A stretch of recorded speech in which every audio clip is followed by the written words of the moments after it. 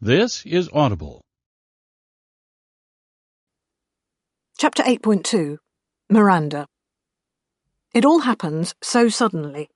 One moment Miranda is struggling after the fleeing girl, or possibly running away from the impossible, elemental manifestation of Vrana Kern, who's somehow squatting out in a cave for some damn reason.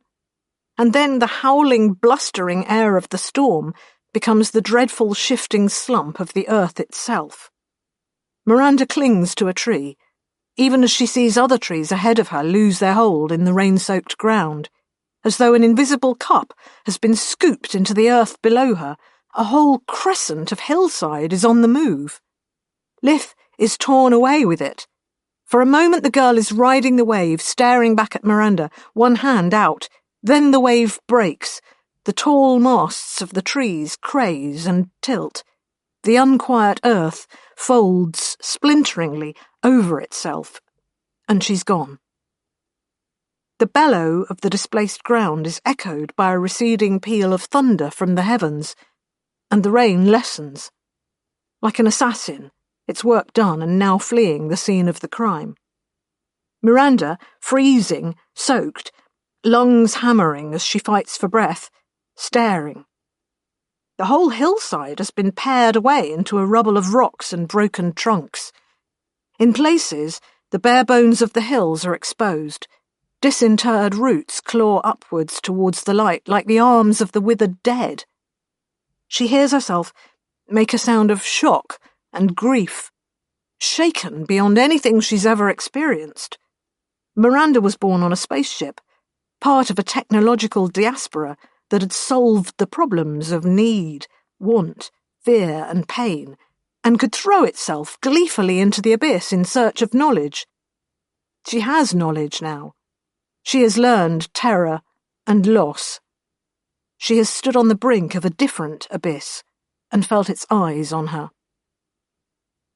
In the aftermath, not silent, not really, because there's still more rain and the wind keens, she makes her way down, searching for something, anything, looking for the girl still clinging to a branch, miraculously thrown clear, anything. Because Miranda has never known death, really. Parting, yes, but that's an open-ended grief, a curve that may one day become a circle. Death is a straight line. Ask any medical professional. Miranda comes from a dispersed society where bodies can be grown, minds decanted and replicated. You never have to say goodbye forever. She never got to say goodbye to Lith. She remembers how it felt, coming down to Ymir the first time. An adventure, an expedition, so exciting. The chance to learn something new, to meet people nobody, as in from her own widespread culture, had met before. What were the risks, when you really considered it? She had forgotten, somehow, that the people on Ymir were, after all, just people, and that they suffered, and that they died. Picking her way down the slope, a flash of colour hooks her eye. A dull red, but then everything on Ymir is dull. They have nothing to give them bright dyes. It's the colour of the coat the girl was wearing. Miranda doubles her pace, unwisely, as she slips and skids and lays open her leg with the jagged end of a shattered branch. She half climbs, half falls, seeing in her mind's eye the girl lying stunned, a broken limb perhaps. Something that can be mended, even if it takes a technology landfall cannot call upon. She finds Lith. Her real eyes give the lie to those of the mind. She spots a corner of coat, a single still hand thrust upwards. The rest the mud and stones have taken to themselves. She digs. Pointless now, given the time past, given that the rain is still coming down and this whole unsettled hillside is likely only pausing on its downslope journey. Even so, she tears into the ground with her hands, sends rocks tumbling away, hauls on every part of Lith's cold body that she can find. She bloodies her fingers and grinds splinters and shards into the cuts, desperate to expose the girl's face, to find a life that can't possibly be there. The thunder stalks overhead like aircraft hunting for them. And Miranda hauls the girl from the cold clay embrace of the earth and sits her upright, opening her mouth, feeling for a pulse. There's nothing. Only cold and stillness and something gone.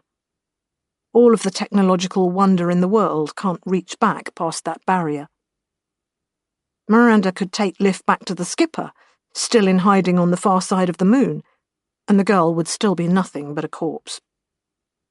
Miranda sits there, listening as the thunder prowls over more distant hills, holding the cold, dead hand, trying to understand these new things she's feeling.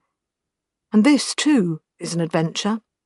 Awful, the biggest, and she is on it. She has no religion. The Portiers' own ancestral faith turned out to be in the divine nature of Avrana Kern, and meeting their goddess cured them of that in short order.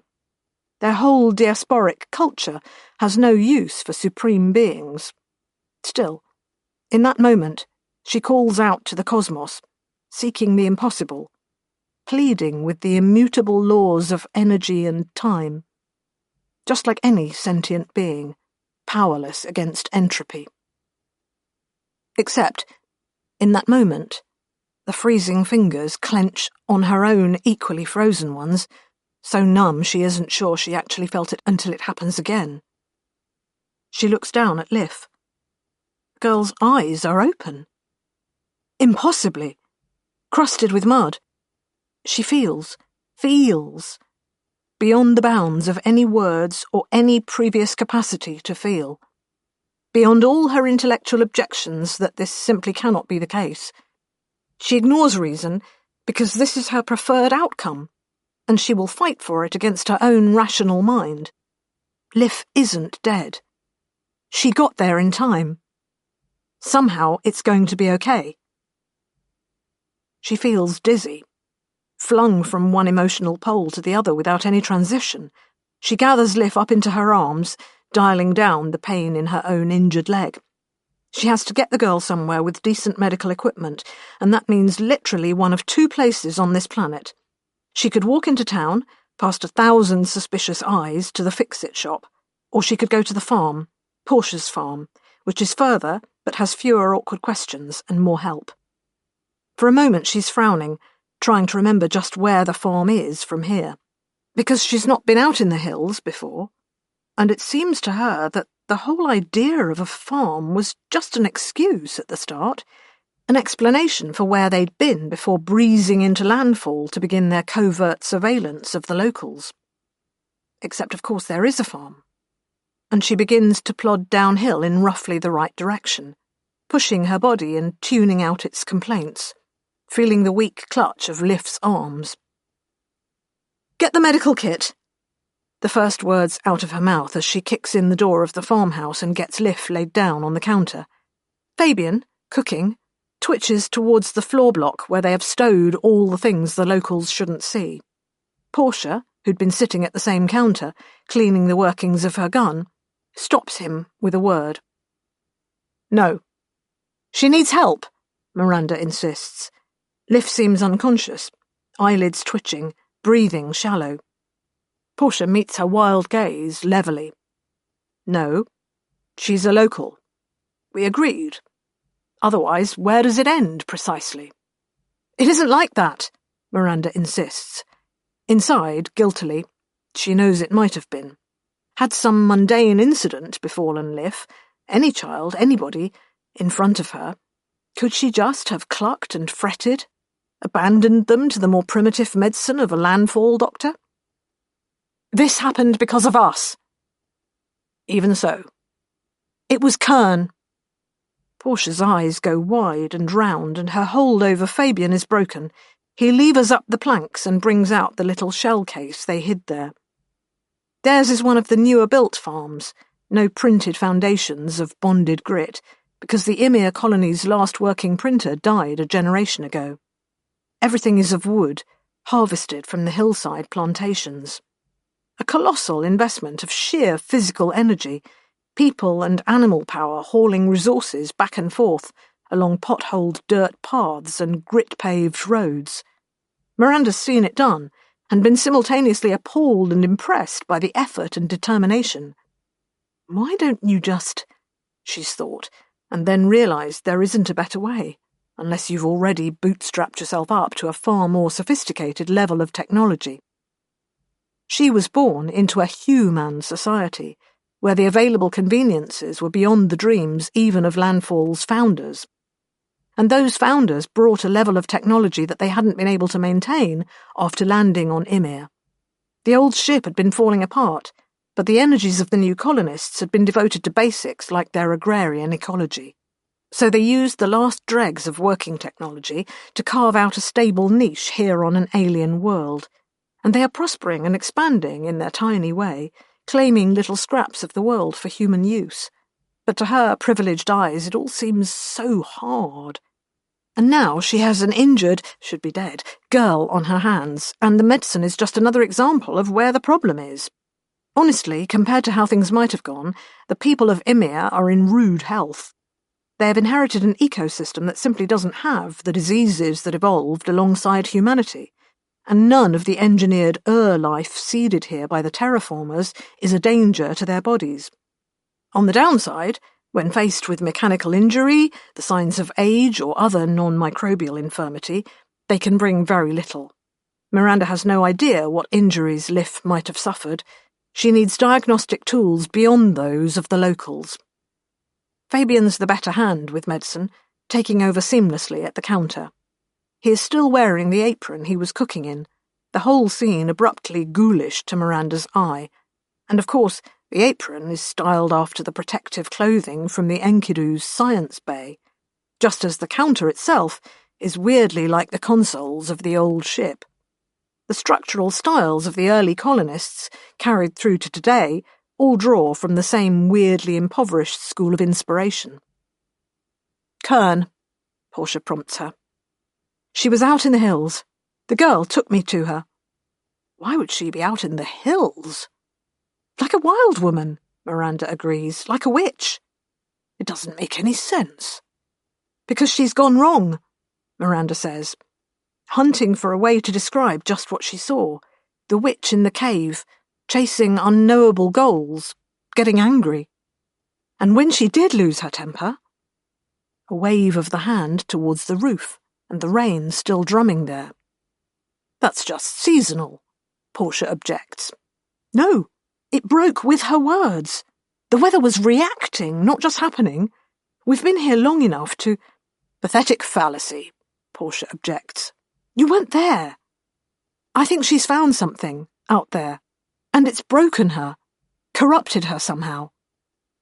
Fabian butts in with the impression that he's not really been listening. "I'm not detecting any mechanical damage to the body. No clots on the brain, broken bones, all organs functional. Perfect health." "Then why isn't she awake?" Miranda demands of him.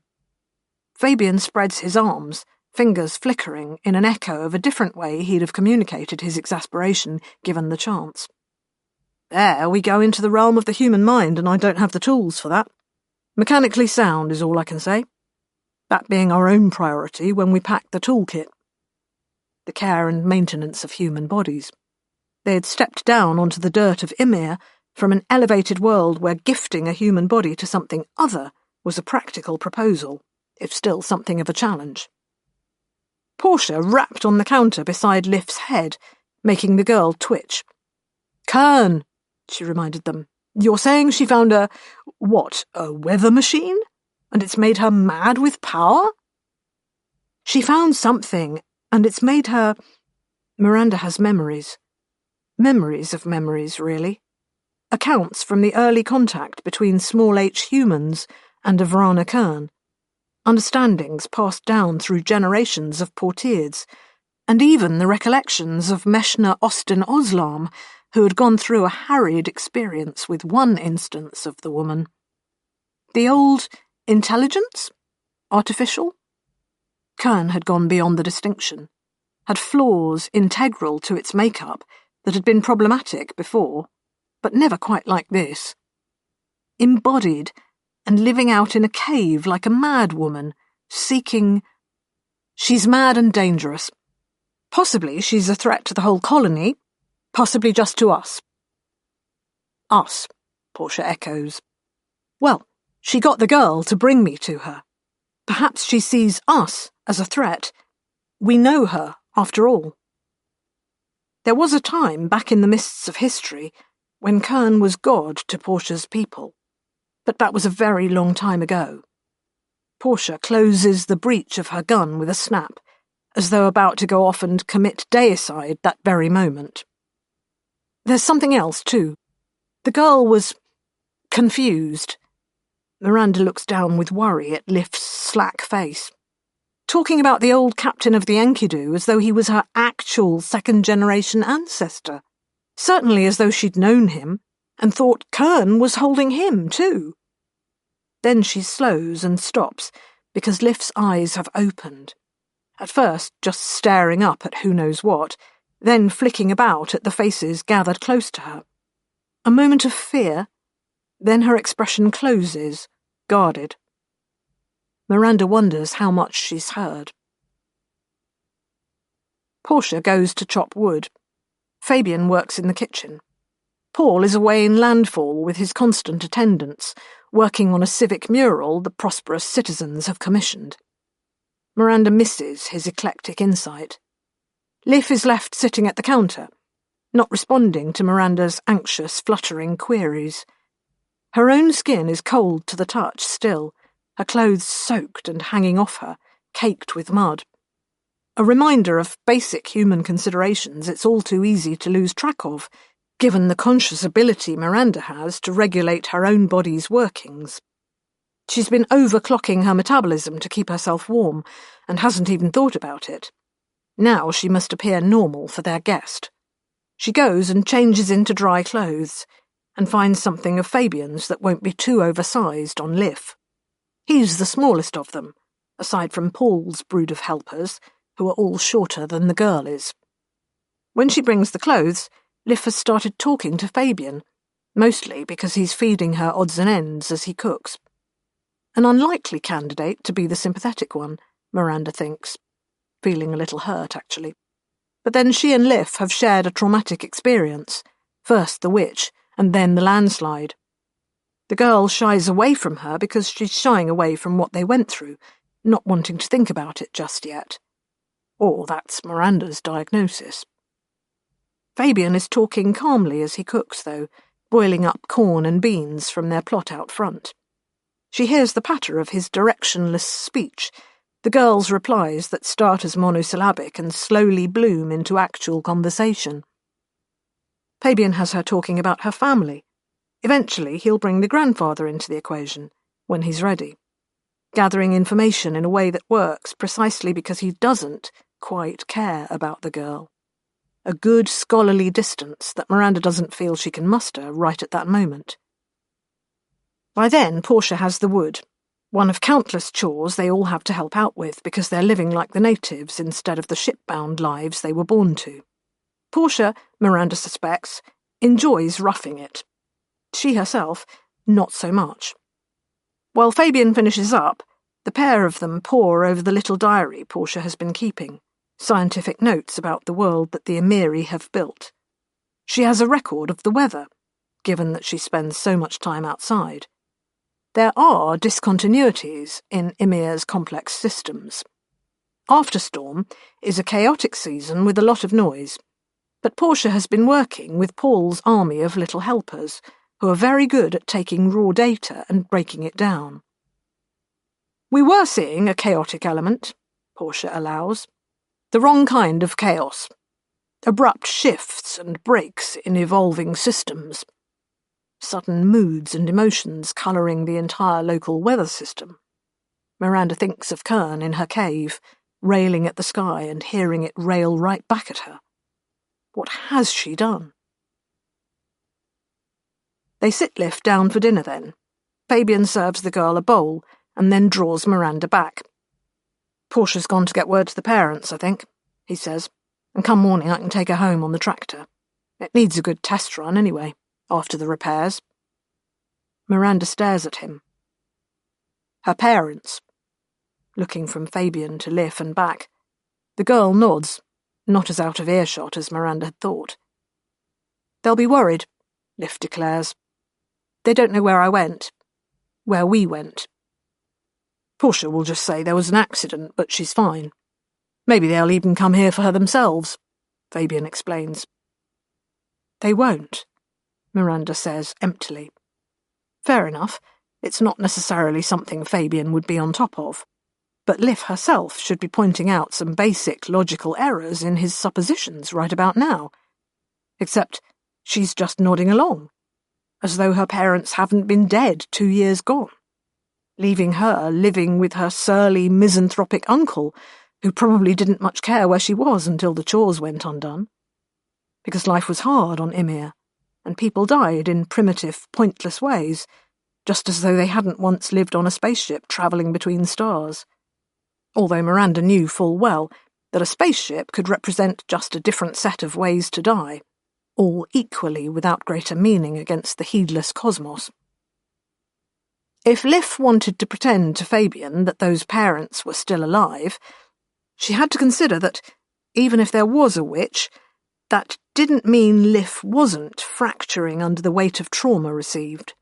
She was just a child, and Ymir was a terrible, bleak place to grow up in. We need to save these people, she thought.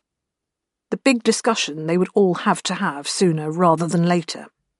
They needed to reveal themselves to the people of Ymir and show their true faces, the many legs, the palps, the tentacles, the beady bird eyes. And the moment they did so, for the best possible reasons, they would exterminate absolutely everything that the Ymiri had built up on this world. The entire history of the human colony here would become merely a temporary holding vessel for humans, until their well-heeled cousins from a different version of events swanned in to lend a high-tech hand. Miranda could only look back on all the time her collective people had been given to prepare for this, and how they'd wasted it. Portia comes back late from the other farm. The uncle didn't thank her for the news or the care, said to send the girl back in the morning, glowering at her suspiciously.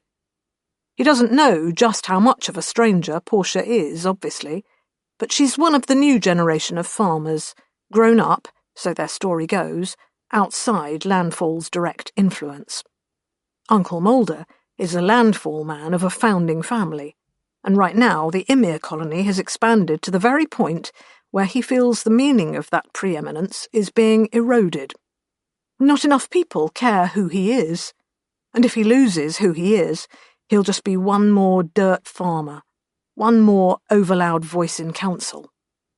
Plus, Portia's a single woman who goes out and does rough work herself, and Mulder's a man who doesn't much like that.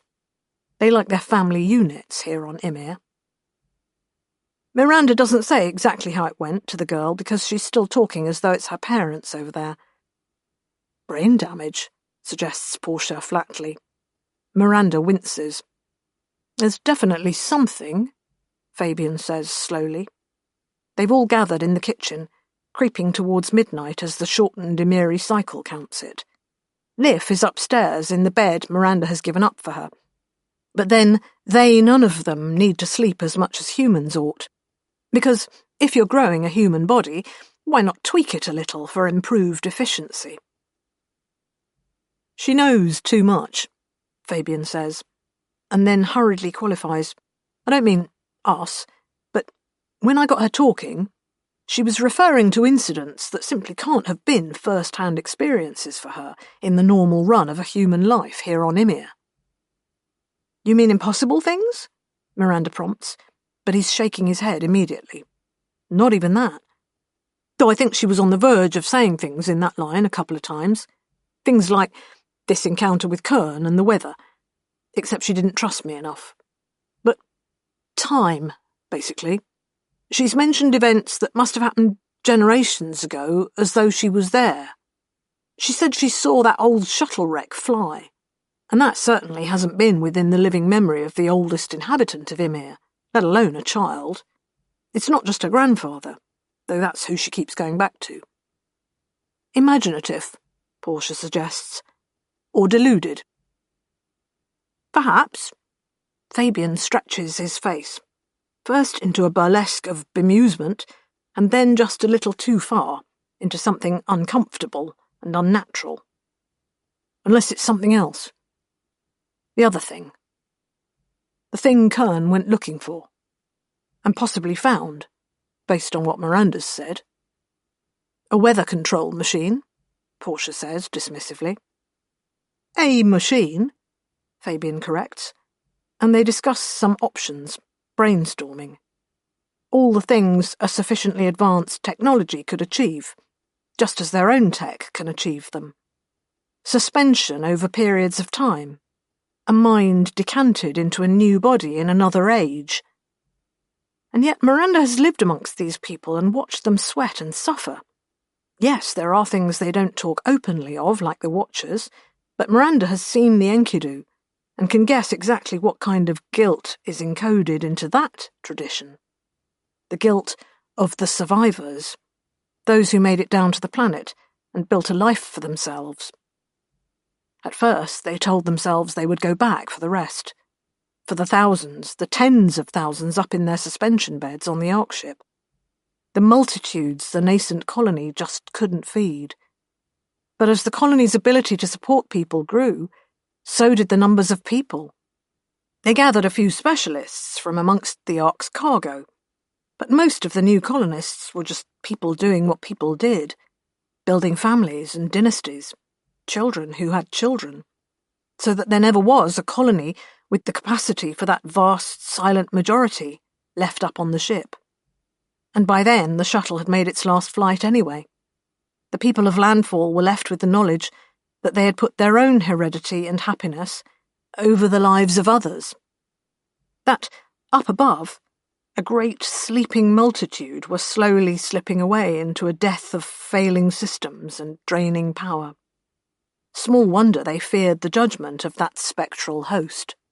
Small wonder they had their myths of some other second colony set up by those fleeing the dying Ark, who bore them such a grudge. And yet she'd pierced to the heart of that mystery without ever hearing a sniff of some cache of advanced tech out in the hill, or anywhere. Some mastery over lifespan and time that would have let Liff know and remember the things she had been talking to Fabian about. Who is this girl? And why is she important? Chapter 8.3 Liff. Liff crouches at the edge of a pool, staring down at its mirror surface, waiting for the drop to fall into its centre, watching the expanding rings of the ripples chase one another outwards to an edge that they never quite reach. They peter out into nothing before they have the chance to strike the shore and rebound back to muddy their own advance, hypnotically, over and over. Except something is ruining the perfect replicability of the pattern. Liff isn't actually sure whether that's a bad thing. It wasn't as though that constant repetition was going anywhere, after all. But now, across the far side of the pool, the birds are there. One of them fixing her with a beady black eye, one of them pecking irritably at the water, making ripples of its own that expand outwards to disrupt the native waves, clashing and negating and enhancing them until the surface of the water is a crosshatch of increasingly chaotic systems. The idle bird eyes its busy companion with what seems to Liff to be an exasperated air. "The problem is," she says, Liff knows it's the female of the two from its voice, "that I'd need to see the pool completely still first, without which all his analysis is just groping in the dark. But when it's dark, and all you've got is groping—" "It's better than nothing," the male corvid mutters, still pecking. "Why won't you leave me alone?" Liff asks them, not angry, not even plaintive, genuinely curious. The birds exchange looks. "I mean, it's your dream," says the male one, gethly. "I don't even know if we had this conversation." "We have had this conversation," the female, gothy, supplies. Or at least we've had so many that this is a reasonable facsimile thereof. Look, it won't end until you do what she wants. The witch? If you have to. Gethly shrugs. But why me? Who else is there? Gethly asks her. We tried with your grandfather. And other than the pair of you...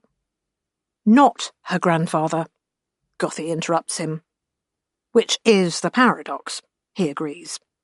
They both cock their heads at Liv at the same time, the pair of them forming a single piece of body language. Then Gethly pecks at the water again, starting a new train of ripples, the novel introduction making a mess of those eternally expanding and dwindling rings. You see? Gothy asks her. Tell him to stop it. If only Gethly would stop interfering. How tranquil it would all be. You can stop it, Gothy points out. You know. She opens her eyes. It's not like a waking, really. As though she's slid from one dream into another, sitting up in someone else's bed in someone else's house, trying to remember where she is. A murmur of voices comes from downstairs. A different farm. Not the one she's grown up in with her parents, with her uncle, that she was born into and remembers seeing the foundations laid for. She recognises Miranda speaking, and her friends, the other oddities, the outfarmers. Individually odd but explicable, together as a unit just too much strangeness in one place. Creeping halfway downstairs, listening to them as they talk, their words sometimes comprehensible, sometimes not. There's an unfamiliarity to the way familiar things are said. As though they're not from here at all, learned a kindred language somewhere else. Seckers? Except Miranda had denied it, and Liv is sure that's not it. Miranda and the others aren't talking about stealing pigs or raiding barns or even murdering councillors and waylaying travellers. They're talking about things that have words attached to them, which Liv doesn't even know. When their conversation drifts back to the topic of Liv, they anatomise her like a disease victim, trying to see what is wrong with her. They speak about her family in contradictory ways, about parents alive and dead, and an old, old man who can't possibly be what she says he is. Liv feels a terrible moment of vertigo because she can't argue with any of their logic, those parts of it she hears and understands. Looked at like that, she doesn't make sense. There is a dreadful existential flaw at the heart of her, and their bland dismissals and re-evaluations make her fear for her very being. She returns to the bedroom and opens the shutters. The sky outside is terribly dark, stars and moon swallowed by the clouds of afterstorm, and the rain stinging her face. "They're here," she says to the night. "But I can't bring them to you." "What are you doing?" asks Miranda from the doorway. Liv squeaks and leaps up, almost falls out of the window, except Miranda is suddenly far too close, grabbing for her shoulder. Liv has a sudden image in her mind. Miranda as something monstrous, dreadful, inconstant, faces rising to the surface and shrieking out their individuality before being devoured and forced down once more. She almost goes out of the window again, trying to pull away, waiting for that mild concern to fall from the woman's face and reveal the malevolence beneath. Except it never does, and Miranda lets go of her and backs off, then kneels down to make herself less threatening. Speaks Liv's name, wants to know what's wrong. And she's Liv's teacher once again. She's never been other than kind and understanding. She's always treated Liv more like an adult than her parents did, and certainly more than Uncle Mulder. Always been there for her, ever since she came in from the outfarms, or wherever she came in from. Where are you from? If Liv asks the question, it's out then. And if she's not a Secker, as she's claimed, then is she one of the enigmatic Watchers? Surely that's all there is. And yet Liv is dreadfully afraid that there's a third category, one never before discussed in all her eavesdropping, because the adults don't even know about it. "I thought you'd sleep till way past first light," Miranda says softly.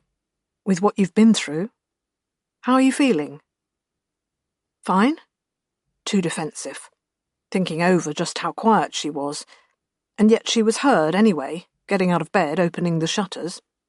Now Miranda is crossing to the window, drawing the shutters closed, stopping halfway.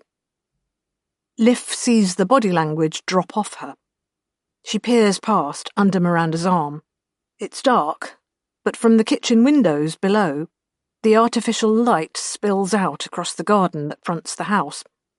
She can see poles twined by withered beanstalks. Beyond them, a pocked plot where the potatoes are, like a graveyard in miniature.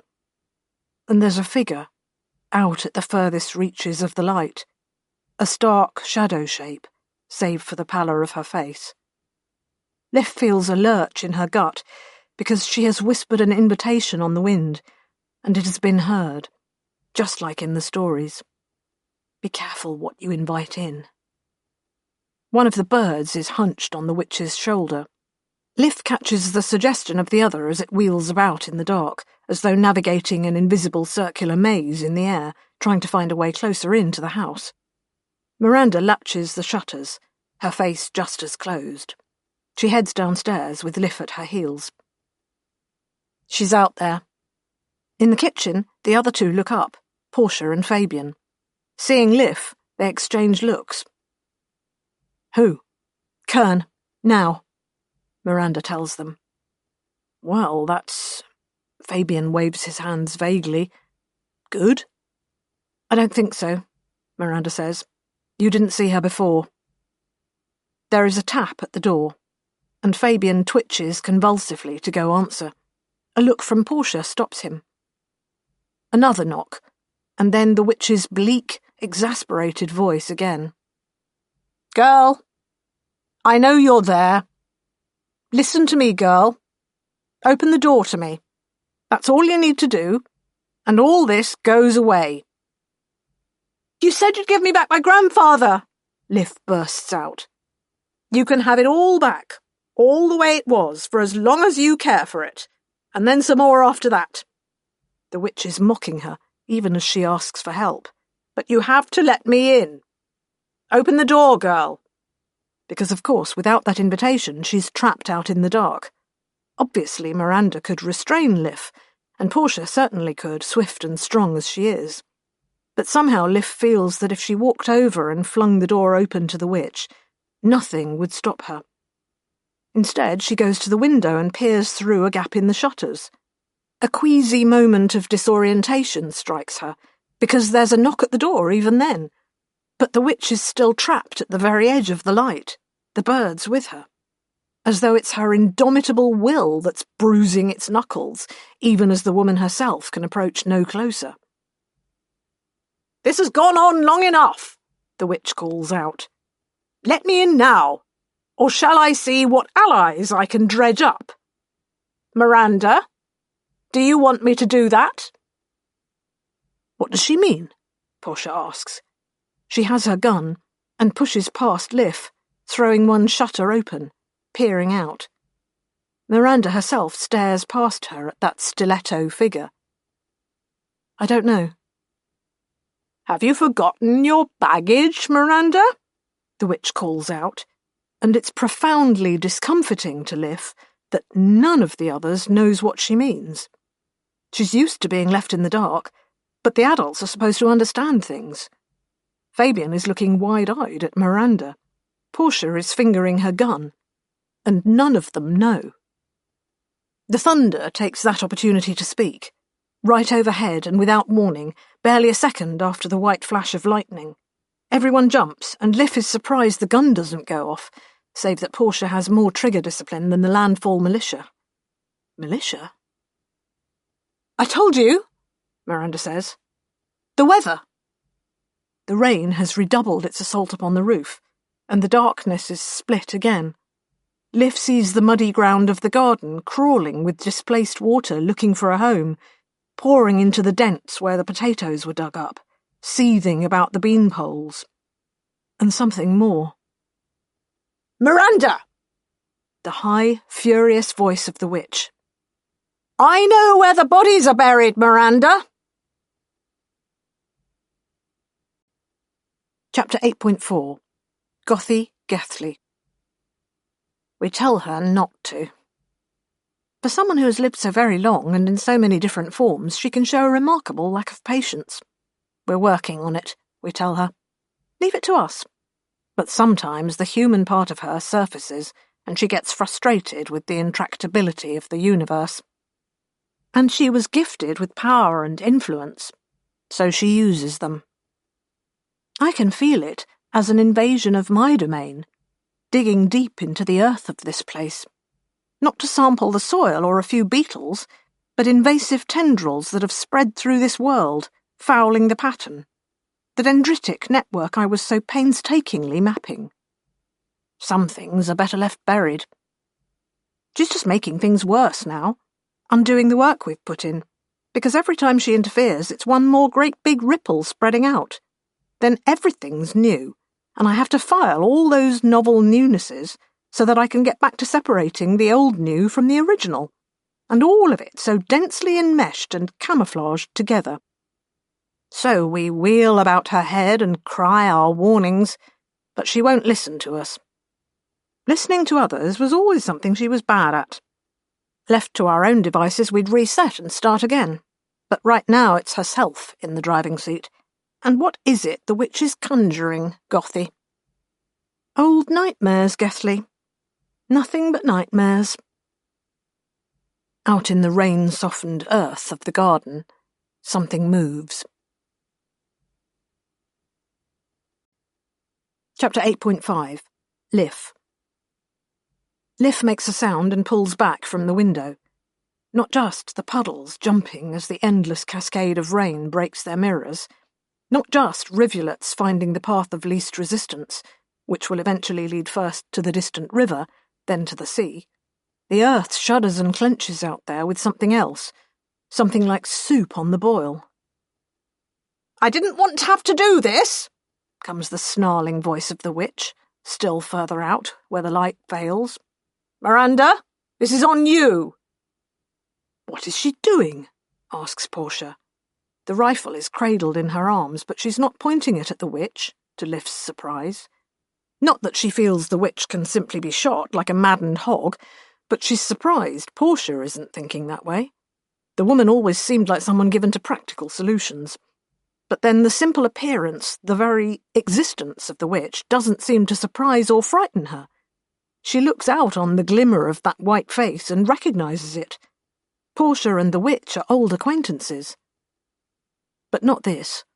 Whatever's going on out in the yard is something that excludes Portia and Fabian, but includes Miranda, who is backing away, almost as ashen as the witch. There is something writhing out there in the bean patch. There are clawing hands reaching from the potato graves. Shapes are forming out of the protean earth, humping and dissolving as the rain beats them down. Liff wants to flee upstairs and bar the shutters there, but she can neither move nor close her eyes. I brought this.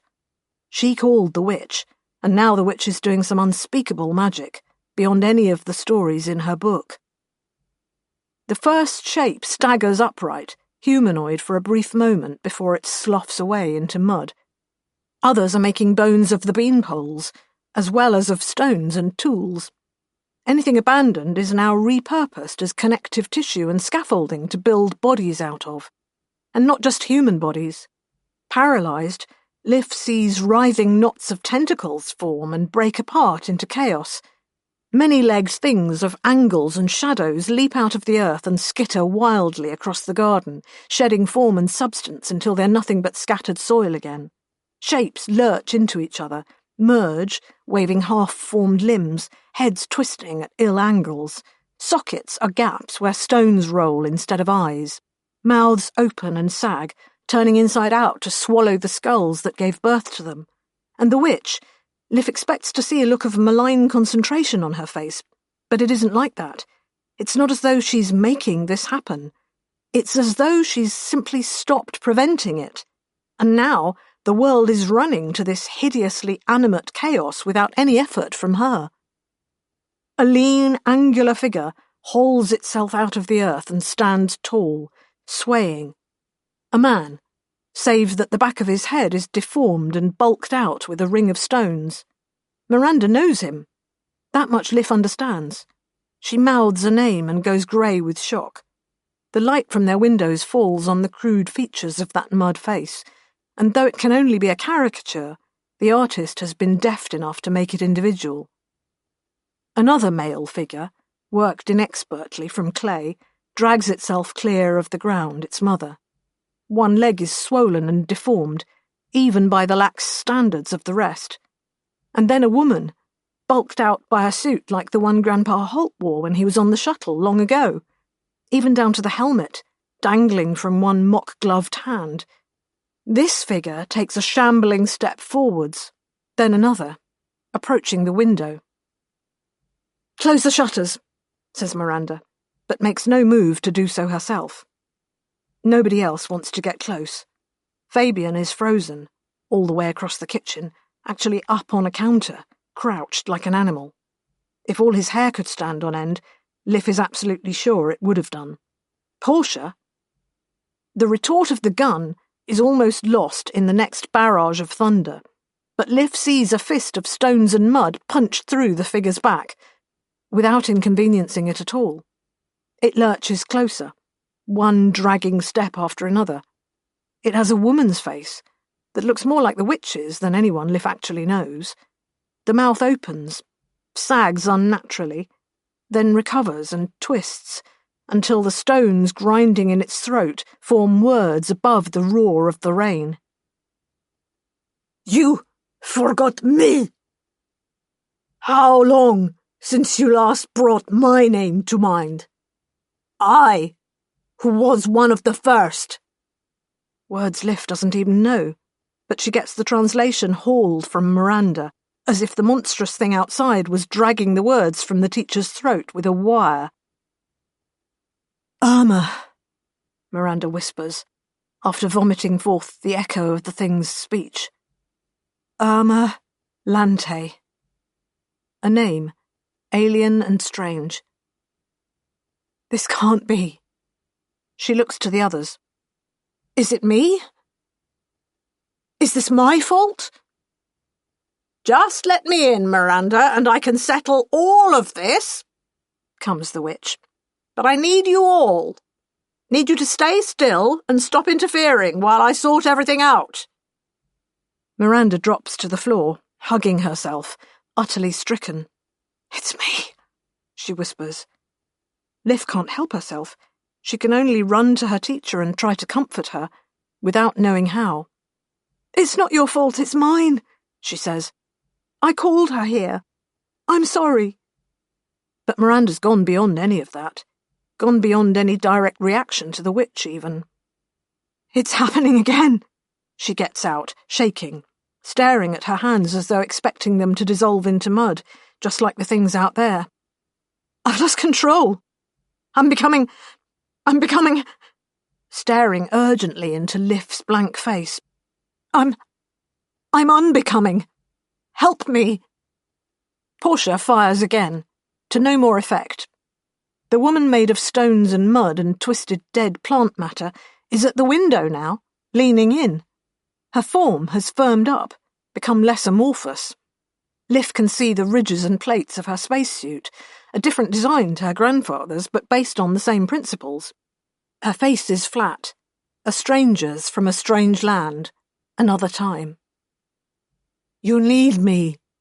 Again the alien words in Miranda's helplessly automatic translation. "You need all of us. Let us in.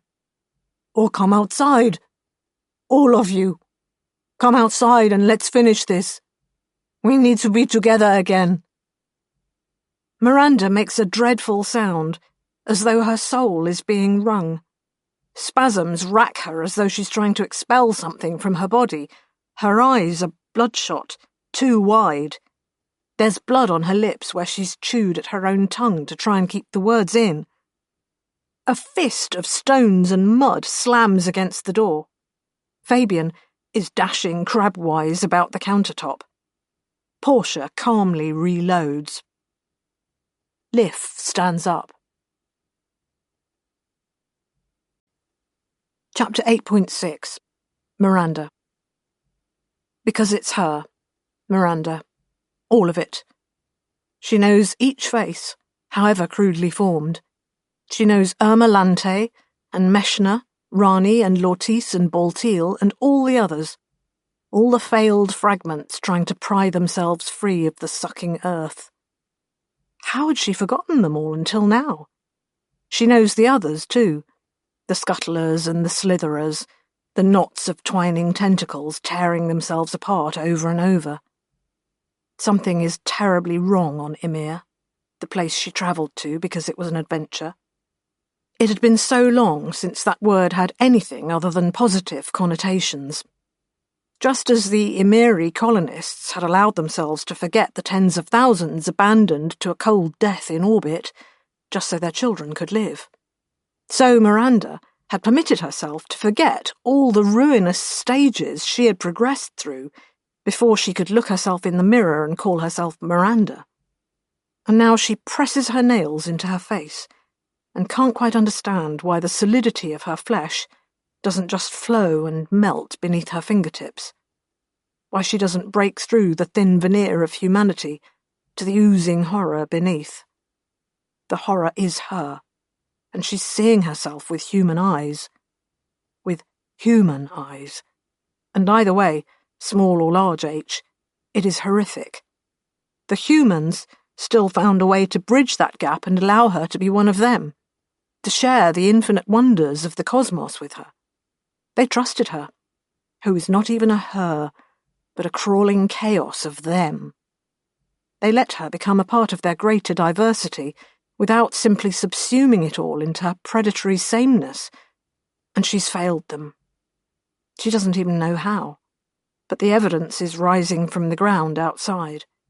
The evidence is looming, misshapen, at the window, with the millennia-dead face of Irma Lante, biologist from the doomed Noden expedition.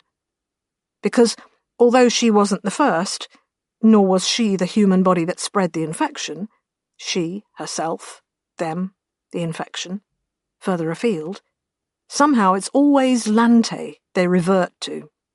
Lante, the identity they donned for thousands of years as they trekked and built and walked in circles on their native world of Nod.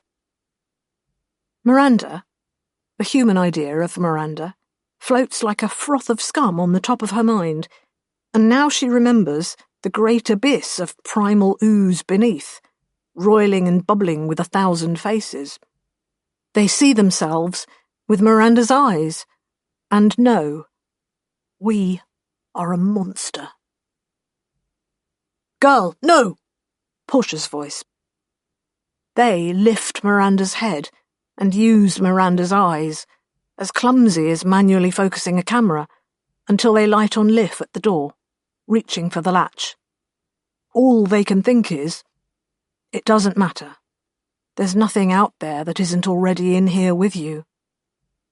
Watching Miranda's hands in case they start to run like warm wax. Remembering words that were old when Kern first read them in an elder age. Why, this is hell, nor am I out of it. Liv opens the door. Chapter 8.7 Liv. Out into the rain. Though the mud thing that is Irma Lante makes an abortive shrugging slump towards the doorway, Liv conscientiously closes it after her. Irma Lante stares at her with mud eyes that leak rain down her face. Beyond her, the golem shape of the big man with the swollen leg takes one halting step, dissolves, then reforms, more malformed than before. They are all looking at her. She walks through them, arms pulled in so there's not even the least chance of her touching their substance. The whole garden in front of Miranda's farmhouse is torn up as though a battle has been fought there. Figures stand and sway, or crouch, or writhe, everywhere she looks. She's grateful the light from the windows isn't enough to illuminate them further. Out there the witch waits, standing arms outstretched, a bird clutched in each hand. Their necks writhe like serpents. "Stop it!" Liv shouts at her. "You're hurting her!" The regard of the witch has less compassion and humanity to it than the clay features of Ermelante. "You need me!" Lif yells. "I'll help you, but not if you hurt her." "What is she to you?" the witch asks her. "Don't you understand?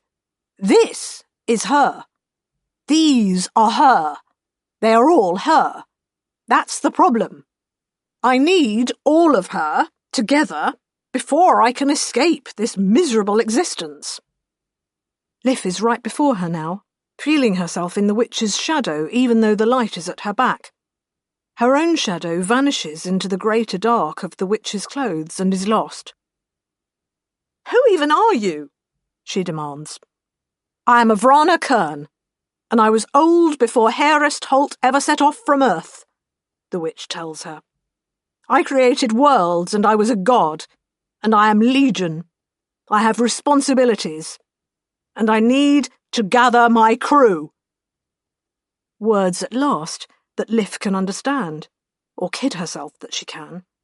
A crew, just like Grandpa Holt had Garm, Ulf, Gembel, and Grandma Essie.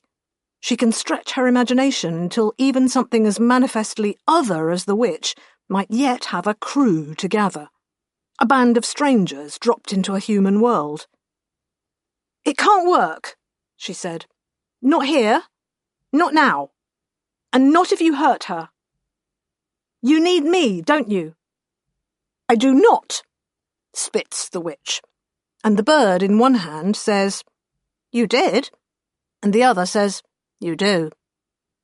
"You do," Lif echoes. She's not sure where this certainty comes from, but she is absolutely convinced of it. "And you're hurting her, so I won't help you. Not now. Come back when you can be nice." "Nice?" the witch demands, because witches are many things, but nice isn't one of them. But Lif understands now. She has seen the faces of Lante and the other golems, and there is only misery there, the sadness of lost fragments trying to find a way home. And past the witch's imperious demeanour, there is loss and need and a gnawing duty. A woman trying, despite all the sharp-edged flaws in her character, to do the right thing. "I'm leaving," Lif says. "I'm walking home to my parents." A momentary flash of all those jagged fractures in her own mind, but she forces the pieces together. She has no time for that if she's going to save Miranda from the witch. "I don't need you," the witch says fiercely, desperately. Lif walks away, into the night, navigating by the hills and the tree line, fixing a point in the blackness where her home will be, where her parents will be. "I don't!" the witch calls after her, and then, "Come back!" She waits for the pleas, but there are depths to which Avrana Kern won't sink.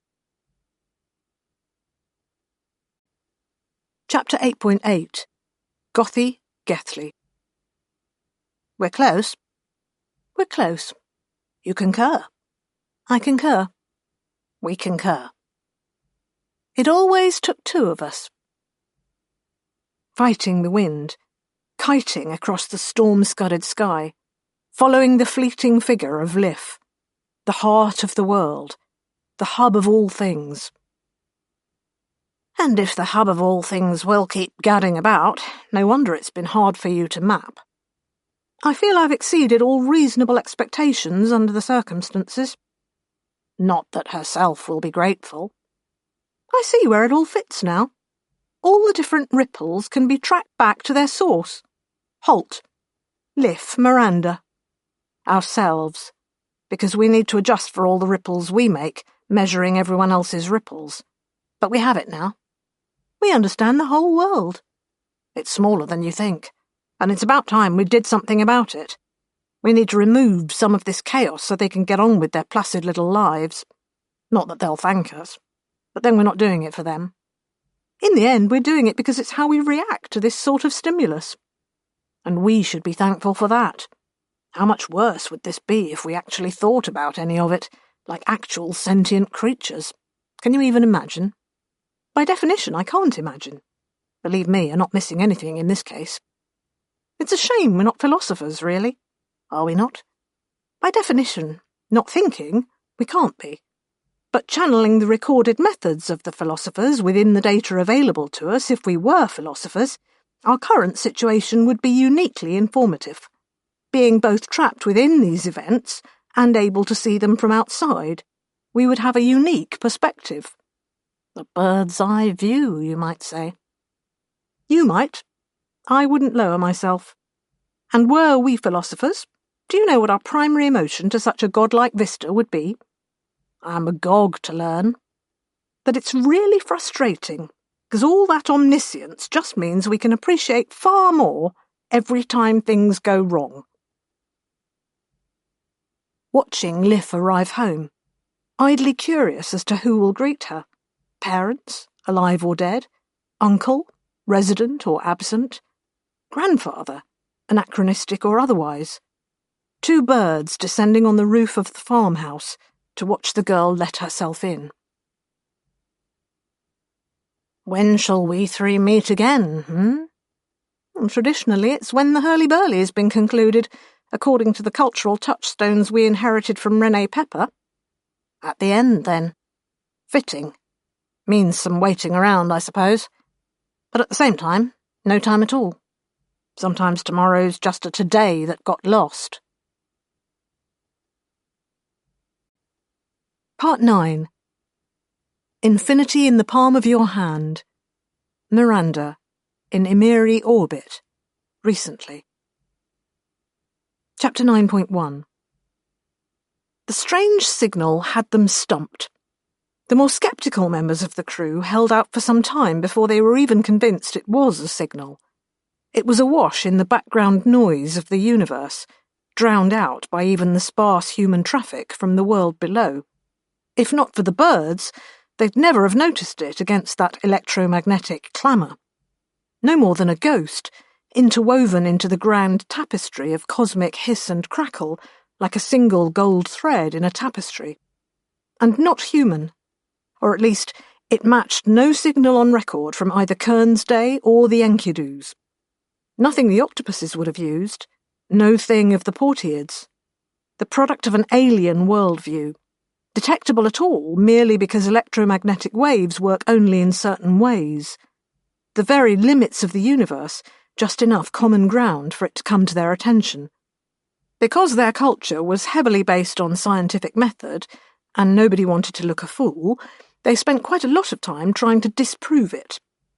The universe was full of things that seemed laden with intent until they turned out to be nothing more than the voice of mindless celestial mechanics. Anything too regular was likely to be natural, like the constant timekeeping of a pulsar. Anything too random was likely to be natural, no more than contours in the peach fuzz of background radiation. The signal the birds believed in had a source, and the source was very definitely within, or proximate to, the human colony that was nearly drowning it out. That triangulation was just about the only thing they were sure about. The suspicious proximity raised the spectre of 100 other possibilities to be ruled out before anyone really started talking about alien sentience. In Miranda's opinion, everyone spent far too long chasing will-o'-the-wisp explanations. And yet the signal endured. In the end, the only conclusion left to anyone was to validate what the Corvids had sifted out of the static. There was a signal. It was sporadic, silent for long periods, then active in brief bursts. It was using wavelengths of the electromagnetic spectrum that wouldn't have troubled the locals' radio reception. There were repeated elements. There were variations on particular themes. None of it meant anything to any of them. Miranda cycled through all the different viewpoints that she could bring to bear, but still, nothing about it was even slightly familiar to any of them. The birds were equally clueless. That it didn't fit with anything else was what had them so flustered. It was a fragment. They were trying to hypothesize the whole that it had been broken off from, and lacked the data. Amidst all of this, Fabian's woes seemed almost irrelevant. He had lost the remote, the one he'd sent to frighten the locals. He'd pulled it back out of atmosphere to orbit and then told it to come home. A long trip to the dark side of the moon, but mathematically uncomplicated by his standards. Yet now he'd gone back to check on its progress. It wasn't there. He couldn't even work out precisely when it had gone off course. The telemetry it sent back seemed good, but the more he picked at it, the more he found it disreputable. The voice of the drone became confused with bounce back from his own initial signals, until he became like someone holding a shouted conversation with his own echo. As though that same background hiss that had almost swallowed the alien signal had devoured the drone as well. Only Miranda could spare him much sympathy. For the rest, what was the loss of a drone compared to this new signal? They had the images the remote had transmitted, after all.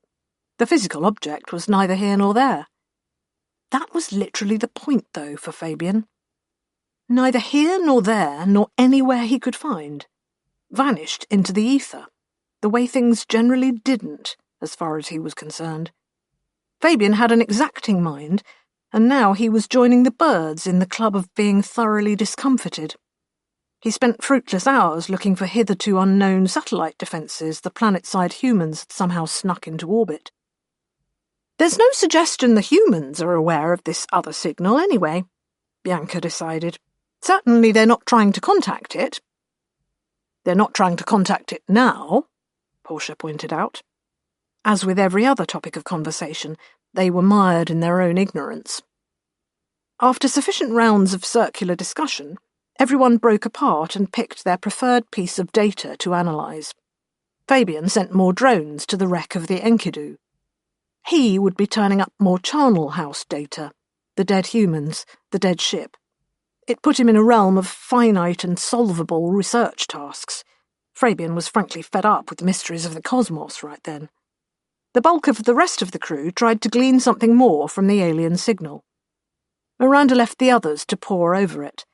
As the days passed, their increasing frustration suggested she'd made exactly the right decision. Not that it didn't interest her, but everything interested Miranda. Experiencing everything was what she was all about. The macrobiological world that everyone else took for granted remained a source of novelty for her even now. She devoted herself to the human signals, still being diligently recorded by the skipper's instruments and its scatter of drones and satellites. She would be the premier expert in a field of one. She began building up a picture of life on that world. Her view of it was simultaneously very general and weirdly specific. She had to scrabble hard for any of the useful mid-picture information that would have let her get a clear view of how the colony had formed, its government structure, potted history, founding principles. Chatting amongst themselves, the humans below were inconveniently loath to give long expository speeches with footnotes. Yet a picture assembled itself nonetheless. A settlement scraping by. A central hub of habitation which they called simply landfall. Isolated farmsteads scattered in a radiating pattern. She could map them by using drones to triangulate signal sources. Good land was at a premium down there, and she eavesdropped on complaints and disputes and tangled matters of inheritance, neighbours bitching about neighbours, not imagining for a moment they were being overheard by alien invaders from the stars.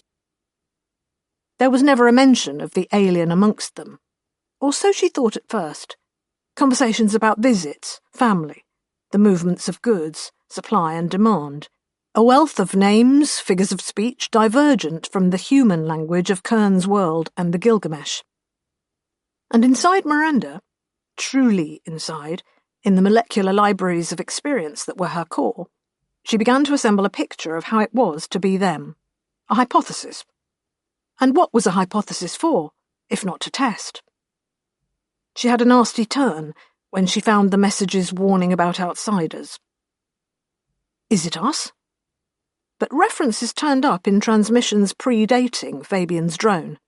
It was a common thread that resurfaced over and over in the data. People had seen strangers near a farm, a second-hand account of things stolen, someone demurring over travelling after dark.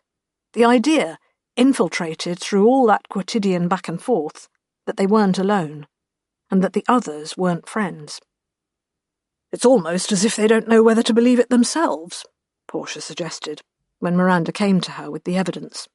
The references were so elliptical, an other referred to in passing, seldom named.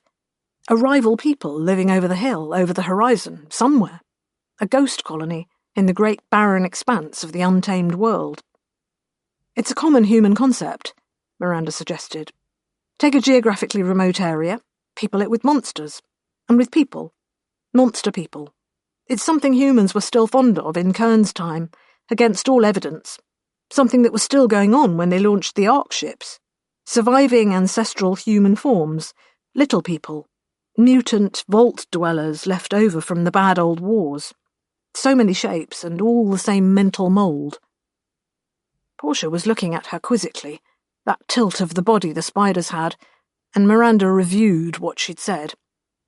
Uncomfortable to see yourself reflected in the mirror of your own words. "Do you think they're aware of the other signal?" the portier wondered. Perhaps they picked it up when they arrived and retained some memory of it. Precisely how long the settlement had been there, nobody knew. Fabian's work on the Enkidu was progressing, but he could be frustratingly meticulous. Certainly he wasn't going to start making wild guesses just because Miranda and Portia badgered him to. "I don't think they could pick it up now," Miranda considered doubtfully. The level of technology planetside was far short of the start the Enkidu would have given them, and there was no suggestion they were listening to anything other than their own chatter. They had some relict technology and a quantity of robust machinery and vehicles. The town had a power network, but each farmstead was on its own, and there seemed to be a constant demand for parts and skilled labour, which of course set her thinking. Well, we could... She even brought the birds onto the project, had them attack the data in their inimitable fashion. They turned it into chaos, then they organised it from first principles. A complex, qualitative analysis on the contents of all those mundane transmissions. With their unwitting help, Miranda built up a picture of the world below. A travel guide and phrase book. A spy manual for a fifth columnist. She could see what was going to have to happen sooner or later.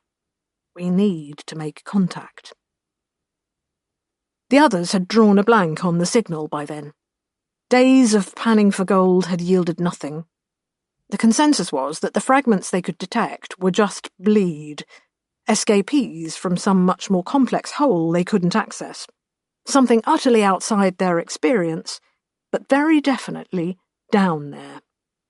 The lack of progress left them critically vulnerable when Miranda turned up with her bad idea. She had conceived a plan, based on the picture of the society below she'd put together. Remotes, she'd argue, were a clumsy and fumbling way to go about this when you had people. People who looked like humans, even if they weren't. And it was an old human story. The idea that they walk among us. The invaders who seemed human right up until they didn't. Admittedly, Miranda left that particular element out of her presentation. Being a they that wanted to walk among us, she didn't think the context would help her case. She wouldn't be an invader, she insisted to herself. Although she was perfectly capable of being a one-woman invasion, she could conquer the whole planet, in the worst possible way. Miranda was aware that she was skating very close to a line now. The most basal part of her was like a great beast on a leash, hauling her forwards in its joyous need to investigate. She needed Miranda, the human filter she was using to see the universe.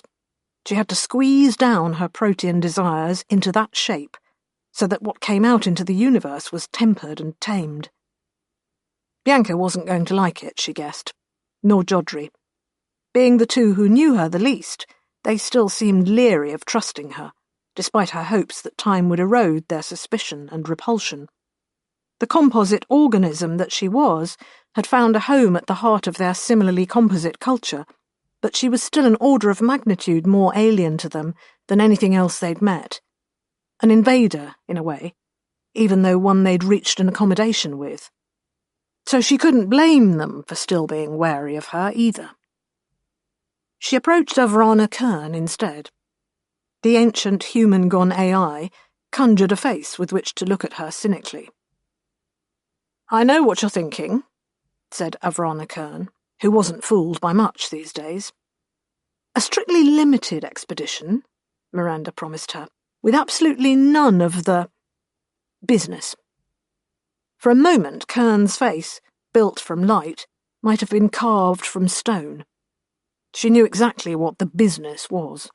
The business had killed the world of Damascus, devoured most of Nod's old terraforming team, and consumed an instance of Kern herself, a lost sister for whom no record existed.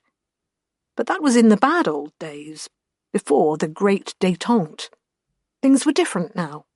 Miranda, composed of those now different things, was being honest and earnest, and feeling guilt over all that past business.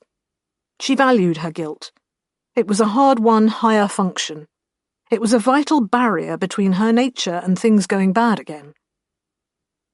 "You think I'll go along with you in this?" Kern asked archly. "I do, yes. Because you want to go too.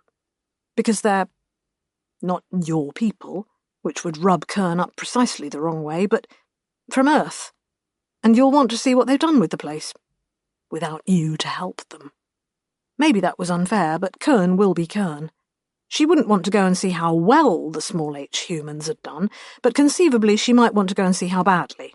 Except, if one were to parse the origin story of Kern very closely, looking into all the gaps between the few words of it she had preserved, one might tease out an odd little story of a conflicted woman who wanted to be God. But only because God gets to create new life, and newness and life were things that she valued. Dr. Avrana Kern was a difficult entity to understand, but Miranda had 100 perspectives on her, and between them all, she thought she had a handle on the irascible old intellect. "A very limited adventure," she caught herself. "Expedition." "Bianca will want more data gathered," Kern said languorously. "Maybe after that. Who can say?" But Miranda knew she had the AI's interest. She had Fabian assemble another drone and they slipped it into orbit, synchronizing with the path of the Enkidu so that any unexpectedly keen eyes below wouldn't spot the new satellite. After some difficulty locating the settlement, they started receiving images. Humans doing human things, wearing clothes, farming, travelling, meeting. To the others it was all such quotidian stuff, but to Miranda it was candy. She couldn't get enough of it, as though she was the reflection trapped behind the glass, hungry to escape and become the real thing. She had the dialect down now. She had devoured all the details of their culture that they'd let slip. She turned over terms like outfarms and the rice house on her borrowed tongue and pictured herself, this body, this Miranda-shaped mind, saying them to the locals below. She felt she knew them. Even though there would be 1,000 details she'd have to roll with, those outfarms of theirs were isolated enough, well remarked on amidst the radio chatter, that a little strangeness shouldn't seem strange. And for the rest, she felt she now had a theoretical understanding of how their lives worked, where they'd come from, the science they'd practiced that had fallen from their grasp over the years. Add in a drip feed of her own personal stock of knowledge, and she could probably pass herself off as something almost learned. A teacher, perhaps. Why not? She'd had Kern fabricate the clothes, then closed off a part of the ship for privacy and worn them. There she strutted before her own projected image, with the new words and figures of speech bubbling in her head. Kern rolled her holographic eyes at the exhibition, watching her work herself up into a frenzy of anticipation. "You're like a debutante about to go to your first party," she said derisively. Miranda hunted down through her layers until she reached the buried minds which shared cultural markers with Kern. Debutante, party. She understood, and gave the old AI a twirl. "A first, anyway," she said. "First contact. Isn't that what we live for? All of us?" Kern looked unimpressed. "You still have to actually make the request. I'm not just going to budge you off a ship and let you go on a frolic of your own. Not without everyone's agreement, though sounding slightly exasperated about it. Perhaps she'd approached funding and ethics committees with the same general tone way back when she was alive. So Miranda made her proposal, braced for the tide of disapproval, a live mission, actual boots on the ground, and not an upfront, honest, take-me-to-your-leader alien visitation, because who knew what impact that would have on the society below. An infiltration was Miranda's proposal. She demonstrated her new skills, presented the database she'd constructed containing everything the people below had let slip about who they were and how they lived. That loose-knit agricultural existence of theirs, with so many isolated little farmhouses, was ripe for strangers in their midst without their realizing it. No wonder that, on a world where there couldn't actually be any such strangers, they'd already told stories about it. She looked from eye to eye. Not face to face, because most of her audience lacked them. Round spider eyes like glass wells. Paul's narrow-pupilled, protuberant orbs. Even the beads of the birds. Only Jodrey could meet her gaze like a human, though he didn't, quite. The objections she was so ready for didn't actually come. Everyone looked at everyone else as though they too were just waiting for the first objection before jumping onto that bandwagon. But with a spike of pleasant surprise, Miranda realized they were all like her in that moment. Products of different worlds and evolutionary paths, natural and accelerated, yet like her. The same drive to know burned in them. A convergence in the way their intellects worked, so that each species had reached the point where, faced with a mystery, they had to unravel it. Perhaps with the birds it was more pathology and less psychology, and what Paul might do with the answers differed from the way a Porteid would respond to them. But then and there, the finding out was everything. They were, after all, from a culture that had struggled out of the gravity well, out of need and want, and into a realm where they could go anywhere, with all the time the universe had to offer. Curiosity was one of the few drives still unsatisfied. It bred a certain complacency. They were always surprised when things went wrong. Part 10. Twilight of the Gods. Ymir, now. Chapter 10.1, Miranda. That morning, Miranda has to scrape together enough that they can eat. So many mouths crammed into the rooms above Fabian's fix-it since the farm failed. Except there wasn't a farm. But against such a blizzard of failed farms these days, who amongst the locals would ever realise? The town is crammed with refugees, far too many for people to go one to another asking detailed questions of geography and address. Except she's seen the militia out there, and sometimes that is exactly what they seem to be doing. Because the empty jars and pots and sacks in the fix-it's little kitchen are a microcosm of the storehouses of landfall. Last year was the third harvest that barely delivered a handful of corn and a pile of potatoes like shriveled heads. The rice rotted in the paddies, gnawed away by a novel mutation of beetle, hairy enough to carry an aqualung of air trapped against its carapace while it paddles around. Everyone's hungry.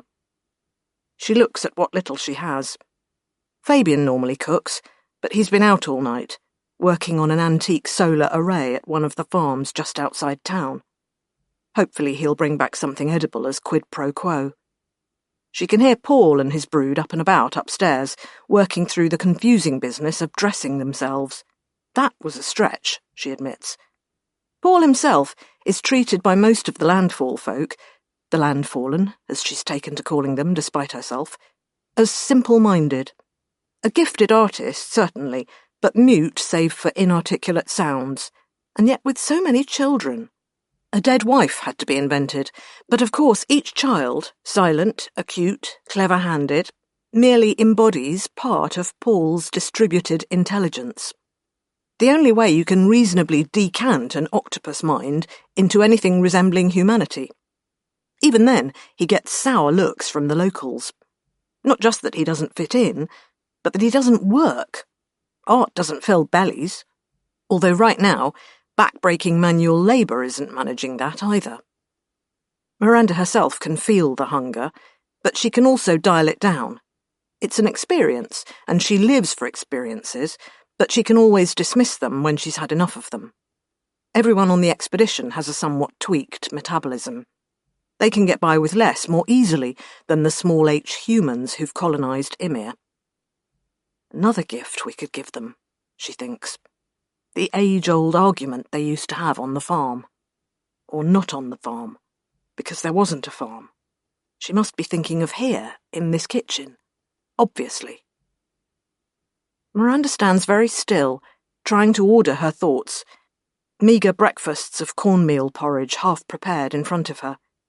Her mind's eye is being unusually expansive in picturing something that never was. Well, yes, if there had been a farm, then that's what it would have looked like. She's only grateful that, rather than trying to bury themselves in the mass of displaced humanity thronging the camps and side streets, even as the winter comes on, the expedition's cover story lent them skills. Fabian is good at keeping his technical know-how just the right side of possible for the locals. It means they can't deny his acumen, however much they don't like him.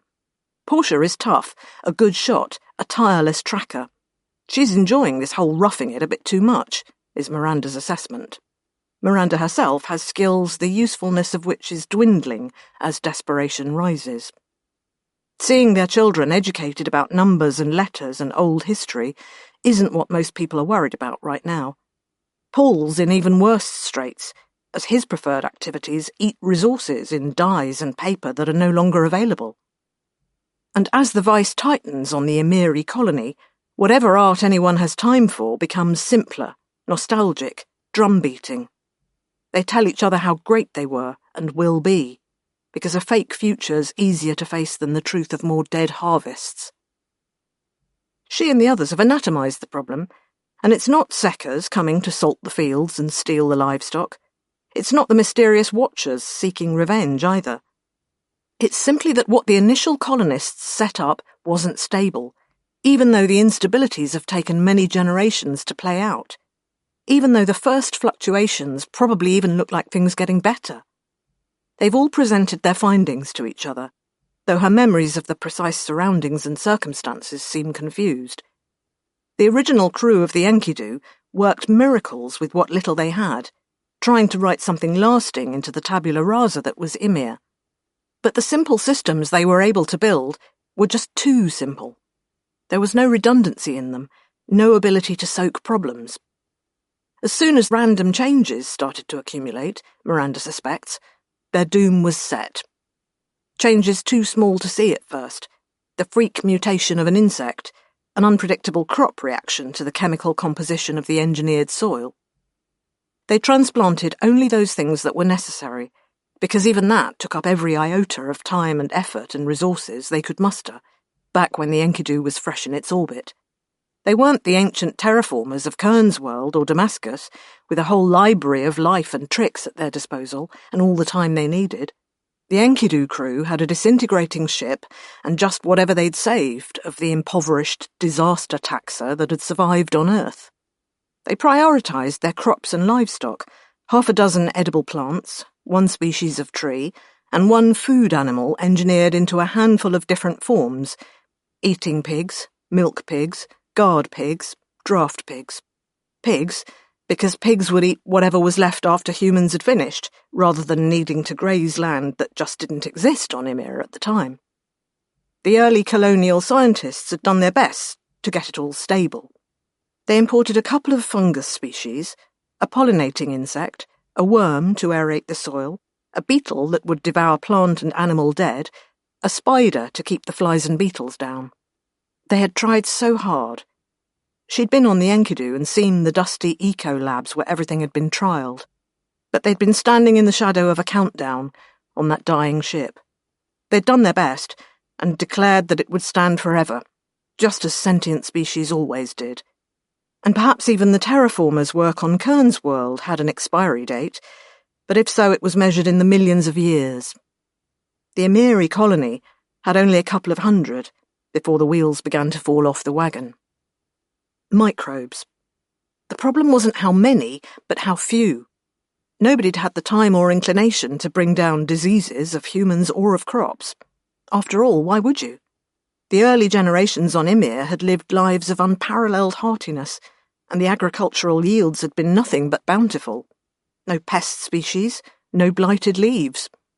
Then, generations later, the genetic lottery turned up one hitherto beneficial bacterium that turned coat on its creators. It found a completely uncontested field, and plant species had no defences whatsoever. Eating dead wood was hard, but eating rice plants was easy. And so the moment a beetle species changed its habits, the population exploded, just at a time when crop yields were already falling. And there are 100 other little cumulative things. They have argued fiercely, many times. Fabian wants to save them. Portia says that you'd destroy them the moment you tried. Save the individuals, obliterate the culture. Miranda feels a terrible paralysis, that all she can do is watch while at the same time desperately wanting to help them too. We came just in time to record their last days. What were the odds? Fabian comes back then, looking tired and thin, warming himself by the fire she has going. He has some more cornflour and even a little rice. Meagre by quid pro quo standards, but treasure beyond counting right now.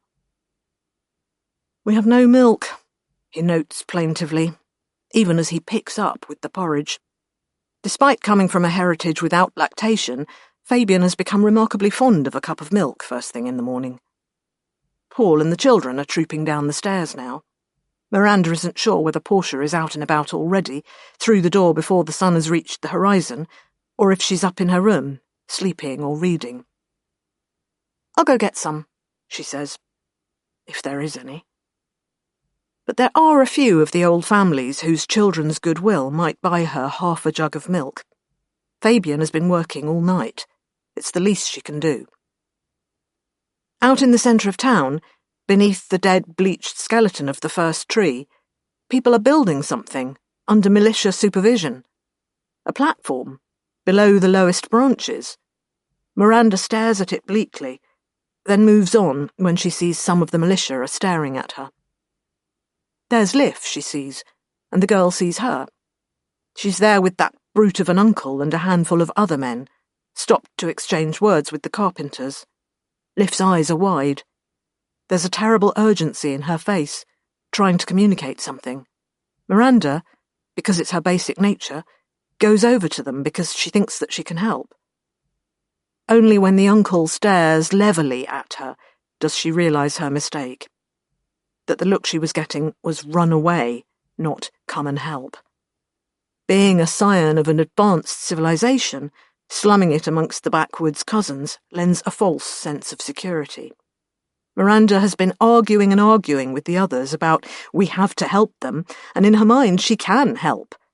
What could they not fix, after all, if they had their full toolkit available to them here?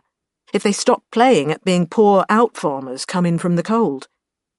Except right here and now, she doesn't have any of those tools, and she's badly misunderstood just what problems the locals feel they need to solve first. She manages 2 backward steps before the men catch up to her. Chapter 10.2 Liv. It's not that Liv wakes exactly, but she's halfway through cleaning the kitchen floor when she realises that's what she's doing. She doesn't feel that was what she was doing immediately beforehand. Except, thinking back, of course she was.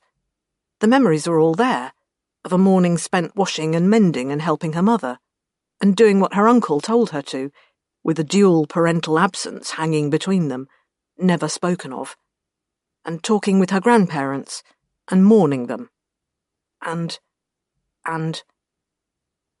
When she runs up to her room, shrinking away from the rags and the pig-fat soap as though they're part of the conspiracy, she looks out of the window with no expectations whatsoever of what she'll see. There are the saplings, still growing, planted about the time she was born in the hope that one day Ymir would have its first forest. And there is the forest, dark and foreboding against the winter sky, a fixture of her life since her earliest memories. And there, at last, overlain on it all, is the brittle, dying expanse, discoloured by bleached bark and exposed wood. Living trees cling on in patches, but something has killed all the rest. The hillsides are gouged with the scars of landslides, as the trees fail to keep their faith with the earth, and the afterstorm rains bring it all down in a final judgment of weather and dead wood. She remembers the way the land can shift when the rains undercut the earth. The wolf must be out there, but this is the season when even the wolf starves. Its food, the people of landfall, are dying. She understands this, just as the wolf, there is no wolf, is surely in her head. So it is within, and between and surrounding, the thoughts and minds of everyone she knows. They dream the wolf, even if they don't know there is a wolf, even if the wolf does not know it lives on in their dreams. She knows all this, and understands none of it, no more than the wolf, which doesn't exist, can understand. She is, she realises, going mad. Her head throngs with voices, and they're all her own, all her at this age, but living in other ages. A girl who sat on Herist Holt's knee and listened to his stories about Earth and the Enkidu. A girl who was born into a world full of hope and plenty. A girl who's even now watching it all die, harvest to harvest. The girl who has walked the streets of landfall, looking. Not even for the patterns by then, just looking. For anything. She hunches on her bed, clutching her knees to her chin. Everything latched down tight, because otherwise the pressure within her will explode her. A shattered glass of memories across her room, and no chance of ever regaining them or piecing them together. Not even the birds could do it, for all their boasts about remembering all and solving everything, recording the fall of every sparrow. Why me? Is the demand she makes of the universe. Nobody else has this, she knows. Everyone else changes. Sometimes they're there, sometimes they're not. Sometimes she lives with her parents, sometimes she's an orphan. Sometimes her uncle is older or on the council, or just a relative who comes to visit. Liv is the constant. And Miranda, with her friends. Crazy, really. One more piece of crazy amidst all those jagged fractures. Miranda's new in town. How can she be a constant? Answer: because she's always new in town. She's always the new teacher Liv was introduced to last season or the season before. Liv has known Miranda forever, but never for long.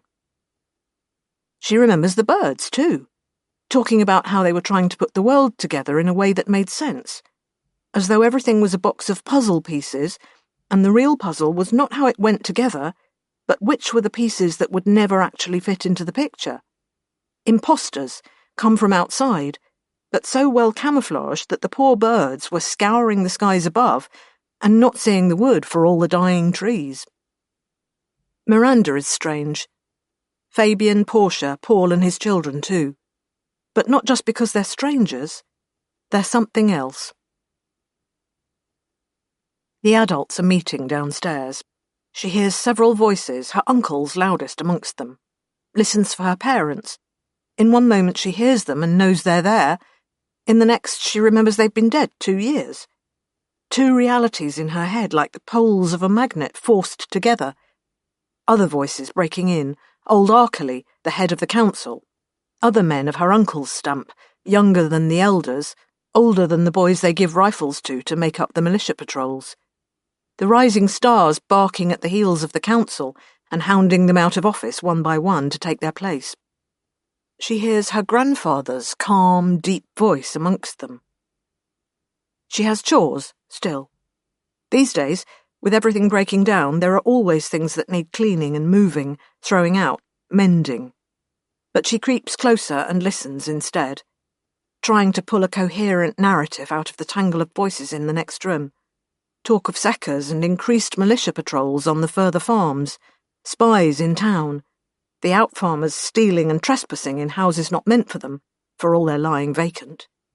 The centre of landfall is hollow, the old families dwindling, even as their back-country offshoots try to come home to escape the dying earth. The equation seems simple to Liv. Give the houses without people, to the people who need houses. Except every one of those houses has a half-dozen in-town claimants who don't need it, but bitterly assert their right to inherit anyway. Every family on Ymir is descended from a handful of original colonists, first the original crew, and then the various waves of colonists brought down from the Enkidu. And yes, this raises the spectre of genetic problems down the line. Miranda taught a class on it when explaining defects found in the livestock, and though she never mentioned people, Liv got to thinking. From a practical point of view, the real difficulty with everyone being descended from those original few is that every little question of property devolves into a multi-handed inheritance dispute, blooming from increasingly impenetrable family trees. She listens to men like her uncle blame the out-farmers and the seckers, and then suddenly Grandpa Holt is kneeling beside her, eavesdropping as if he's a naughty child himself. He puts lean finger to his lips, rheumy eyes glinting with mischief. And Liv knows he can't really be there, for a variety of reasons, practical and existential, but she takes comfort from his presence anyway. One of the older counsellors is reciting a litany of problems now, things that have gone wrong or more wrong since the previous harvest. Another kind of insect that's become a pest, another fungus killing the catfish in the river. The farms they built a few years ago on the land towards the sea have all failed. The soil, which seemed so rich, became barren after just a couple of harvests.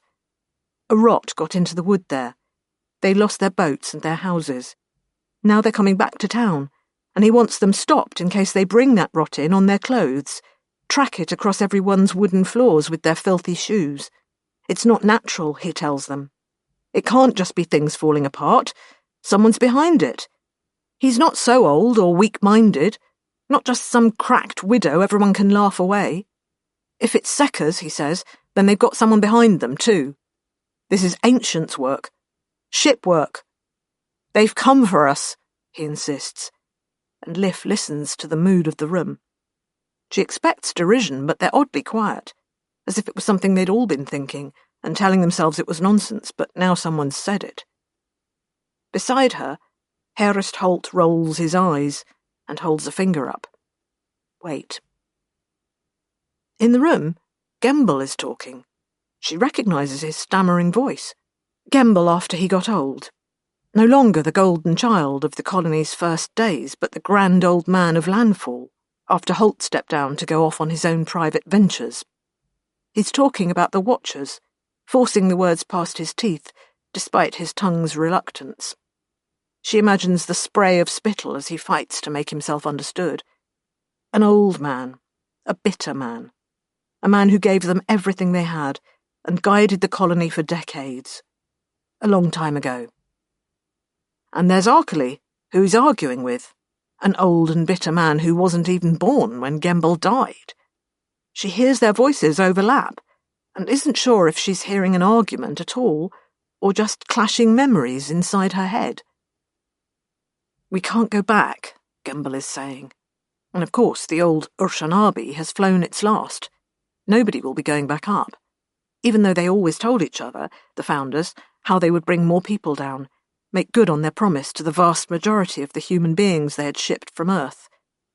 But those founders became founding families, became branching dynasties and more mouths to feed, up to the limits of the colony's meagre resources, became in the end that knotted tangle of competing inheritances, and up on the Enkidu the silent majority waited in their cold beds, not even watching, just sleeping, until one by one the ship's systems failed, and doubtless they died, but unobserved, therefore uncertain.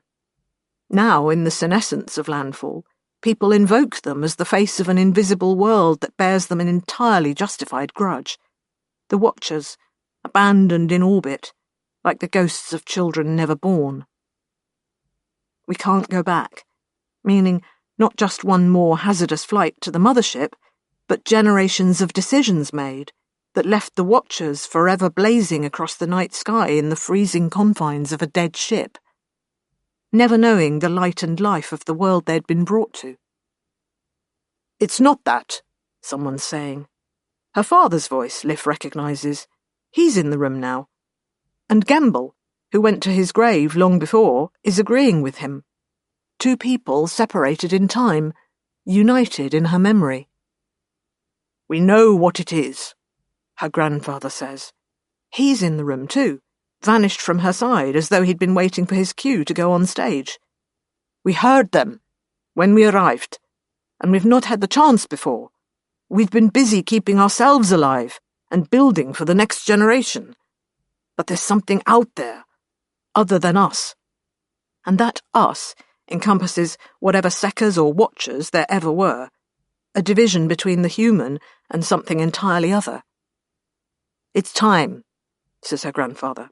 "Time we went looking." Then the shouting starts again. All those clashing voices not really answering one another but rehashing arguments made down the generations. What was or wasn't out there, what should or shouldn't be done. What would be spoken of, what would be hidden by a veil of silence. The skeletons they would bury, the things they'd not tell their children about. Grandpa Holt gets up from beside her, despite his being behind the closed door a moment ago. He stands up and walks out of the house, dressed in his long captain's coat, that she knows isn't really a captain's coat, because when he was the captain on a spaceship, why would he ever need a long blue coat? He was the captain, though, and it was his coat, and so in everyone's mind it became the thing a captain wore.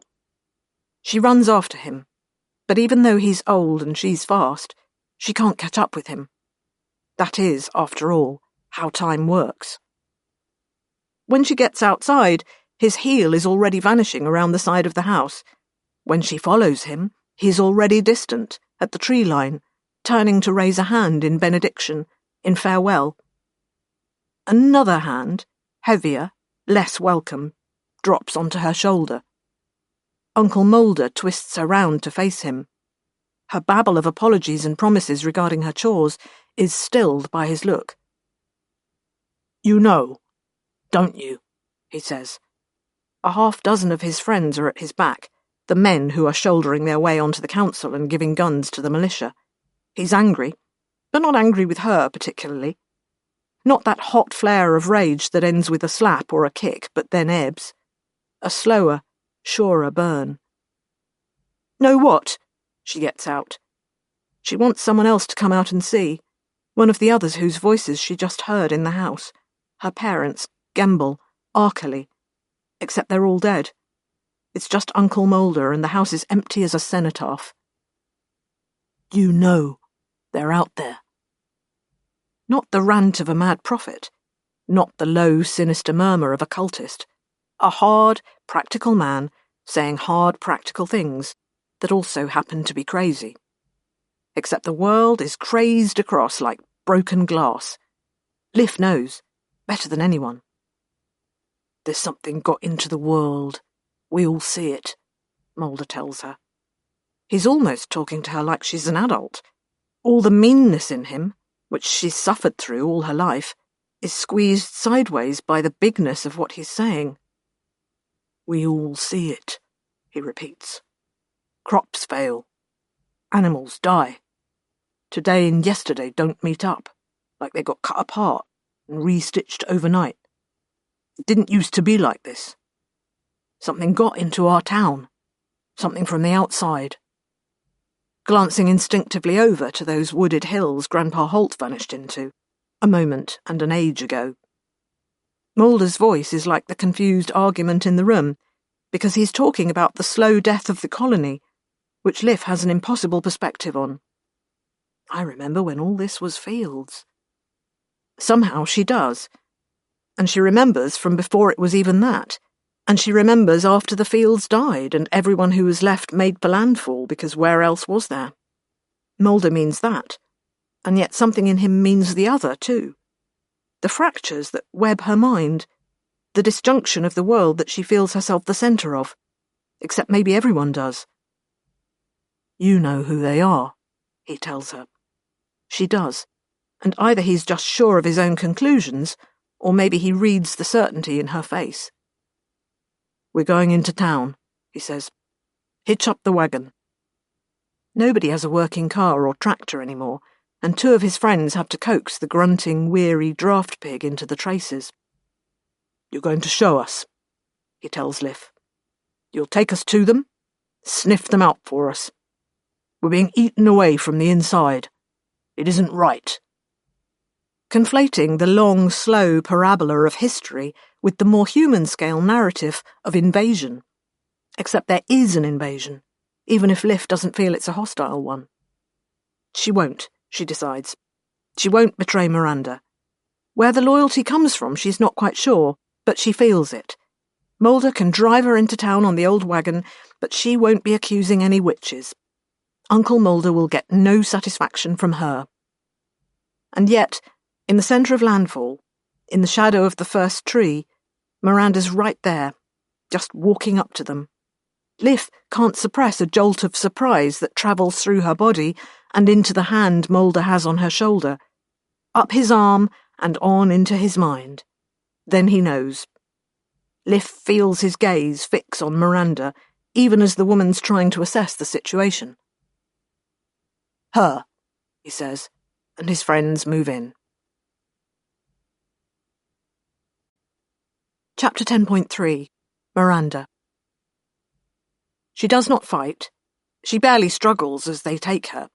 She's too stunned by the speed with which everything has changed. There are rough hands bruising her arms, and then she's hauled up onto the scaffold. The others, says Liv's uncle. She lives over that fix-it place, doesn't she? She does. Someone else confirms it. Her own input is not required. Skinny little bastard, someone says. Overcharged me when the mill gears broke. The unnatural woman, from another. It's not proper. Those children, says a woman, having to live with that freak. How can that be right?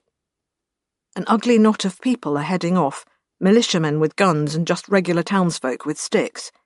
And more people are gathering. Miranda sees faces she knows, people whose children she's taught, neighbours who've borrowed a cup of milk or a piece of cheese in times of need. Others who've come in from the outfarms, who've really come in from the outfarms, not just the cover story Miranda's been using. Angry faces, and faces making sure they look angry so nobody looks angrily at them. Her heart hammering. Listen, she says. Mulder, isn't it? Listen to me. Liv's uncle tightens his vice grip on her arm. You're going to say it's all a mistake, he tells her. His voice is very calm, not eaten up with hate, but a man who's at the top of the world, if only because the world is all falling downwards right now. The girl knows you, though. She knows what's right and what's wrong. What does Liv have to do with anything? Miranda demands. She tries to catch the girl's eye, but Liv's consumed with guilt. Shoulders hunched, eyes to the ground, hands wringing each other. She knows, Mulder says. You're going to say you're just some poor out-farmer? You and those other wrong-uns? Just come in when the crops failed? We all know you. The ideas you put in the heads of our kids. The know-how your fix-it boy has. Where'd that come from? The pictures your mute freak friend makes like nobody ever saw. Shouldn't have needed the girl to open my eyes to it. Then why did you? Miranda asks, because it seems important. But Mulder doesn't know, and so he lets her questions slough off his shoulders. You tell me, he says, while they fetch your friends. Tell me how it is. Tell me what you've done to poison everything. Confess to me, woman. She sees one of the other militia, another man of Mulder's age. He's bringing rope. Her eyes gravitate upwards inexorably to the tree overhead. I'll tell you, she says. It's not cowardice now. She's wanted to actually break cover forever. She's watched them suffer and sicken and been desperate to help. Give her a chance, there's a whole cornucopia of aid she could call down. Listen, we're not what you think. He's nodding, and she wonders if that's because he never did think beyond the concept of other. We're not from some other colony on Ymir, she says. We're not even from the Enkidu. Trying to remember whether the old Ark ship's name is even common currency these days. We're from... And the enormity of the truth defeats her. She could be here all day and every word would just distance her from any chance of being understood or believed. Spiders and octopuses and crows? Oh my! So she falls back on just another lie in the end. Just another dying out farm to be a refugee from. We're from Earth. Old Earth. And there is a grain of truth there, but if she was ever from Earth, it's at a considerable remove. Somehow, though, conviction comes. Memories of Earth. And not even the dying Earth that Captain Holt escaped from on the Enkidu, but Earth in its prime. The Earth of the terraformers, of Avrana Kern and Irma Lante, whose bleached beachcomber memories these are. We've come from Earth. We've come looking for our family, she tells Mulder urgently. We've been looking a long time. We can help you. We can help fix your ecosystem. Not even knowing if it's true, because the technology of the skipper might be godlike, but they're only a tiny mote in the face of a planet-wide collapse. We can make medicines for you and your crops. That's all we want. To help you. Again, not true. A subject of bitter debate as to what they should do, but it's what she wants, drawing on the well of empathy that is Miranda. The Portiids and others can be more dispassionate, because these are small h humans excluded from the pact that binds them to their partners in exploration. But Miranda has been human, and she's been human. All things to and of all men. These are her people. She wants to take hold of the twilight of Ymir and wrestle it into a new dawn. Earth, Mulder says, almost blankly. Something he's not had to think of for most of his life. She waits to see what role the old mother planet plays in the collective mythscape of the Ymiri. A garden they were banished from, or a hell they escaped. But he just shakes his head. To him, Earth is nothing. Amidst all the struggle to build, and then to preserve, and finally to try futilely to resist disintegration, all thought of Earth has gone from the minds of the people here. From a certain point of view, she might think, good riddance, but right now it's personally inconvenient. Then forget about Earth, she says, but we can help. Please, sir. She will never know if she might have got through to him, given enough time and somewhere out of sight of the crowd, where persuasion wouldn't stand in the shadow of peer pressure. But around that time, the posse is bringing the others into the centre of the town, and things have already escalated. They have one of Fabian's wagons they're hauling, and there are bodies there. 2 dead men, it looks like, and Portia laid out with 2 raw holes punched in her from the guns. Fabian and Paul are both bruised and bloody, their hands already bound. The children stream alongside, trying to get their parent from the grasp of the militia and being cuffed and slapped away. Mulder's face hardens. You're nothing but bad, he says. When you're gone, things will be better. Then, louder, for the crowd. Haul them up here! Have those ropes ready! Sucking his teeth at what Portia did to his people before they gunned her down. Mad bitch! Get her here too, alive or dead. Liv, you're watching this, girl. This is how it is, Liv. This is what happens to those who think they can come here and take what's ours. A glowering look at Miranda. Or tell us how to think. You made me a teacher, but no point splitting that hair right now. Liv, Mulder hollers, rubbernecking round to look for the girl. But Liv is gone. Chapter 10.4 Liv. The gathering crowd gives her cover to get out of the centre of town. After that, she just runs until the buildings grow further and further spaced, and she can see the first farmland ahead of her.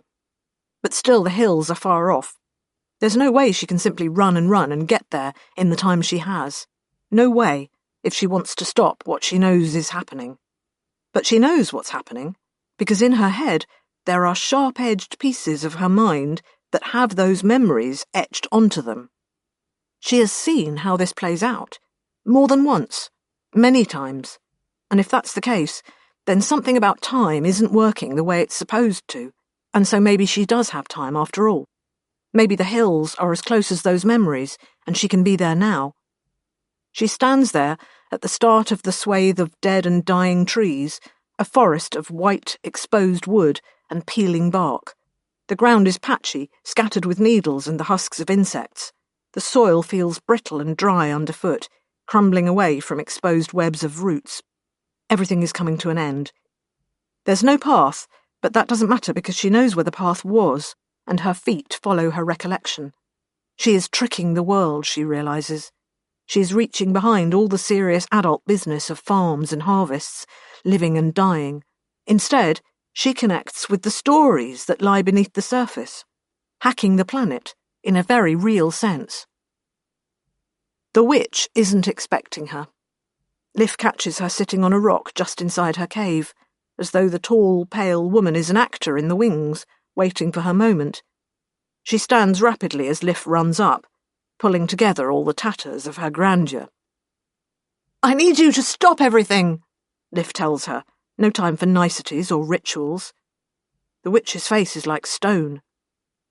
"What do you think," she asks, "I've been trying to do all this time?" "I know what you need. You need all of them. They're all together. They're in the town right now. They're going to kill them." "Then we're too late. Again," the witch says dourly.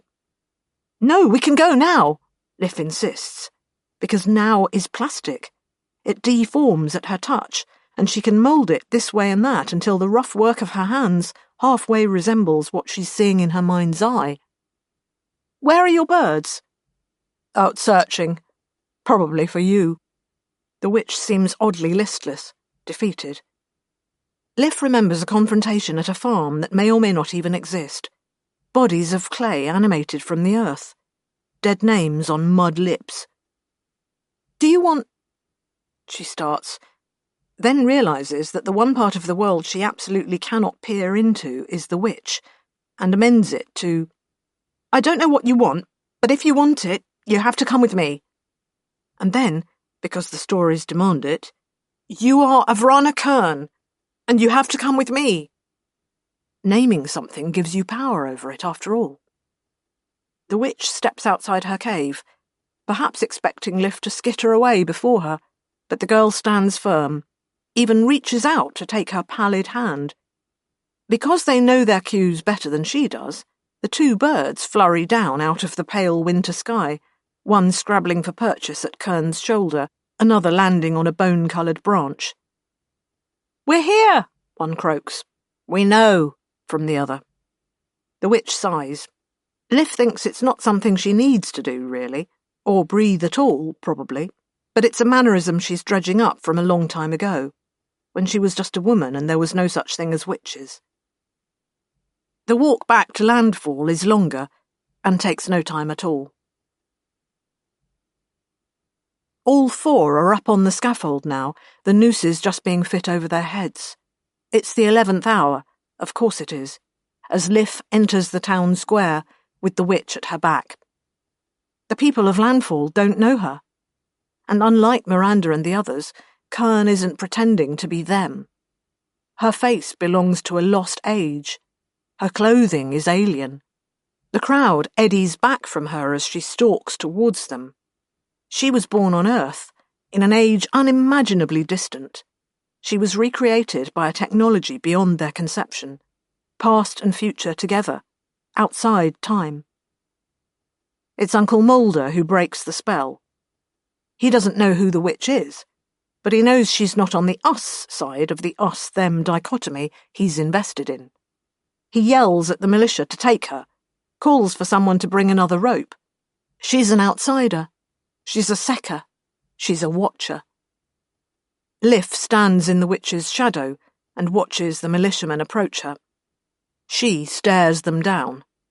Down is the word, and not just because she's taller than anyone present. There is a sense of scale to her, so that they slow and slow as they approach, as if the distance between them and their quarry increases exponentially with every step, so that they might as well be trekking across an infinite desert towards a mirage. She stares them down until they stop. One bird is on her shoulder, whispering secrets into her ear. The other circles overhead, beady eyes cataloguing and sorting the crowd. When the witch speaks, it's not to Uncle Mulder, but to the four on the scaffold. for all one of them is insensible. "Here you are at last," she calls. The crowd retreats a little further at the harsh sound of her voice. "And not going anywhere any time soon, for once." "Kern?" Miranda asks. The whole square is silent. There are guns pointed at Kern, trembling fingers on the triggers. Mulder is purple with penned rage. There is a spell, holding all that mob justice back, but Liv can feel it fraying. Mere strangeness alone cannot change the world. "It's in your hands now," the witch says quietly, and Liv realizes that the woman doesn't know what comes next. That she came here from hope and not for knowledge, and that she's not sure what'll happen if they shoot. "You had better be able to fix this. There's nobody else." And it's Liv and the two birds she's talking to, those who can see the pattern. Avrana Kern swats the raven from her shoulder and takes one more step towards the scaffold. That's enough to move someone's finger, and a shot rings out. She reels and her shoulder practically explodes with the impact, except it's not flesh and blood torn from the wound, but darkness. And it keeps exploding, funneling up into the sky, a cloud, a wheeling storm, a host of dark wings. The sky is being swallowed. A monstrous regiment of crows cawing like broken gears, exchanging information so they can create a mind between them, calling to each other and to Liv. Chapter 10.5 Gothy, Gethly, Liv. It makes you wonder which world had the worst start, Rourke or Ymir. Rourke lacked even the rudimentary terraforming that Ymir received. Aside from the freak accident of its breathable atmosphere, it had nothing to recommend it. On the other hand, the colonization of Ymir lacked the technology of the ancients, as their distant descendants would call them. The Ymiri had to make do with whatever the latecomers of Earth could scavenge together. When you look at how they each turn out, though. You were talking about starts, though. When you talk about now, I can't keep up with you. I don't live in the now. When you look back at how each world was, back when the first human foot set down on it, there's no contest. I agree. Ymir. Rourke. Our world. Worse by far. Actively toxic. A cancer factory for any Earth-evolved metabolism. Our progenitor worked so hard to infuse it with life, with all the tools available to the old terraformers, and almost everything died. And almost everything that lived probably would have preferred to die, if it had been given a voice. But there's one difference to how things turn out on Rourke and how things go on Ymir, Gethly, and it's us. That's a little messianic, isn't it? We made Rourke a success. We were the custodians of life and thought on that world until the others, the humans and the Portiids and the rest, arrived and welcomed us to a wider universe. We clung on, beacon talons, because of what we became. And if not for that, they'd have found another dead world in Rourke, nothing but a few scraps and buried traces to show that humanity had ever been there. Ymir never had us. It never had our conjoined ability to analyse and solve. The knack that let us find the narrow path Rourke offered to long-term survival. We needed absolutely everything the world gave to us. All that crisis ecology René Pepper cobbled together, all the technology of the terraformers that we lovingly restored and replicated and perpetuated, all without any of us actually understanding any of it. Neither of us need to understand anything. The understanding sits between us. And now we need to understand Ymir the same way, with the help of our native guide. Liv can still sense the crowd that's come to watch the hangings. When she looks around, she catches glimpses of them. If she squints a certain way, she can see their shadows, see them smudging the emptiness in the centre of landfall, sees the surge and tides of their collective movement, blurred together until it's the bristling back of the beast. Not their malice or their desperation or any human part of them, that's all theirs. But as though, in coming together, in just being all together, the ephemeral wolf is conjured between them, to pursue its own existence.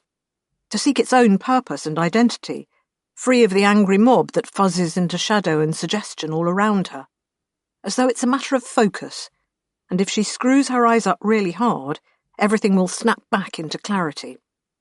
Considering the scaffold and the dangling nooses, she decides she's not quite ready for that. So for now, it's just her and 2 big black birds that squat in the lowest branches of the first tree. The dead branches, but when she squints she can see leaves on them, and she can also see when there was no tree at all. "Where's the witch?" she demands. "Waiting for us to sort this out," says one of the birds with a long-suffering air. "Otherwise you might as well buy a dog and bark yourself," says the other. The first bird eyes it. "I don't even know what that means. Neither does she. It's just something that got said once, that we repeat down the ages, like everything else." "What is the wolf?" she demands, and they eye each other and bob their heads and don't know. She realises with a weird thrill that there is a secret layer to this world that all their obsessive searching has not yet discovered, and it is her secret. The second bird, Gothy, Liv decides, shrugs with its wings and sinuous neck. The other one, the male one, is Gethly. She remembers. They told her their story somehow. In dreams. Between moments. "What are you?" she asks. Because when it was just a story, she could live with it. But now she and they are the only real things left, she can't just dismiss them as tricks of the imagination or misfiled memories. "We're a mistake, basically. We are a triumph of rapid adaptive evolution. Well, as a result of that, what we really are is a problem-solving engine. On our home world, which your ancients called Rorke, the problem we solved was surviving. We did that by analysing and mimicking the technology and behaviour of the humans who had released our own ancestors onto the planet. Some of us were very good at seeking out new things, for which they had to be very good at cataloguing and noting all the old things. And some of us were very good at taking that information and using it to solve problems in new ways. So between us we were able to take all the little bits of being human that our progenitors had left us with and rebuild them into something that limped on, generation to generation.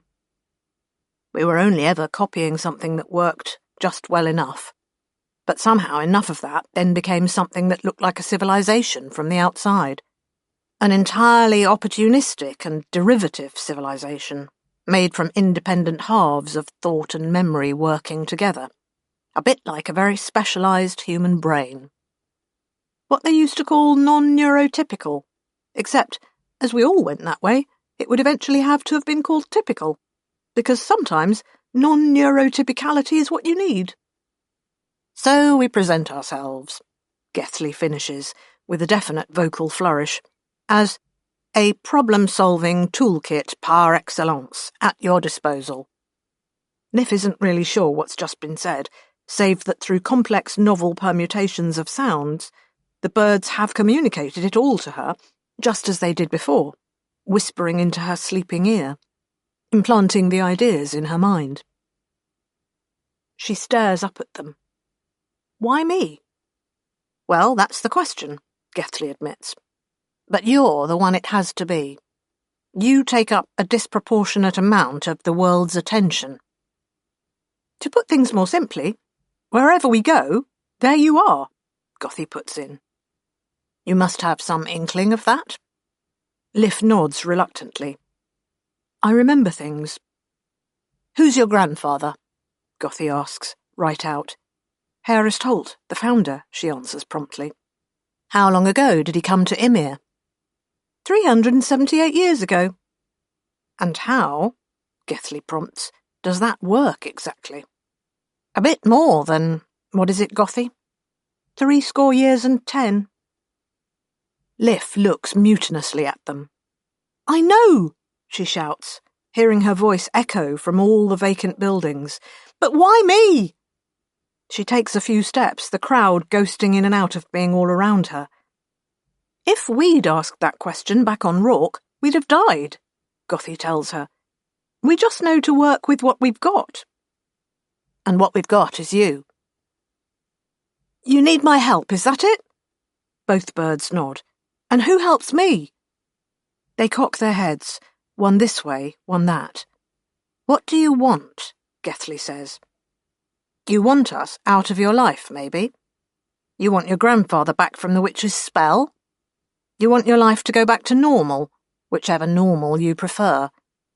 All of these things will follow naturally if you help us. Liff eyes them levelly. It's the storybook all over again, making deals with the things you meet and paying prices for it. But her life has disintegrated to the point where she can't even tell what's real anymore. She's standing in a town square that might or might not be full of people, in the shadow of a tree that's simultaneously alive and dead and not been planted yet, and she's talking to two birds, even though there aren't any birds on Ymir. How do we make this happen? She asks them. First, we need to borrow a little, Gethley explains. And another bird alights onto the branches of the tree. No, another pair. Then another, and more. Black wings are funneling down from Afterstorm's cloudy skies, except the clouds are all birds.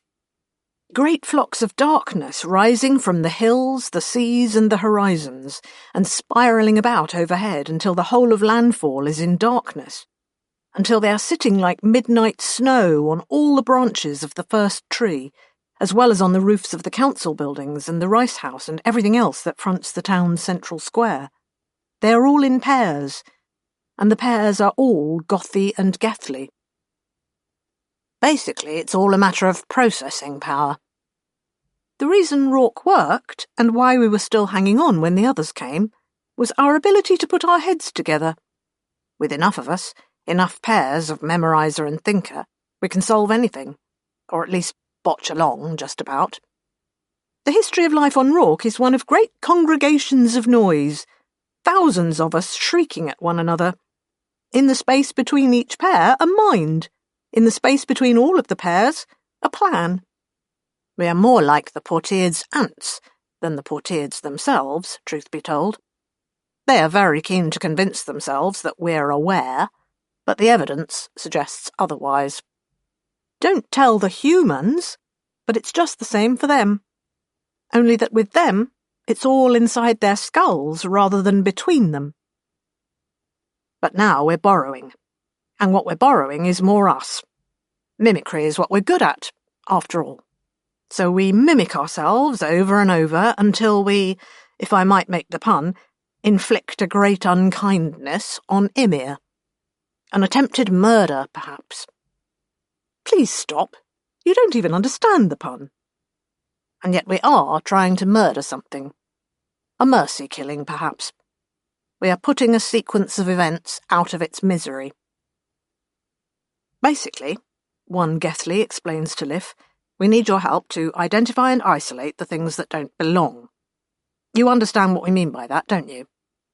She thinks of those faces that keep showing up and yet are always out of place. Only a handful of people, but somehow they're always just arriving from somewhere, and then everything starts going wrong. She nods. And what then? Then we take them away, Gethley promises. And what then? From our point of view, we've recovered our expeditionary force, and that's the task the witch, or Dr. Avrana Kern, as she really does prefer to be known, his Gothy corrects him, that herself has set us, Gethley finishes. And from my point of view? Liff asks. It all goes back to normal. You can have your life back. In the right order, he tells her. As many times as you want, Gothy adds, somewhat opaquely. Liff feels that Gethley throws her a warning look. It has to be me? It could conceivably have been Herest Holt, Gethley says. He occupies a position of equal significance. But is proved difficult to deal with, Gothy adds. So it's you. Liff feels herself on the brink of something. Do you know why me? A pause, all those massed birds staring down at her, rustling feathers, croaking at each other, never still. We know, Gothy admits. We haven't said because you won't want to know, Gethley tells her. Do you want us to tell you? Liv stares up at them, the mass of them that is still just the two of them. An existential vertigo tugs at her. I don't want to know, she tells them, because she can feel the knowledge like that great wolf behind her, like the thing which follows the girl's trail in the woods in her storybook, a wolf that could swallow the sun and leave nothing but darkness and despair. She remembers when she first saw Miranda. She just doesn't remember which, out of the first times she saw Miranda, came first. What happens if I say no? She asks them. It's a hard thing to do, to stand up to that vast black-coated parliament, but she won't go any further without knowing her options. Nothing changes, Gothy tells her. We may as well tell you, Gethley adds, to Gothy's glower, that you can stop this at any time. It's not us holding things like this. We don't have that kind of sway around here. It's all you, Liv. We are borrowing your influence on things, just as we borrow everything. If you decide we're not doing this, then we're just the two of us and back to where we were, parasitizing your world and your life and trying to scratch a living, just as always. Again, the why. But they've already told her she wouldn't want to know, so there's only one more question, really. What about Miranda? She asks them. Are you going to hurt her? Kill her? Make her not be there? Gothy and Gethley look sidelong at each other, which is most of how they look at anything. Why? They ask together. She's my teacher, Liv says. I don't want bad things to happen to her. Unable to keep her gaze from the nooses.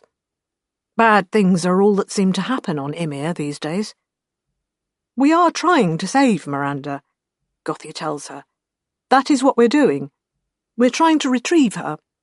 She came here to observe, but things went wrong. And the others? A pause. Another sidelong look. And the others, yes. What do I need to do? Build the puzzle with us from all the different pieces, Gethley says. Then, whatever bits are left over, those are ours to take away. The pieces that don't belong.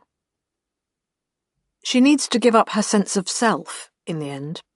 Self is rooted to history, after all, and her history is the puzzle, but it's in pieces. She needs to become a kind of platonic Liv, a product of all those sequences of events, and of none. But they have the time. The birds explain they have all the time there is, so long as she's happy to keep going. She meets Miranda again coming off the Urshanabi, the Enkidu's battered old heavy lifting shuttle. Herist Holt's there, the other focal point of Ymir's story, and amongst the genuine colonists from the Ark ship, he's bringing a handful of imposters. Men, women, children. Why would there be children? None of it makes sense. They're behaving differently to the others. They speak in odd ways, still learning the accents and idioms. Easy to miss in a colony still forming its own ways of speaking, amongst immigrants brought from all over old Earth. And yet they don't fit. Fabian's too clever with his hands, and Portia's too swift and strong. Paul is too wise, and his children are never still, getting everywhere. And Miranda is too happy, Liv realises. She's too open and helpful and friendly, so that when they meet, Liv takes to her immediately. Because life on Ymir is hard, and it's not what anyone thought they were going to end up with when they went aboard the Enkidu, though it's better than Earth. She meets Miranda in town at the height of Landfall's expansion, when they're building farms all over, and the forests are a dense and seemingly inexhaustible source of timber and darkness. She goes to classes and learns things nobody should be teaching her. Her mind is stretched in ways that don't fit Ymir's Dur subsistence model. Then she sees Miranda and her fellows hauled to the scaffold later, when Landfall is dying, because the land it fell on is dying. Crops, livestock, ecosystems, everything that the original Enkidu science team installed on the planet falling apart, because their best, their absolute best, wasn't quite good enough. and she hears the commentary of her Corvid toolkit and companions. If they'd had us, say the birds, perhaps it could have gone differently.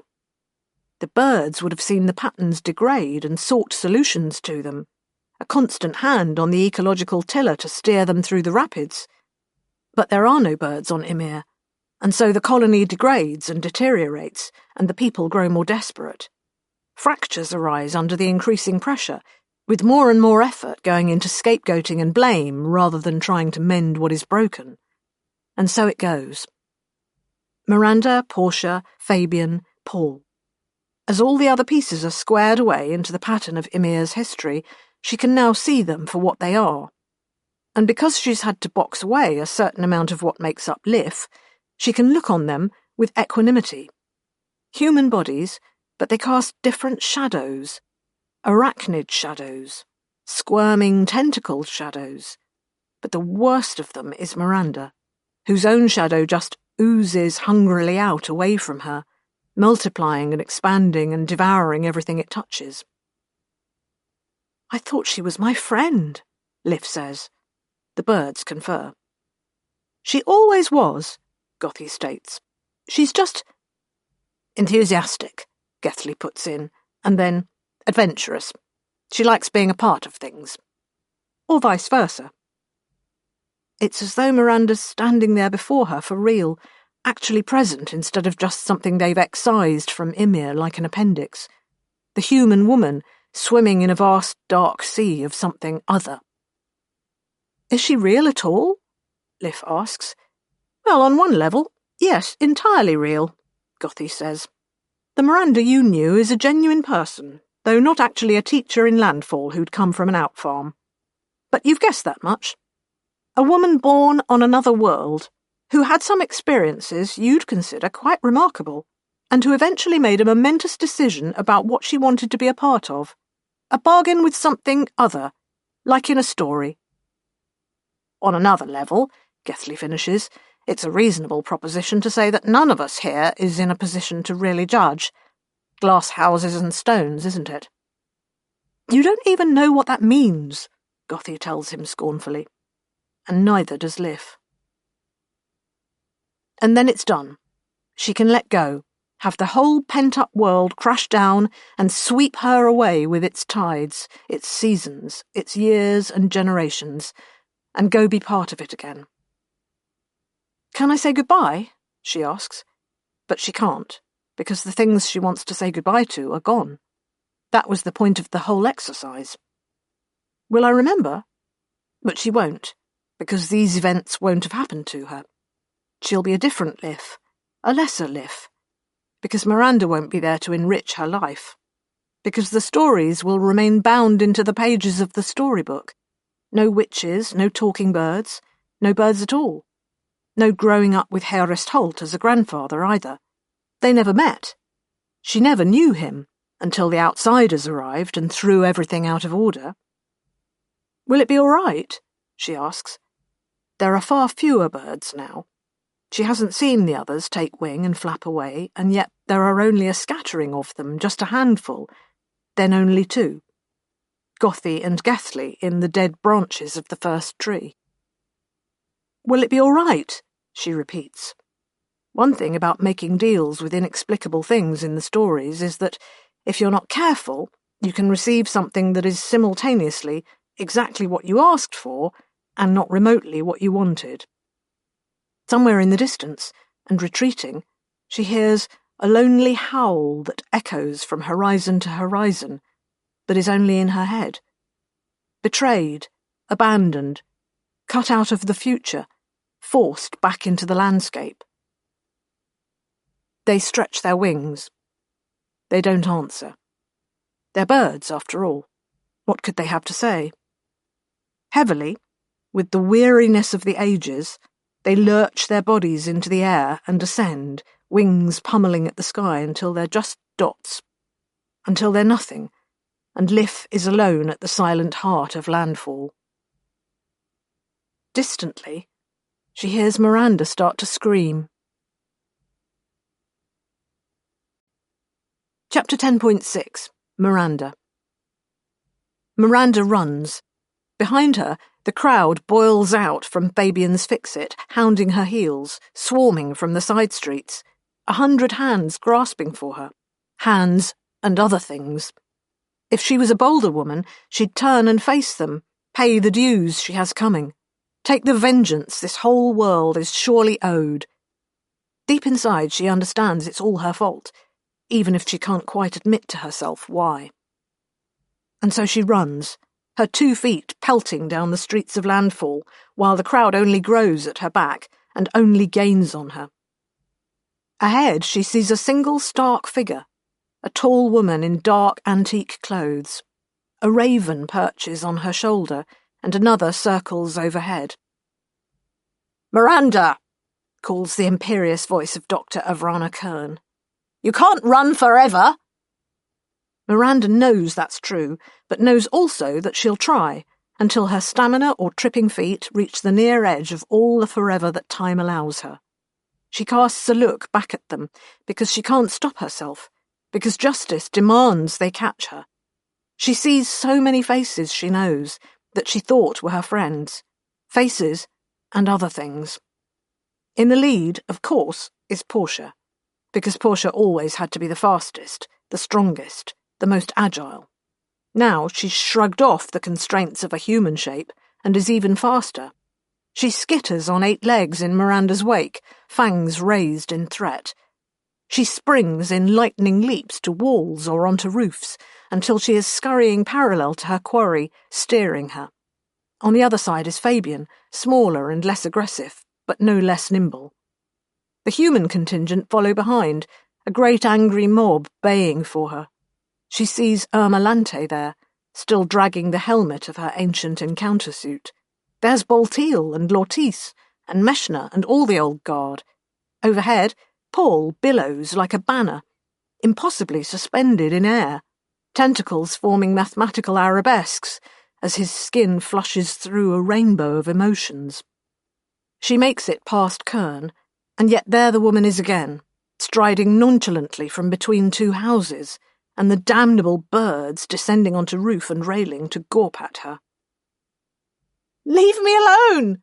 Miranda shrieks at the ancient AI. "You did this! You made it all go wrong!" Clutching at straws. Kern's unlined face summons a pitying smile. "We both know that's not the case," she calls, and it's just a confirmation of what Miranda does indeed know. It's not Kern who's caused all this. The history of Landfall unfolded in the shadow of a half-spoken guilt. That because they had children and grew their colony, they never went back for the sleepers on the Enkidu, betraying Earth's past for their future. Miranda runs under a shadow too. Not the wings of the birds, but the knowledge that it's her fault. And why? Is she a terrible person? She always tried to be a good person. Ever since she understood what a person was. She's only ever thought of how to help Lif, help Landfall. And yet, on another level entirely, she is a terrible person.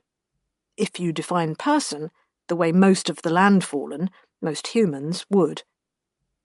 Sometimes the monster is within you all along. "Miranda!" Kern's schoolteacher snap, and she stops, but only because there's nowhere to go. The crowd is at her back, thronging, but it's here as well. Here in the centre of town, of course. There the council building, there the rice house, and the grounded hulk of the Urshanabi. And there the rest, the scaffold, the tree. The crowd presses closer, and Miranda finds herself inched towards that stark monument to desperation. "Miranda, listen to me," Kern says. "You need to remember who you are." "I don't want to," she gets out. She knows there's something terrible, the secret core of herself. It horrifies her. She can feel it seething there, hungry, desperate to devour everything.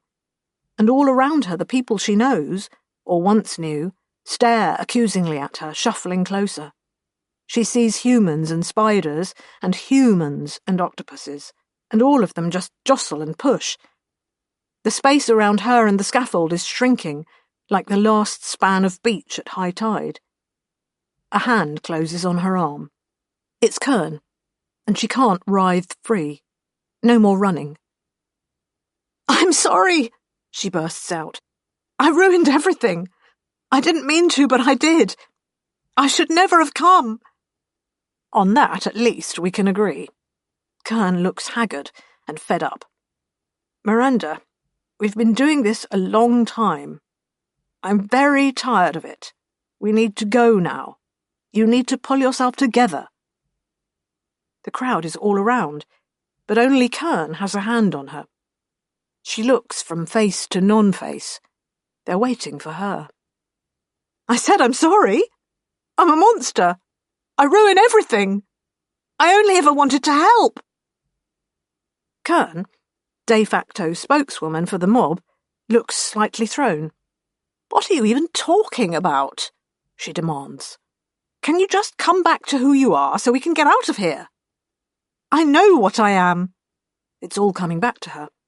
If she reaches far enough, she can find the archived experience of when she was nothing but a clot of swiftly replicating cells in a Noden tide pool, seeking a host to hide from the open water, governing that host and living through its senses, growing and dividing and dispersing, and yet remembering everything. Then the humans came, and the universe opened, and all the rest. The wonder, the grandeur, and the terrible things she did when she was a monster. And the monster is still within her. "I ruined this world, didn't I? It's all me. Everything they're afraid of. Everything that's gone wrong. Parts of me getting into everything. Having adventures. I'm sorry." Kern blinks at her. "Don't be ridiculous," she says. "Why must it all be about you?" "What? You think you screwed up this place?" A wave of the hand at the buildings of landfall. "Miranda, this place never had a future, in a very real sense. It was doomed the moment they set foot on this world. Oh, they made a game try of it, I'll grant them, but they were no terraformers. You didn't make the crops fail or the soil die." "But the impossible things. I've seen too much, too many times. I've lived through too much here, so many events that don't match up. If it's not me—" "Oh, that's you," Kern says dismissively, "but not for the reason you seem to think." She sits down on the scaffold and her hands pluck at each other idly, as though pining for some ancient habit she can't even remember anymore. "Do you remember who you are now?" Miranda looks from her to the crowd, but the crowd has vanished away, or rather, has returned to her. All her selves she was fighting to keep distinct. Fabian, Portia, Paul, Irma Lante, all those people who have contributed to her, of whom Miranda is only the most recent. "I hadn't realised how deep it ran," she whispers. "The horror. I disgust myself, Avrana. I have seen myself with human eyes, and portiered eyes, and more. And I am obscene. A devouring mass. When I met humanity, I learned something terrible." "Knowledge of good and evil," Kern says, sounding bored. Yes, can we go now?" Miranda feels within herself for that loathing, the angry mob that chased her. Feels within Miranda, the human identity she wears, that idealistic explorer only too happy to contribute part of herself to become part of something bigger. "I'm not fit to wear this shape," she says hollowly. Kern regards her archly. "Miranda, you've spent your time on this planet trying to make people's lives better, large ways and small. I've seen it, as I've tried repeatedly to extricate you from it. You've been almost crippled by how much you care for people here. I may as well point out that back when I was human, I didn't actually give a damn about any of the host of useless monkeys. By that metric, you're already doing a better human impression than I ever have." Chapter 10.7 Miranda. "I don't understand," says Miranda. She's in the Fix-It, the house towards the outskirts of landfall they took over when they arrived. that they convinced people to cede to them, under the aegis of Fabian's apparent ability to mend anything and get any machine back in at least temporary working order. Because he cheated by way of an advanced understanding, yes, but also because he was really very good at it. We were going on an adventure. There was an expedition, she corrects herself, to the planet. Ymir. There was an expedition, yes, Kern agrees, of very limited scope. She's sitting on one of the workbenches, the birds flanking her, as though she's just one more hunched crow. To the colony. Miranda looks around the dilapidated walls of the fix-it, wondering how Fabian let it get this run down. Kern doesn't nod, just looks at her for a beat, and then says, "An expedition of one, Miranda. To the colony, and to the other thing, whose signals we detected. I never did find out what that was," Miranda admits. Somehow she hadn't even thought of it, though now Kern has raised the topic, the memories come flooding back. "We did," Kern tells her, "when you didn't come back. We spent some considerable time working out how to investigate it without just falling prey to it. And we located an engine, buried perhaps 2 kilometers in the earth, near the location of the landfall colony." "That does what?" "Records," Kern says, "and simulates." Silence stretches. When it's plain Miranda has nothing to say to that, Kern goes on. "An alien device. Unknown origin. Predates me, and that's saying something. Miranda, there's something you need to know."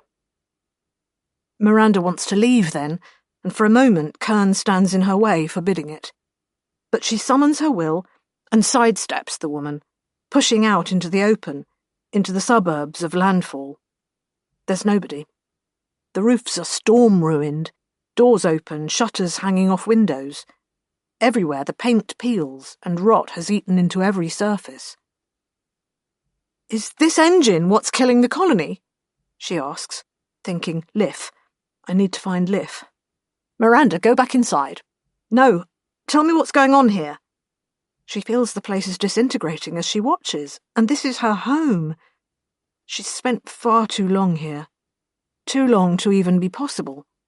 Her memories are suddenly piling up like a great disordered heap of broken components. She's used to being a grand repository of experience, but now she's almost choking on all the things she's been and done again, and done differently, and still finds only more doing behind it. "Back inside, and I'll tell you," Kern says. "No," because she has unfinished business. She can't save landfall, perhaps, but there's someone she surely can save. Or what's it all been for? She strides off into the town, that same path she ran down with the crowd at her back, the same one she was dragged down by the lynch mob. Kern sighs, making a show of running to catch up, though surely she doesn't need to. "There was a colony on this world, Ymir," she calls past Miranda's shoulder, "started by the crew of the Ark ship Enkidu. They came here and built, and it lasted quite a while, but it failed. For its own reasons, it died out. They did their best, but it turned out that after generations, it wasn't good enough. Miranda, come back!" Instead, Miranda picks up her pace, looking for any sign of anything. There's nobody. Everything is decayed or collapsed. She's seen landfall in dire straits, but not like this. Kern stalks after her angrily. "Just stay still, will you? There's nothing to see." "Then what am I seeing?" "Miranda, there was something ancient here, like I said," Kern tells her. "The thing in the hills you never found. As they lived their lives, it did its job and recorded them. Every detail, every life." Miranda doesn't want to hear or understand any of this, not after all she's invested in landfall and Ymir. But there's a limit beyond which self-delusion just can't stretch, and she's reached it at last. She slows, though she doesn't stop. "You said it simulates."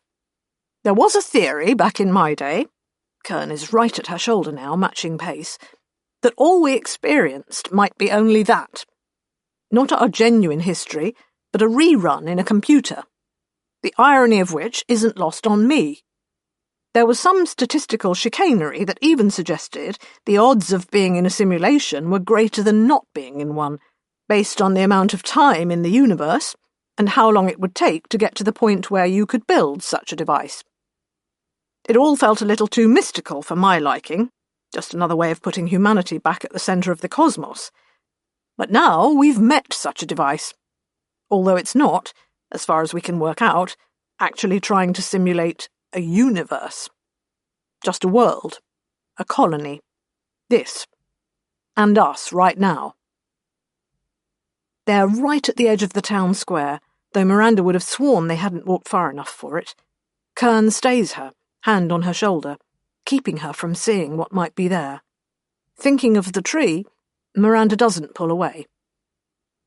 When you arrived, the machine reacted to your presence, you see, Kern tells her. It read you and incorporated you into its looped simulation of the colony. It tried to make you fit. And because you are what you are, it tried to make you fit multiple times, as different people. It's acquisitive like that. The engine, Miranda understands. It's like me. Some function of it does what you evolved to do, Kern agrees, which may be what made inserting you into the simulation so problematic, because things have certainly been confusing around here. You didn't make recovering you easy. What happened to me? The physical me? When the engine contacted you, read and transcribed you, you must have lost control of your actual body. Your ship went down and then you... Well, the base you devoured your human body. It's a shock when the thing gets hold of you. Even for me, when I sent this instance of myself after you. I remember. The you that was left behind suffered some kind of serious conflict with the way your body related to itself. And perhaps you were also aware of yourself copied into the simulation, which, given that you essentially live in a simulation of the world anyway, might have caused some acute dysphoria. When we were able to safely approach, which wasn't for a while, we couldn't find anything that was you. We thought we'd lost you completely. But we knew the engine was there by then. We'd started investigating the very edges of it, and I became aware from what the birds were pulling out of it that we hadn't lost you at all. Or at least, an instance of you had been preserved. You were in the simulation and wreaking havoc, because the machine kept trying to fit you in, and the simulated events spiraled out of control. All sorts of inconsistencies and clashes, which I'm intimately familiar with because I and the two Corvids, the rescue party, had to immerse ourselves in the simulation as well, to try and recover you. But we finally isolated you, and we understand the workings of the engine well enough to extract you properly, as soon as we've grown a new body to decant you into. A hard pause. You're welcome, by the way. Miranda looks at her bleakly, then down at her body, Miranda's human body. Wait, so we're... Still in the simulation, yes. In a quiet part, where you're less likely to provoke the locals into lynching you. At least Lift prevented that, Miranda says, and then stops. Because she can also remember Lift not preventing that. She has a host of memories within memories, the same events experienced differently and simultaneously from different perspectives. Abruptly, she feels existentially dizzy, even the multitudes within her dwarfed by the scale of what's gone on. I've watched them hang you, or the birds have, Kern says dispassionately. 37 times, in fact. We've been doing this for a while. Miranda, I'd like to go now. Can we just wait back at the house? A simulation, playing out lives in a narrative that runs to its conclusion and then starts again with Herest Holt landing in the Oceanabi and setting foot, first man, on Ymir. Miranda understands. She remembers him, the lean old patriarch, who was also the middle-aged captain shouldering all that responsibility, the legend, Liff's grandfather, who couldn't ever have been her grandfather. "Liff," she says. The silence from Kern speaks volumes, and she rounds on the woman. "What about Liff?" Kern has no expression. "Come back to the house." "She was you, or one of us, or was she real?" "She was a colonist," Kern says slowly. "She was an individual who commanded an inordinate amount of the simulation's attention, just as the original ship's captain did. When you disrupted the course of the simulation with your presence, and things started to go wrong, the engine drew on the two of them to fill in the gaps. Holt kept coming to see me, the girl kept going to you, as if they were antibodies trying to neutralize the problem. But like a runaway immune system, they became the problem themselves." Miranda wants to ask why those two, but she knows. Because he was the first. Yes. And Liff? Was the last. Yes. Kern's using the past tense, but there is no past tense in the simulation, not really. It's always now, no matter which now it is, whether it's the now of Holt and the others chiselling the first foothold on Ymir, or Landfall's glory days, or the slow, fissuring decline. Miranda has lived through all those nows, and Liff was there in each one. But this is the now she belongs to, truly. She forces herself to step out into the centre of the town. She can identify the buildings, though many have been cannibalised for firewood, and the first tree is just a stump. Feeling at her neck, she can't be entirely unhappy about that. Even as she walks out into the open, there is a sharp sound, and she sees the girl there. Liff, a scrawny child just on the wrong side of becoming an adult, the same age she always is, no matter which now Miranda meets her in. Gaunt and hollow-eyed, staring at them. The clatter was the armful of boards Liff has just dropped. She looks terrified, but she isn't running. Miranda stops a decent distance away, so as not to spook her. There is absolutely no recognition on Liff's face. Miranda has been retrieved, after all. She has been excised from this girl's past, in all the many ways she existed there. In Liff's other hand there is a book, dog-eared and loose-paged.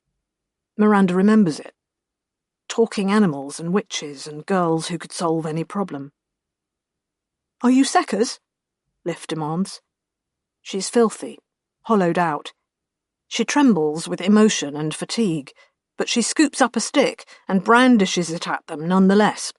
Miranda wants so desperately to go to her. Instead, she just shakes her head. "Are you Watchers?" Liff asks, and Miranda wonders if they are.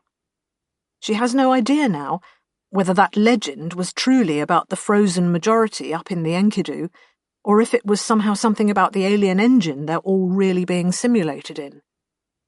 Or if it came out of an understanding, somehow, that the Ymiri colony really was being watched. "Have you—" Liff's voice quavers.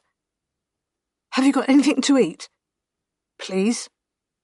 She licks dry lips, and the stick clatters to the ground. "Please." Miranda automatically pats at the shipsuit she's wearing now, alien clothes for an alien being which only thinks it's human. And yet human feelings tear her up from inside. Portiered feelings, too. The wild, bright riot of an octopus heart. Because empathy is the cornerstone of what her composite people have made together, and so she feels. She can't bear to live with the thought of Liff picking through these ruins, the last living human on Ymir, using up everything that's left until there's nothing left, then using up herself until she starves. She remembers teaching and talking to the girl, that boundless imagination, her enthusiasm, her sharp mind. A gem that any society should have cherished. Instead, here she is dying unregarded on a dead world, willing to beg even from the alien visitors because what does she have to lose? "Kern, please," Miranda says, meeting the heedless stare of the ancient AI.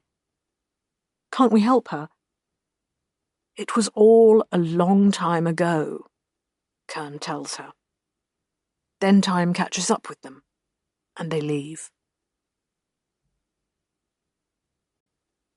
Part 11. The Ferryman. Ymir. Chapter 11.1. Halt. First. He took the Urshanabi down himself, the last of the Enkidu's heavy lifters, laden with the seeds of their new colony, fixed up as best Ulf could manage. The atmosphere fought him at every turn. The flight systems wavered.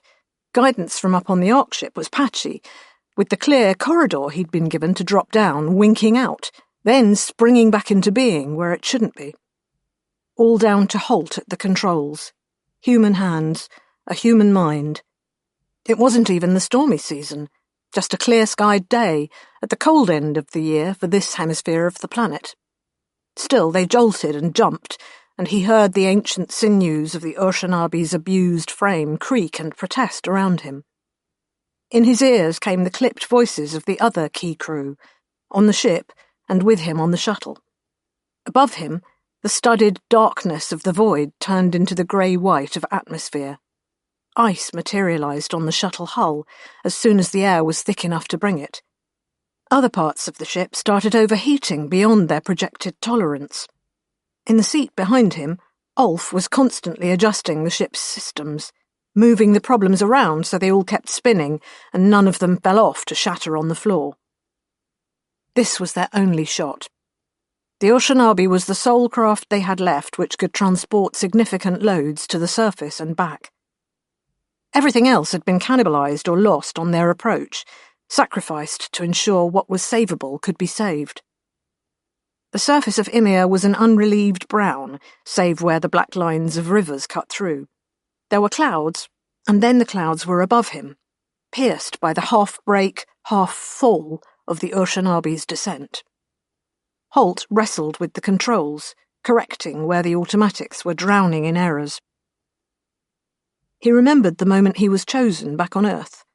So many candidates, because the best way to guarantee escape from the dying homeworld was to be made commander of an Ark ship. He'd met some of the others briefly. Lessing and Musang and Guyen. They'd had nothing in common, save some invisible metric all those tests had been hunting. He'd made the time to meet his own crew, though, insisting on it, even though the programme hadn't really allowed room for that. He'd done his best, in what little time they had, to make them into a team. Him and Essie, Ulf, Garm, the ill-fated Toke. The cupped hands that would carry humanity's future out into the wider universe.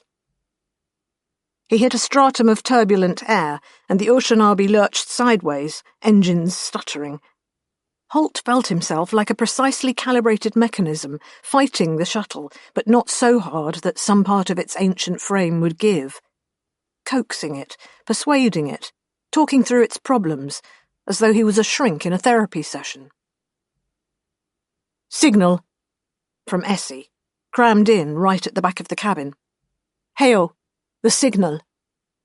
He couldn't spare her the time, even though he saw the same on his display. The enigmatic voice from the hills that sang out to them, even as every other light lit up red, and the mauling fists of the atmosphere clubbed at them with blind fury. Second. Herest Holt, the man of Earth. When they were down at last, with those hills a brooding, broken line heaping up the horizon, he made sure he was the first off the shuttle. The first to set foot on the dry earth of Ymir, which the terraformers had taken just so far towards habitability and no further. Still shaking from the near miss of the descent, he was a man with a sense of history nonetheless. He made them all queue up behind him as he descended the ramp. He was being ridiculous, he knew, but given what they'd just been through, he reckoned he was owed the honour. Garm wanted to go out first with a gun, in case there was a tribe of feral terraformers already sharpening their skewers, but of course there was nobody. It was their world. Theirs, and whatever had sent out the signal. No signal now, though. And though she would sit by the receivers for a long time, Somehow he knew Essie would never pick it up again. It had spoken, and now it was waiting for him, out in the hills somewhere. The air smelled of cold, of distant water, of nothing else. There were none of the living processes yet to give it a savour. That would change, Holt knew. They were here to bring long-delayed life to Ymir. They were going to finish the work of the ancients. He moved aside to let Garm and Gembel's teams start shifting equipment down the ramp. Third. Here is Holt, older now, but still strong, watching Gembel's first successes, the plants he raised from the Ymiri dust, which was now becoming soil thanks to the organic matter they brought down to the planet. The fungus species and the earthworms, which had collectively survived a year without withering and dying. Holt had taken the weary old Urshanabi up and down the gravity well many times now, bringing machinery and resources and people. More people, transformed from anonymous cargo to individual human beings, but always so many still left sleeping as the Enkidu's systems slowly decayed. Looking up at the night sky with its one mobile star. Standing out in the cold, even though Essie had called him to come in. Sometimes Garm joined him, sometimes Gembel. All of them not quite able to cut themselves away from where they had come from. Not only the swift point that was the Enkidu, but, if you knew where to look, one of the other stars out there was Earth's sun. He could go back to the Arkship as often as the shuttle's integrity would allow, but there was no crossing that chasm. Earth was forever lost to them. Good riddance, he told himself, trying to remember only the poison and the shortages and the terrible drawn-out end of humanity's long history on its home world. But he couldn't rid himself of Earth. It was in his bones, his blood, set down in the mineral composition of his teeth. Fourth. The work was so slow. He'd somehow imagined everything springing into being, a green tide across the surface of the world, but it was painstaking, careful work. Gembel wouldn't be hurried. They had started off living out of the shuttle itself, then out of a handful of prefab structures barely qualifying as buildings. Everyone worked, and with precious little to show for it. Days turned to whole seasons before the first visible signs of change began to bloom from the alien land. There had been printer failures and rationing, and desperate flights back to the Ark to bring down parts, as well as the last dregs of the food stores. The colony had almost died before it was ever born. Holt had slept beside Essie Arbandir, huddled close for warmth and comfort, and at the point he was dropping into sleep he'd hear the signal, just as it had sounded to the descending Urshanabi on that first approach. It called to him from the hills, and he promised himself he'd go hunting it, someday, when there was time, when the work was finished. Or else he'd hear another signal, the one from orbit, the slowing rhythm of the Enkidu's damage reports, the lethargic heartbeats of all that cargo, and he'd promise them, too. He'd be back for them someday, when they had everything ready, when there was enough good land set up to be farmed, enough food, enough everything. He imagined himself standing before a massed jury of the left behind, explaining himself, justifying all the times he had flown to the ship and returned without them. Why bring us from Earth only to abandon us? But he had no answer. He knew the other key crew had the same thoughts, and yet he'd seen Gembel's calculations. He couldn't argue with them. Wake everyone now? Wake even 20 more people now? And everyone would starve. Fifth. There was always more work, and Holt still didn't have enough hours in the short Ymiri day, even if the 10 Ymiri years that had passed were shorter than Earth years. The initial desperation of just trying to claw a foothold had become a long slog of logistics and administration, dispute resolution, resource allocation. There was a whole village of little grit slab buildings now, unlovely but functional. The first farms were producing, even though constant breakdowns in the machinery meant some of the hard work needed to be done by hand. The solar collectors were up. The water purifiers worked, though they were hardly necessary given the absence of any hostile bacteria outside the contents of their own bodies. Everyone could cook and wash and have light to read by when the evenings drew in. A few years of hard experience meant they all knew how to weather the biannual storms, as well as the vicissitudes of the hot and cold seasons they bracketed. They'd brought down another load of woken cargo from the ship, pushing the envelope of their ability to support people yet again. The idea was, of course, that eventually things would just take off. They'd be able to prepare more and more land, and they'd need more and more people to work it, and the amount of people they could feed would go up even faster than that. And Essie was pregnant. She wasn't the only one, but she'd been the first.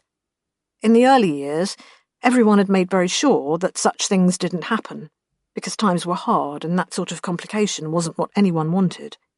But that kind of discipline had slackened off, and now she was, with every medical safeguard Gemble could scrape together, about to give birth to the first child Ymir had ever seen. There was a logistical problem inherent in that, Holt knew. But what could he say? Should he have told his own partner no? Should he have told himself no?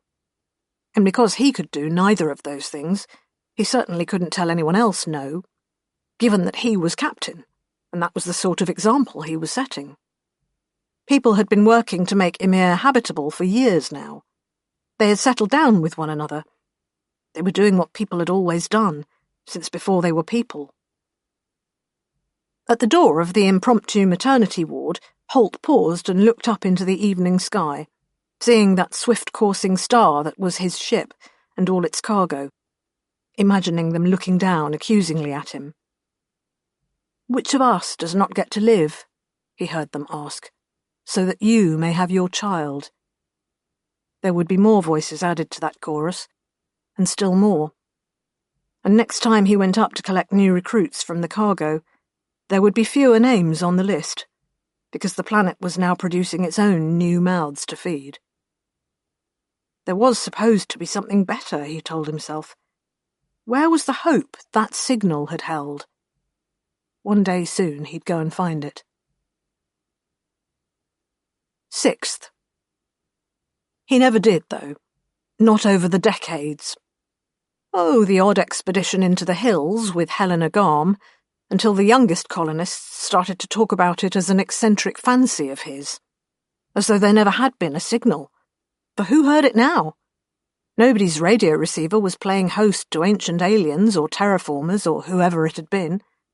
He and Garm hunted until they became the quiet laughingstock of landfall.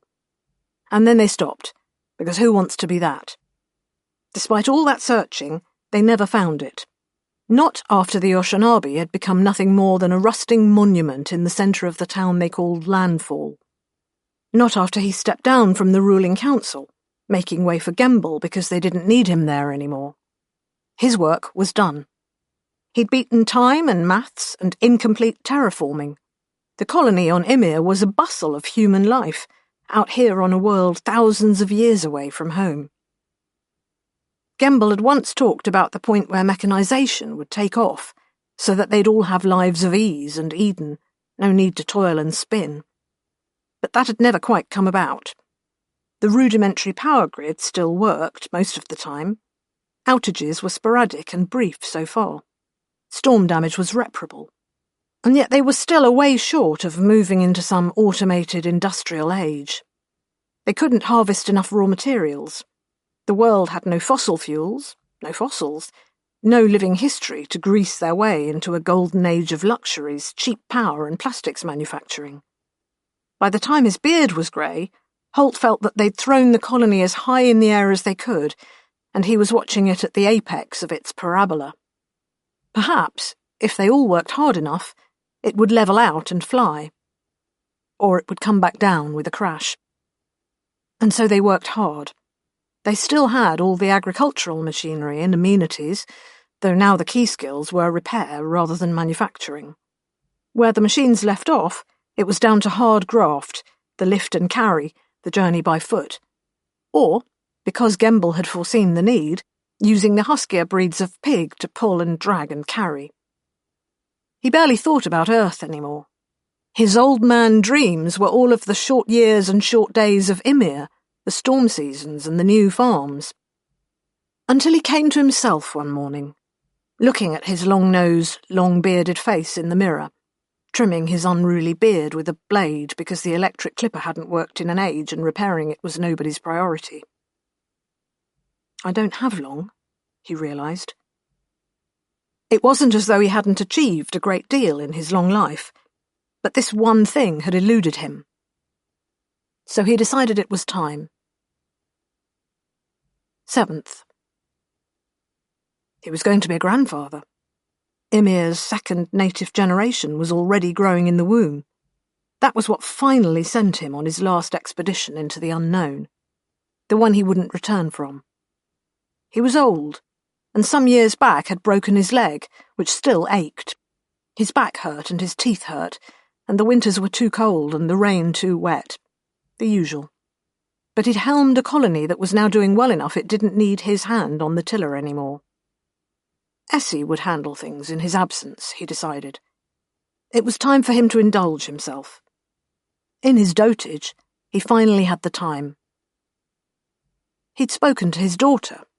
He'd be back before her time came, he promised her. One more promise in his life that was really him just saying the words and hoping events wouldn't make him a liar. "Have you thought of a name?" he'd asked, and when she hadn't, "If it's a girl, you could call her Lif." His own grandmother's name, from Earth. He was old, after all, a piece of the past holding on with both hands as the winds of time tugged at him. That kind of connection seemed important somehow. Then he set off into the hills, without fanfare. Only a handful of quiet farewells sending him on his way. He went hunting the thing that had spoken to him even as he fought the shuttle for mastery of its descent, and that had spoken to the Enkidu as it hung in orbit. Perhaps he found it. Certainly he never returned. Perhaps when he discovered the truth, he couldn't ever go home with it, like a character in a story. Sometimes the truth is poison, and nobody wants to bring poison back to their family. Chapter 11.2 Lif 1. An uncertain amount of time later, a girl named Lif was born, who couldn't really have been his granddaughter. But then names come and go, looping like serpents through a family's history. She was born into the world her ancestor, Herest Holt, created, though not the one he had foreseen. Gemble hadn't foreseen it either, despite all his planning. Gemble, almost as long dead and gone as old Holt himself, had done his level best to build for eternity. He had been a good craftsman. The fault lay only in his tools. Lif was born into a dying world, not the last child to be born, but in a sense, the last child of landfall. The last child of Ymir, because there never was a second colony for any Sekkers to have come from. By the time Lif was born, though, belief in those shadowy neighbours was practically universal. It had become important to have something to blame when things went wrong. When Lif was a child, so many things were going wrong that the vague concept of the others had crystallised into something all-pervading that overshadowed everything left of the colony. It grew even beyond the mundane idea of another group of similar humans elsewhere on Ymir, an impossibly hidden mirror to landfall. The old guilt about those left behind on the Enkidu slowly marinated in the collective unconsciousness until people glanced superstitiously up at the night sky, feeling their futures were written not in all the slowly wheeling constellations, but in the ire of that one fleet-moving satellite that streaked overhead every night. And in whispers, some even spoke of that other voice, that siren song which sometimes seemed to interrupt their radio conversations and their dreams, the voice from the hills that had called old Herest Holt away, and others after him, who'd never come back. As though there was someone out there in the forest, in a cave, somehow. And through the alchemy of these whispers, the forest itself was transformed from a timber plantation laid down by humans' hands into something dark and primal. Even though there were no dangerous beasts in the whole world worse than a feral pig, their minds populated it with wolves. Yet none of this speculation ever reached so far as to talk about visitors from other stars. Nobody speculated about the offshoots of some other branch of humanity, come looking for their distant cousins. Nobody saw giant spiders under the bed, or tentacled monsters rising from the river. This was the true history of landfall, after all, and such things never happened. 2. Liff grew up in a farmhouse near the edge of the hills. It had been at the expanding edge of the colony when it was first built, but that was a long time before. The house Harist and Essie's children had moved into, back in the glory days of expansion. It still marked the hillside edge of human habitation, though. Later expansion had spread downslope towards the river, and in both directions either side. The hills had remained a border, physically and psychologically. She never looked out of her window and saw the old captain wave before turning and walking into the trees. She'd never known him. And though she'd seen some old pictures, even a moving recording once, she felt little connection there. He was just some old man, long dead. Probably she'd have valued him more as her actual ancestor if he hadn't already been on a communal pedestal as first founder the great Captain Harist Holt. The trees were all dead by then.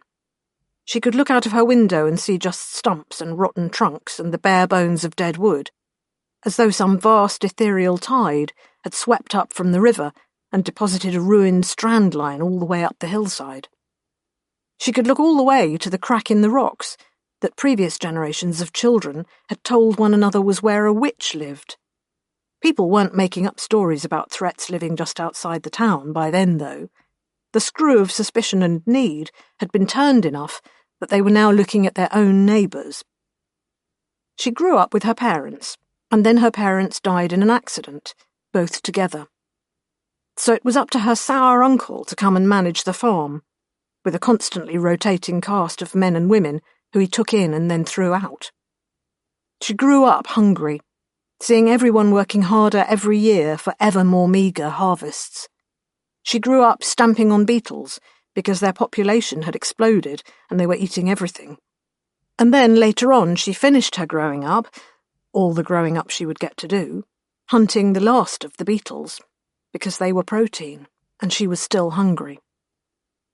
There was no school, because that fell off the hierarchy of needs fairly quickly. Even if there had been, there'd never have been a new teacher called Miranda. She'd not have learned strange new things, history and sciences and the like. She'd never have had that sympathetic ear. There was only the farm and her uncle, and the ever-strengthening reek of desperation. The dead forest, and the last hurrah of the swarming insects before they too died. 3. Everyone talked about Seckers, and the town was inundated with refugees from the failed farms. Food stocks vanished away. There were gangs of masked people who robbed the surviving farms at night. People died. People talked about the Seckers, most especially people who had masks hidden away back home. A little mutual trust between households wouldn't have saved the colony on Ymir, but it might have made the last years more bearable. Liff's uncle grew harder and became more free with the back of his hand, and when there wasn't enough food for the both of them, she went hungry. So eventually Liff fled her home. She went feral. She scavenged. She did terrible things to stay alive. She became part of a shifting community of children who had only each other. They stole. They ran. They left marks on the places they'd robbed to make the adults think the Seckers had come. Eventually, they started calling themselves the Seckers, because why not? And they died. Some were killed by the victims of their attempted larceny. Some died in accidents. Towards the end, when even their little fellowship broke up, most starved. Liff was the last of them. The last child of Ymir. After not having seen another human face for most of a season, she guessed she must be the final human being left in all of landfall. On the whole planet. In the universe, as far as she could ever have known. And there was no destiny in it. Someone had to be last. The fact that she was a direct descendant of Herest Holt was neither here nor there. After all, the branching trees of inheritance meant quite a lot of the landfall population could claim some manner of descent from one founder or another. The lot just fell to her. Liv wanders the empty streets of Landfall, searching for something she can eat. Anything, even some late-hatching beetle. Scraping the bioengineered lichen from the ground and trying to boil it up. Anything. No witch, no alien saviours come down from the stars on their humanitarian mission. Just a child left over from a valiant but ultimately doomed attempt to save the species from ruin. 4. And when at last there's not even Liv left on the surface of Ymir, there is still something. A thing that remembers and has it all happen again, from Holt's first footfall to Liv's final breath. And again. And again. Like some beast nudging a jewel with its snout, turning it about over and over, peering into its facets and trying to work out what this treasure is. Part 12. Nor the Years Condemn. Miranda, after Ymir. The Real Now. Chapter 12.1. Miranda. It doesn't feel any different. That's what scares her. Miranda, aboard the skipper once again. Or possibly aboard the skipper. Or possibly Miranda. They never recovered anything organic from her. She's down there, theoretically. Her organic cells. Not the engineered human cells of the engineered human body she'd gone down in, but the parasitic entity that was actually her, no matter how hard she tried to pretend otherwise, no matter all the masks she tried to don. Somewhere on Ymir, perhaps, there's a colony of life that evolved on Nod, and it still carries around within it the deconstructed personas of Miranda and Fabian and Ermalante and all the rest of them. Like heirlooms in the attic awaiting rediscovery at some opportune moment in the future. But that's not the Miranda she is right now. Most likely it's not down there anymore, because the major lifestyle limit when you're a parasite is that if you end up devouring your host, your prospects look bleak. She's what they recovered from the simulation engine, from the unthinkable alien computer buried beneath the hills above Landfall, which is still running its loop of the entire history of the human Ymiri colony. A loop that, for several of its revolutions, included her in a variety of simultaneous roles. Miranda, played by Miranda. Fabian and Portia and Paul, also played by Miranda. With a cast of thousands waiting in the wings. But eventually, Kern and Gothy and Gethley, also simulation-aughts, were able to isolate what she was and separate it out from the ocean of complex data that was the simulation, with a little help from one of the simulation's own favourite children. 37 times, Kern said. Maybe more. Centuries in the simulation. But then hers is a society that doesn't count time anymore. Time is just what happens to other people on the way between planets, or while you sleep, or between tissue regeneration and re-embodying. Her friends in orbit could spare the time to disentangle her from Ymir, because she was more important to them than time. The technology of being an expatriate from Nod has marched on while she was down there. It's marched on precisely because of her. The her that got itself between the gears of that simulating machine. Even for a species careless about personal borders, she'd gone beyond a new frontier. She'd done what Kern did long before her, in fact, however unwittingly. She'd left her flesh behind, earth flesh and Nod flesh. She'd become something entirely virtual, which made recovering her difficult. Even the complex operating system that was Kern couldn't have hosted her as a subroutine. She represented more raw data than any individual human-scale mind. There was only one substrate on board that was capable of running the complex program that was Miranda, and that was Miranda. Not the Miranda trapped in the simulation. Not, of course, the original human Miranda from way back when. But Miranda, the one who'd remained on the skipper. Because sending an expedition down to Ymir had been a serious risk. They'd known something strange was going on, what with the alien signal and Fabian's inability to recover any drones. The simulation engine seamlessly taking over the drone output so that it could offer up its fabricated signals and visuals, while the actual drone, divorced from its handler, had ended up in the sea or crashed somewhere or who knew what. And so a very limited expedition had finally been agreed by the consensus aboard the skipper. Miranda's enthusiasm had carried the day to the extent that they settled on an expedition of one. Or at least a part of one. Because what Miranda was, at the core of her, was readily divisible. Miranda had gone down to the planet, while Miranda, at the point of their split fundamentally the same Miranda, had remained on board ship. Then, for really quite a long period of time, they hadn't been the same Miranda. They'd had radically different experiences. One of them had somewhat forgotten who she was, shedding identities like hair until only the Mirandaness of her was left. But now they were the same again, the whole band back together at last. Once the Miranda on planet identity had been isolated from the simulation, they'd begun a complex process of exposing the Miranda on ship to it, through a succession of mediated virtual experiences.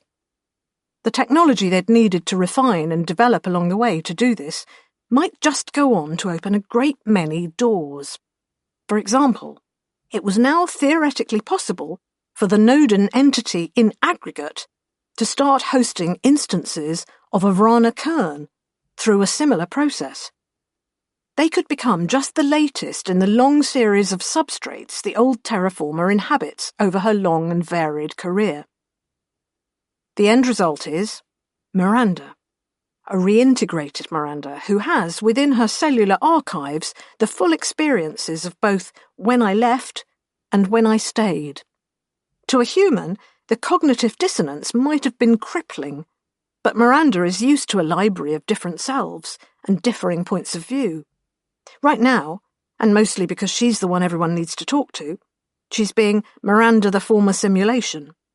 But the other Miranda still stretches out behind her like her shadow. Speaking as that recovered bundle of memories, she discovers that the whole venture very nearly didn't happen. When the skipper crew's careful attempts at establishing contact with the alien machine on the planet revealed piecemeal moments from the simulation, starring Miranda and various other facets of her personality, their first impulse had not been rescue. Because she, the same she that she is playing at being right now, hadn't been a person to them. She'd just been data, a recording of their lost crewmate. And the sting of that loss had been considerably lessened by the copy of her still being on the ship with them. Instead, her presence in the simulation had been more of a curiosity. Even Kern, who might be expected to have been more sympathetic towards the plight of a simulated intellect, hadn't been much moved. It had been Miranda herself, Miranda on ship as was, who had understood, who'd been able to put herself in her own shoes and demanded they try and recover the her that was down there. She'd viewed herself in that remembered landscape and not seen a recording, but an imprisoned sister in need of rescue. In the end, she'd been the resourceful child in the story who'd saved herself. Sometimes the friends we meet along the way were inside us all along. And now she is, so everyone assures her, back in an actual human body. This her she's being is a copy of the Miranda who went down to Ymir. She isn't sure why it should matter. The Miranda that's her is, by its very nature, already a copy of a distant human original. She was never the real Miranda, just as she was never the actual earth-born Irma Lante. Except when she puts on their faces and minds, the assumption is natural. Now, after an unknown entity had copied her, and then her friends had, through considerable study and effort, done it again, she still feels just like herself. And that's markedly more frightening than if she had felt herself diminished or coarsened by the transcription process. Because it means her sense of self is fallible. The Miranda on ship and the copy of the Miranda who'd gone on the expedition both feel equally real, equally her. She's put in mind of Kern again, who really doesn't have as much of the original human Avrana Kern to her as she believes she does. And intellectually she understands that. But it doesn't stop her claiming to be that woman. Just as Miranda can know she isn't really the original Miranda, but she can never know if she isn't really the entity that was pretending to be Miranda either. It's not really the existential problem you think it is, Kern tells her. This is the splinter Kern, the instance that was hived off the ship's main mind and sent down to run the rescue effort. She was recovered with considerably less fuss, given that her nature is more compatible with the medium. The two of them are not exactly caged up together, but they are both in their own particular kinds of quarantine right now. The crew come and talk to Miranda, but it's limited exposure for the moment. The quarantine is intellectual rather than biological. They are breaking her back into reality gently. If that's what this is. Because if it isn't reality, then only allowing her access to limited parts of it would certainly save on processing power. They retrieved the 2 Corvid recordings too, of course. They're currently being uploaded into cloned bird bodies, under the curious gaze of the original Gothy and Gethley. Precisely what the birds think about all this isn't clear, but their help had definitely been proffered. Whether it was on offer as one sentient to another, or as a mindless tool identifying a task that suited its capabilities, Kern isn't sure. It's certainly something they discuss after Miranda comes back to herself. Kern, that splinter Kern, is the one companion she has on tap that isn't a part of her internal congregation. I've been through this, Kern explains. You think you've been copied. Eventually you stop caring about not being the original. She's living in the shadow of a greater version of herself that is itself only a copy of a copy of a copy of something some ants were thinking about way back when. Miranda supposes you have to get philosophical eventually. It's a lot to take in, she admits. While she was within the simulation, 3 more ships had arrived. A pair of small, portiered-designed craft like the skipper, and 1 octopus-built giant, a great water-filled sphere with a resident complement of over 2,000, a whole community in space. That so many of their peers have turned up tells Miranda just how long it's been since she set out. True, their vessels can squeeze volumes of space across the universe at super-relativistic speeds, but the actual call to arms was limited to the sluggard pace of light, and they're a culture scattered far and wide across a span of the galaxy. Landfall rose and fell multiple times in real time, while Kern and Gothy and Gethley tried to extricate her. A great assembly of minds has spent decades working on the miraculous device they've discovered below. The engine she spent all those lifetimes inside of, scattered at random like spilled grain across the face of Landfall's history. They've learned precious little about its true nature, and they won't let her near it or any data on the planet. Not yet. She has her own compartment with limited communications, but all conveniences and comforts she might need. And every member of the crew has come to ask how she's doing. It's been strange meeting them again, especially Fabian, Portia and Paul. She has the Miranda on ship memories of working alongside them, and of an increasing cast of others as new ships arrived trying to help save Miranda in the simulation. But the she who was to be saved has different memories, recollections of her own intimations of them, hived off into separate personalities, which ended up infesting the simulated Landfall like a plague. Now she speaks to Fabian and Portia and sees herself in them, just as they can see themselves in her. The experience brings about a new breed of existential vertigo. She's always known she was a parasitic life form feeding off the personalities of others, absorbing them, adding them to her stacked shelves of people I can be. Now, having witnessed all those people brought down off the shelf and running around, she feels less the parasite and more the host. It's their seeds implanted into her, and she is nurturing copies of them, like a bird with a cuckoo's egg. She isn't sure what to do with the revelation, and it's just as well they're all friends, or she'd have to sit and think really quite hard about who's using who in this peculiar relationship. Even after all the time that's passed, the combined research team are still mostly occupied with probing the boundaries of the buried simulation machine, as a prelude to discovering who built it and where it came from. Nobody thinks this device is native to Ymir. It's a relic of a civilization that strode the stars long before humanity ever reached orbit, and they know next to nothing about it. Save that this civilization clearly had a will to preserve and remember, Miranda thinks. Paul is already creating theories about layers of simulation, descending deeper than the surface tableau of the lives and deaths of landfall. Buried beneath the hills is something that will repay a dozen lifetimes of study, to which the brief and sad history of the human colony of landfall is but a footnote, a moat against the sheer fact of the engine's existence. Nobody's interested in the wealth of life she wants to talk to them about. In fact, they shift and change the subject, trying to dial the scale back up to the cosmic. Miranda only wants to talk about the human colony, though, because she lived there. Her mind has been poured full of it. She experienced lifetimes over and over there. She feels more familiar with those streets and people than with the mutable interior of the skipper. But her trailing conversational openers go untaken. Her friends won't even meet her halfway on them. That dead colony lives on in her head, haunting her, and it feels like nobody wants to know. I am also being excluded from that conversation, her fellow inmate Kern says, disgruntled. Excluded by myself, which should make me feel reassured that the right thing is being done, but doesn't. I told them everything, Miranda says. She's recorded all of her experiences. They're recorded within her anyway, written into the dense crenulations of the cell walls of all the little entities which make up the true and basal her.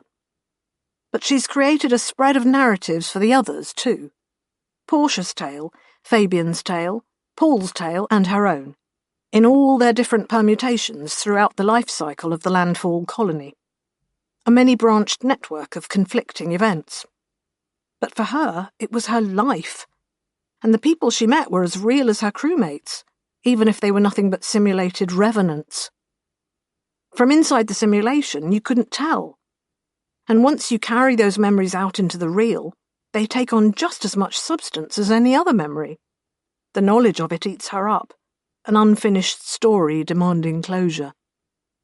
She remembers those moments of fracture, where her own presence in the colony's simulation cracked the narrative, when different generations bled into each other, and she should have realised that it was all a sham. Except that when the sham is all you have, you don't question it. Now this life is all she has, and she has questions. I told them, she repeats. I spent hours with Fabian answering his questions. And he was more interested in the fidelity of the simulation than the actual living history of the recorded place and its people, but that's Fabian for you. And then there was something off about the way he dodged mine. Kern, the projected image of her currently available, nods slowly. As though they're hiding something from me that they don't think I can handle. Another nod from Kern. Obviously, it must be in her best interest. She's been through a lot, and ever since the node and entity started simulating complex psychologies, it's been as prone to psychological trauma as the real thing. More so. Ask poor, tormented Ermelante about that. And yet at the same time, it's something Miranda has no answer for. A flaw in continuity. The thought puts her on the edge of an abyss of uncertainty. She needs to have faith that what she is and where she is are both real. Or else this is hell, nor is she out of it. She dreams of landfall. Dreams, in the sense that her simulation of being Miranda is in itself of sufficient fidelity that dreams can arise spontaneously when she pretends to sleep. Dreams of Liv, the fiercely intelligent girl who could also see the world was going wrong. The starving urchin in the ruins of her civilization, last living human on Ymir. The girl she knows is only a simulation, but the pain is real. "I'm making inquiries," Kern says. "So am I, only nobody's answering me."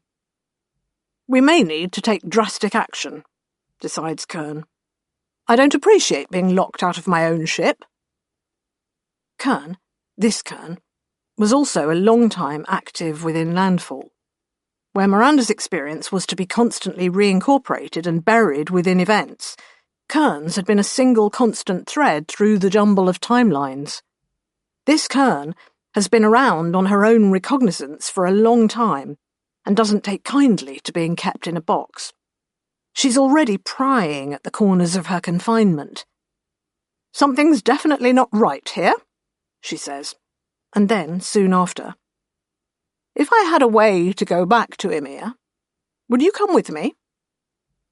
Miranda stares at the image of her. Back to Landfall, but for real this time. To see the last vestiges that time has left of that dead place. Catharsis. Closure. Without which she can't live in the present moment because of the hundreds of lost souls clamouring within her. All the people she never was, who nonetheless each have a hook in her memories. "The answer is yes," she says. "But why would you?" "Because she blinds me," Kern says viciously, meaning herself, her greater self. "I try to see down there, and there's nothing. I've had enough of it." The unspoken but utterly Kernish subtext, who does she think she is?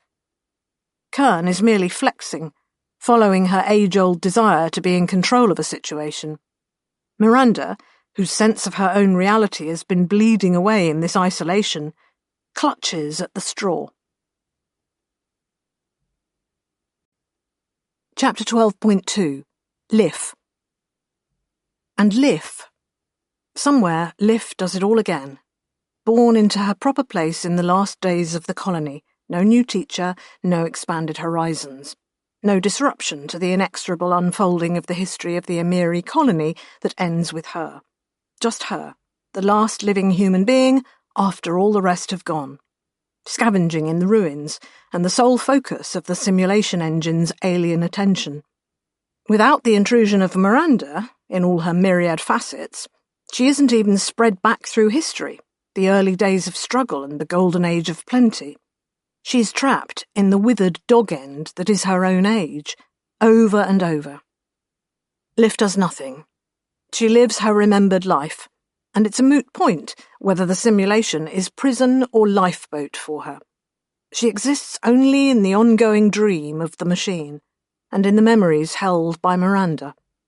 As though she's waiting, even though the waiting is all her life from start to solitary closure. And again, and again.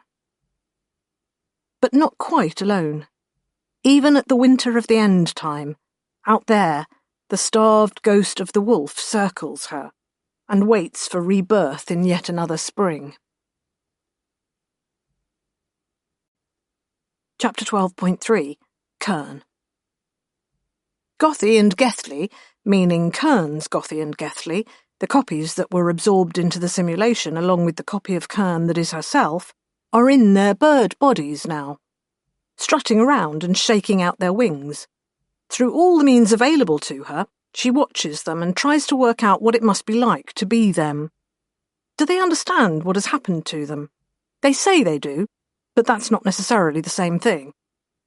She manifests for them, an image of herself in clothes appropriate for the vanished time that was hers, just as she showed herself on Ymir, or that false Ymir held within the engine down below. "You know me," she tells them. "She knows you," says one, Gethly. His manner suggests that knowing her is neither here nor there as far as he's concerned. Obviously, we're very grateful for the loan of your particular competencies, Kern says. It's a slightly different register to the way she'd speak to the rest of the crew, more the way she'd have spoken to her subordinates within the terraforming program. How she'd have spoken to Renee Pepper, probably. Her memory has preserved no recollection of the woman. The birds have no response to that, not even a recalled human pleasantry. So she says, I have some questions. Ask and ye shall receive, Gothy croaks, which is her problem in a nutshell. It's an appropriate response, and simultaneously a vacant echo. You understand you were within a simulated environment, the human colony on the world below us. They nod and chuckle at one another, and then say, yes, yes, as though impatient to get on to fresher pastures of conversation. Do you, though? Kern asks. You are minds incorporated into bodies in the physical world now. Miranda's had some difficulty adjusting, comparing the simulation with the real. And you? Gethley asks her. Tell me about your feelings. A psychoanalyst's complicit nod. I don't have feelings, Kern says. I mean, I could if I wanted. I've dabbled. It didn't go well. But it must be different to you. And you did a great deal to bring Miranda back to us. A moment of discontinuity because it isn't quite us, given the way her greater self is shutting her out. Your approach to the problem was novel. I wouldn't have arrived at it. She thinks of problem-solving AI algorithms from back in her day, which could often find remarkably unintuitive but effective solutions to things whilst being dumb as bricks in all other respects. And these were smart birds. Nothing like that. She wanted them to drop the act, basically. She wanted them to shrug and eye each other, and then admit they were human-like intellects who'd just been perpetrating this odd scam for their own amusement. And yet the birds mutter to one another in their own jabber, quote poetry that predates whole civilizations, and refuse to let her in. How does it feel? She asks them again, this time in her guise as someone responsible for them. How are the new bodies? Settling in well? Investigations are continuing, Gothy tells her. A list of differences will be drawn up for the next quarterly meeting, suggesting that life for the dwindling terraformers on Rourke had been unduly bureaucratic before the end. Then Gethley adds, It feels now. Kern's image goes still as she lets go of the strings, considering the words. Explain. Gothy takes a sudden fluttering turn about their little chamber. The birds, too, have been isolated. In fact, the greater Kern outside is ready to introduce them to their fellows, their other selves, to see how that will go. Gethley just hunches and cocks a single bright eye at her. It always feels now, he tells her. That's how it is. For me? Gothy abruptly flurries down through Kern's projected image, apparently purely out of devilment. It feels then. But you mean sentience? I do, yes. Kern waits, because this feels as though she's on the very edge of that looked-for admission. The two birds stand side by side, stiff as parade ground soldiers, as though they're about to defend their thesis or give a final report to the board. We understand the principles you refer to, Gothy states. It was a matter that much concerned our progenitors on Rourke, after diplomatic relations were established between our two houses, both alike in dignity. Word salad, as though some Dadaist was plucking ideas at random from a hat and ending up by chance with whole sentences. Sentience, adds Gethley, is what is a what, and if so, what? You think, Kern all but accuses them. You'd think we think, he either answers, or gives back a mangled echo. But we have thought about the subject and come to the considered conclusion that we do not think.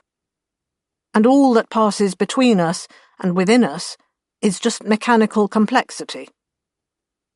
We have read the finest behavioural studies of the age, and do not find sentience within the animal kingdom, save potentially in that species which engineered us. Gothy agrees. You're telling me that you're not sentient, Kern says. You're quoting references. An adequate summation, Gethley agrees. Now, moving the spotlight onto you. Me now, is it? We have read your own specifications, Gothy tells her archly, and it's Kern's turn to defend the thesis, with the Corvids as the board. It is amply evident that you are a reasoning device. Your personal continuity notwithstanding, you cannot be considered to be a true sentience, Gethley explains to her, in the earnest tones of some long-dead member of the terraforming team, and then adds, as though to salve a pride that he's just dismissed as non-existent, though very high-functioning. Kern isn't quite sure what to say to that. It's been a long time since anyone was in a position to patronise her quite so thoroughly. Anyone except some other instance of herself, anyway.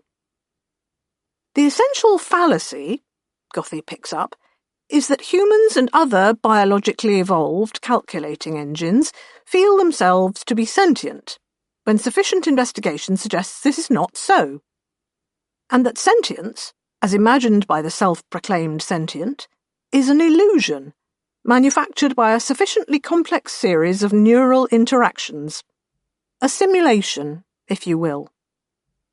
On this basis, either everything of sufficient complexity is sentient, whether it feels itself to be or not, or nothing is, Gethley tells her.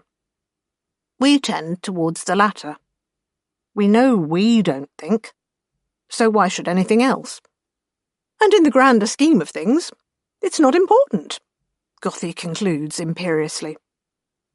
It is not, her counterpart agrees, in the same way that it's not important whether this here now is a simulation, given that it is indistinguishable from a sufficiently advanced simulation, and given that we three all recently inhabited a sufficiently advanced simulation and were unable to distinguish it from that wider, possibly real, possibly simulated experience we call the universe, given the limitation of senses and instruments, and the limitation of brains, and so on and so forth.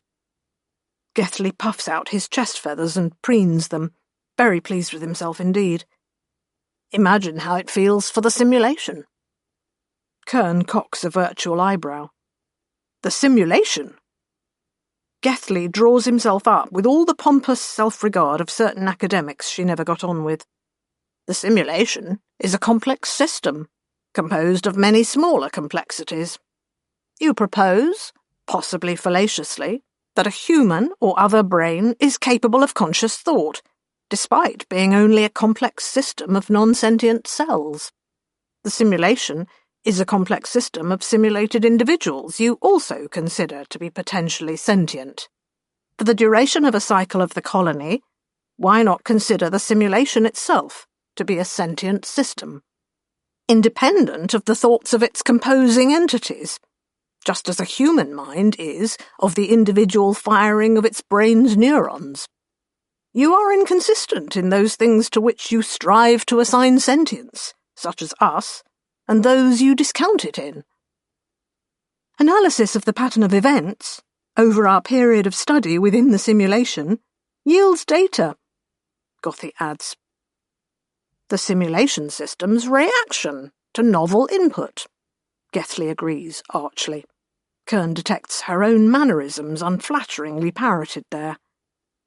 Analogous to an existential crisis. Why posit intelligence in us, and not organically arising out of the wider simulation? We have witnessed a thing never intended for awareness trying to confront itself. Unhappily. After a little preening, he adds, as a postscript, we think that it is better not to be sentient.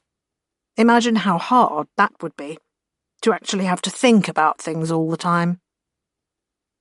Feeling rather taken aback by the nihilism of it all, Kern considers. Sufficiently advanced instinct is indistinguishable from intelligence? Is that where we are, then? Or sufficiently advanced programming, in my case? that I feel that I am sentient. But then you can tell a computer that anything is true and it will have no choice but to believe it. Humans and the rest, they feel sentient, surely. But what do they know? And there's the thought of the simulation itself, haunting its imagined landscape like a lonely beast, existing only as the glint of eyes in the dark at the edge of a firelight, but existing for as long as the fire was fed. By then it's time for the meeting. The kern without opens the wall to the other two birds, the originals, with a clear barrier in place at first in case of violence. The two pairs of corvids inspect each other, strut back and forth, and take short flights. They mirror each other for a bit, then tire of that. They chatter and murmur and rasp. And Kern already knows everything's going to be fine, because the natural birds might have been all about territory and pecking order, but these uplifted versions have reasoned themselves onto a plateau of enlightened non-sentience, where they're perfectly capable of accepting a simulation as real, whilst knowing it's a simulation. In the same way, the fact that there are now two Gothies and two Gethleys gives them no existential dread, since they are determined not to have any real inner existence. And of course, Kern's verdict is that the corvids of Rourke must be treated with all the appropriate dignity of sentient creatures, in spite of, or because of, their complex and fervent reasoning to prove that they are not. Chapter 12.4 Miranda. The next thing that happens is that Miranda has a visitor, and the visitor is Kern. The old AI is walking awkwardly in a body. It doesn't belong to her. In fact, it's Miranda's. The face is Miranda's, but the expression is Kern's, like invisible fingers are pressing into that mirror flesh and moulding it to another's will. It was what they had ready, Kern tells her, voice slightly thick from using another's tongue, in case there were difficulties reintegrating you. And then, cued by Miranda's expression, "Is this going to be a problem?" "I don't know how I feel about it," Miranda admits, and she means, I don't know how Miranda feels about it. She herself, the root we of her, doesn't care, of course, but Miranda is the personality she currently has resurrected, and Miranda's reconstructed psyche finds looking into her own face like this discomforting. Kern is impatient. "Think of it this way. You're an alien symbiote incorporating an encoded memory of a human woman, whom you're currently simulating with sufficient fidelity that you can believe you're her. I'm a simulation of a different human woman who was encoded into a computer, and then spent far too long as ants before being decanted into this blank body. We neither of us have much in the way of intellectual property rights now, do we?" "But why, though?" Kern has the grace to look slightly shamefaced. "I spent a long time within the simulation, having a body. You get used to corporeality. It becomes a habit, a privilege. The sensorium, the emotional life within. I have developed mental habits reliant on actually existing, even though, by objective standards, I didn't exist, it being only a simulation. It felt real." "Yes, it did," Miranda shrugs. "And you're right. We can hardly point fingers. What now, though? Or have you just come to share my quarantine? I keep telling everyone I'm fine. I just want to go down and see what's left. And they give me looks. I can't even send a drone down or get access to a satellite view." Frustration building in her. They don't understand how real it was. I lived there. I lived lives there, plural. I can't just shrug and dismiss it all. She's aware, of course, that of all the skipper crew, she was always going to be most susceptible to something like this.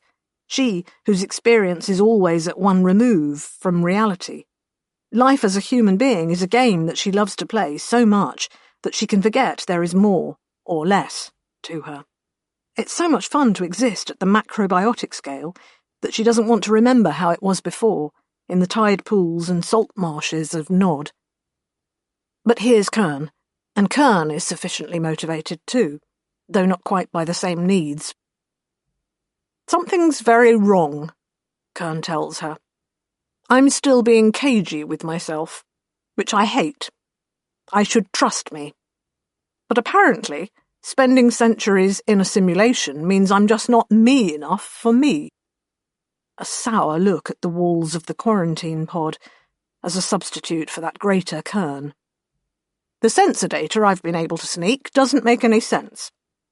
Only natural to start picking at the inconsistencies. Once you've lived in a simulation, it becomes hard to trust the real. Thankfully, I've taken steps, Kern explains. The quarantine chamber shudders. You may want to secure yourself. We're going to have some physics now. Miranda accesses what systems she can and sees she has a new suite of options now, mostly relating to the sort of safeguards required by violent manoeuvring. It's not something she, Miranda, has ever had to do, although she has access to a whole library of crashes, chases, and other mishaps to fortify her. She has the walls extrude the necessary webbing, understanding that Kern is about to separate them from the rest of the ship. I see, a voice observes, harsh with disapproval, speaking in Miranda's earpiece and simultaneously aloud in the room. I am severing the quarantine chamber from the main ship, says Kern, Miranda's embodied Kern, rather than the incorporeal instance that's just spoken. We are returning to the planet to see what's what. Miranda waits for the forbiddance, and surely the Kern that is the ship can override whatever subroutines this Kern has put in place. Instead, the voice speaks to her. Miranda, do you want to do this? I have to go and see, she tells both Kerns. She's aware that her priorities are hopelessly skewed by subjectivity. If all this is a simulation, then going and seeing are as worthless as just staying put. It's not as though by running fast enough she could outpace the world being built around her. Ymir and Landfall call to her, though. Lith calls to her. Even if Lith has been dead for 1,000 years and only exists now in a cycling recording in an alien machine, Miranda needs to go down and walk the surface of that world with her own feet, to close the loop, sew shut the gaping wound left in her mind. They crossed the vast gulf of space, and they tried to restart humanity on this world. They were brave and resourceful and determined, and it wasn't their fault that in the end the odds were stacked so heavily against them. She lived amongst them. She owes it to them to visit their graveside and lay some flowers. Very well, says the greater Kern. A shudder of separation racks the walls around them, and they're floating free. The splinter Kern has already altered the budding shiplet's configuration to have motive power, and their little pod spreads its own wings to the sun to replenish the energy they're burning. From their lunar station, they begin the long, slow glide towards the world. Miranda wonders if they should visit the Enkidu on the way down, still locked in its exacting orbit. The great secret guilt of the landfall colony, a ghost haunting a ghost. She isn't sure whether it should seem a form of poetic justice or a tragic waste, that when Holt and the others made the incremental decision not to wake all those watchers, it was all for nothing. Landfall would still fail. But then all things end, she supposes. Her own culture, distributed and varied, has done its level best to future-proof itself. But there will come a time, even if it's the heat death of the universe, when they will be gone. The living and the struggle is all. The moments of joy and sorrow, not just as stepping stones to the future, but taken on their own merits. She knows this, but cannot make herself accept it. Emotionally, she feels the death of Landfall like a knife. I was just there, moments ago. As though it's a magic land, just the far side of a mirror, and now she's trapped in the real world and unable to return. Except, of course, she could return. The magic land is still there, treading over its eternal round of growth and decline. But her returning to Landfall would be the stone cast in the pool, shattering that eternal reflection into chaos again. For a moment there are transmissions. A scatter of intercepted signals from the world below, from one small part of it. No more than the idle talk of the handful of working radios Landfall possessed at one time or another. Her heart leaps before her mind catches up and wrestles it down. There is no living town down there, nothing capable of transmitting, and no voice to be carried to them. It's all dead, and what she's catching is mummery from the buried engine and its ongoing simulation. The signals the engine fabricated to be detectable from outside, because those too were all a part of its simulation. Because when the Emiri colony had existed, then from space one would have expected there to be such signals. A theatrical masterclass of imitation, performed for an audience of one uncaring universe. A moment of dizziness, disconnection from herself, breaks over her and passes. She cannot remember the previous time she fell under the engine's aegis. Those seconds of mental assault weren't copied into the simulation when the engine reached out and read her. The real her was left to spiral down in utter confusion, to consume its own substance and then retreat into the soil of Ymir, where it would never find another host, or become the complex thing that was Miranda. But she, the Miranda currently thinking this, would go on, as a virtual copy of the biological copy she had been within the engine. For a moment she's not sure whether it's happened again. "It's fine," Kern assures her. "When the Crows and I came to rescue you, we had to be able to avoid just being slotted into the simulation like you were. We needed to insert ourselves with higher-level privileges, effectively, so that we could act freely within the virtual environment. In fact, by the time we'd worked out you were actually in there and causing continuity problems, we'd already devised countermeasures in order to be able to study the thing." They break into the atmosphere in a perfectly controlled glide, the pod shifting its profile so that the turbulent atmosphere buoys and carries them, rather than fighting them. They coast on vast, membranous wings with the underwater ease of a manta ray. If there had been a living human left in Landfall to witness them, what might they have made of this alien visitor? All their worst fears realized, Miranda suspects. Panic and terror. But we could have found a way to make contact, if only they'd lasted. We could have navigated the cultural maze, helped them without destroying them. Easy now, to be sure, when the point is moot. "Let's see, then," says Kern, her Kern. The appropriated body is hanging in cushioning webbing like a thing, not a person. The Miranda face is slack as Kern forgets it, absorbed in controlling the ship. Filmy screens dilate in the walls. Miranda braces herself for what she might see. There's nothing.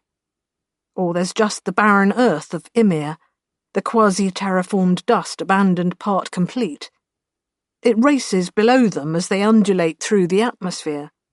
Kern sends their vessel in a long wheel over the barren earth. But there's nothing at the centre of their circle. It's wasteland all the way to the horizon. The humped hills are bare. "Where are we?" Miranda asks. It's a big world, after all. "These are the coordinates," Kern says. She pinpoints the location of the engine. A deep geophysics scan shows the great opaque hulk buried far down beneath the hills. Miranda does some quick and dirty work with the map and her own memories.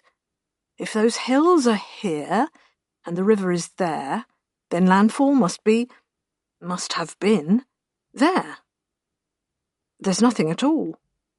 A whole town that once hosted thousands, plus all those farms spreading out for kilometres on all sides. A lot of time has passed. Wood rots and metal rusts, and the storms come and go. That same geophysical scan should be showing them traces, even buried deep, though. She should be seeing the outlines of buildings, the street plan, post holes and potsherds.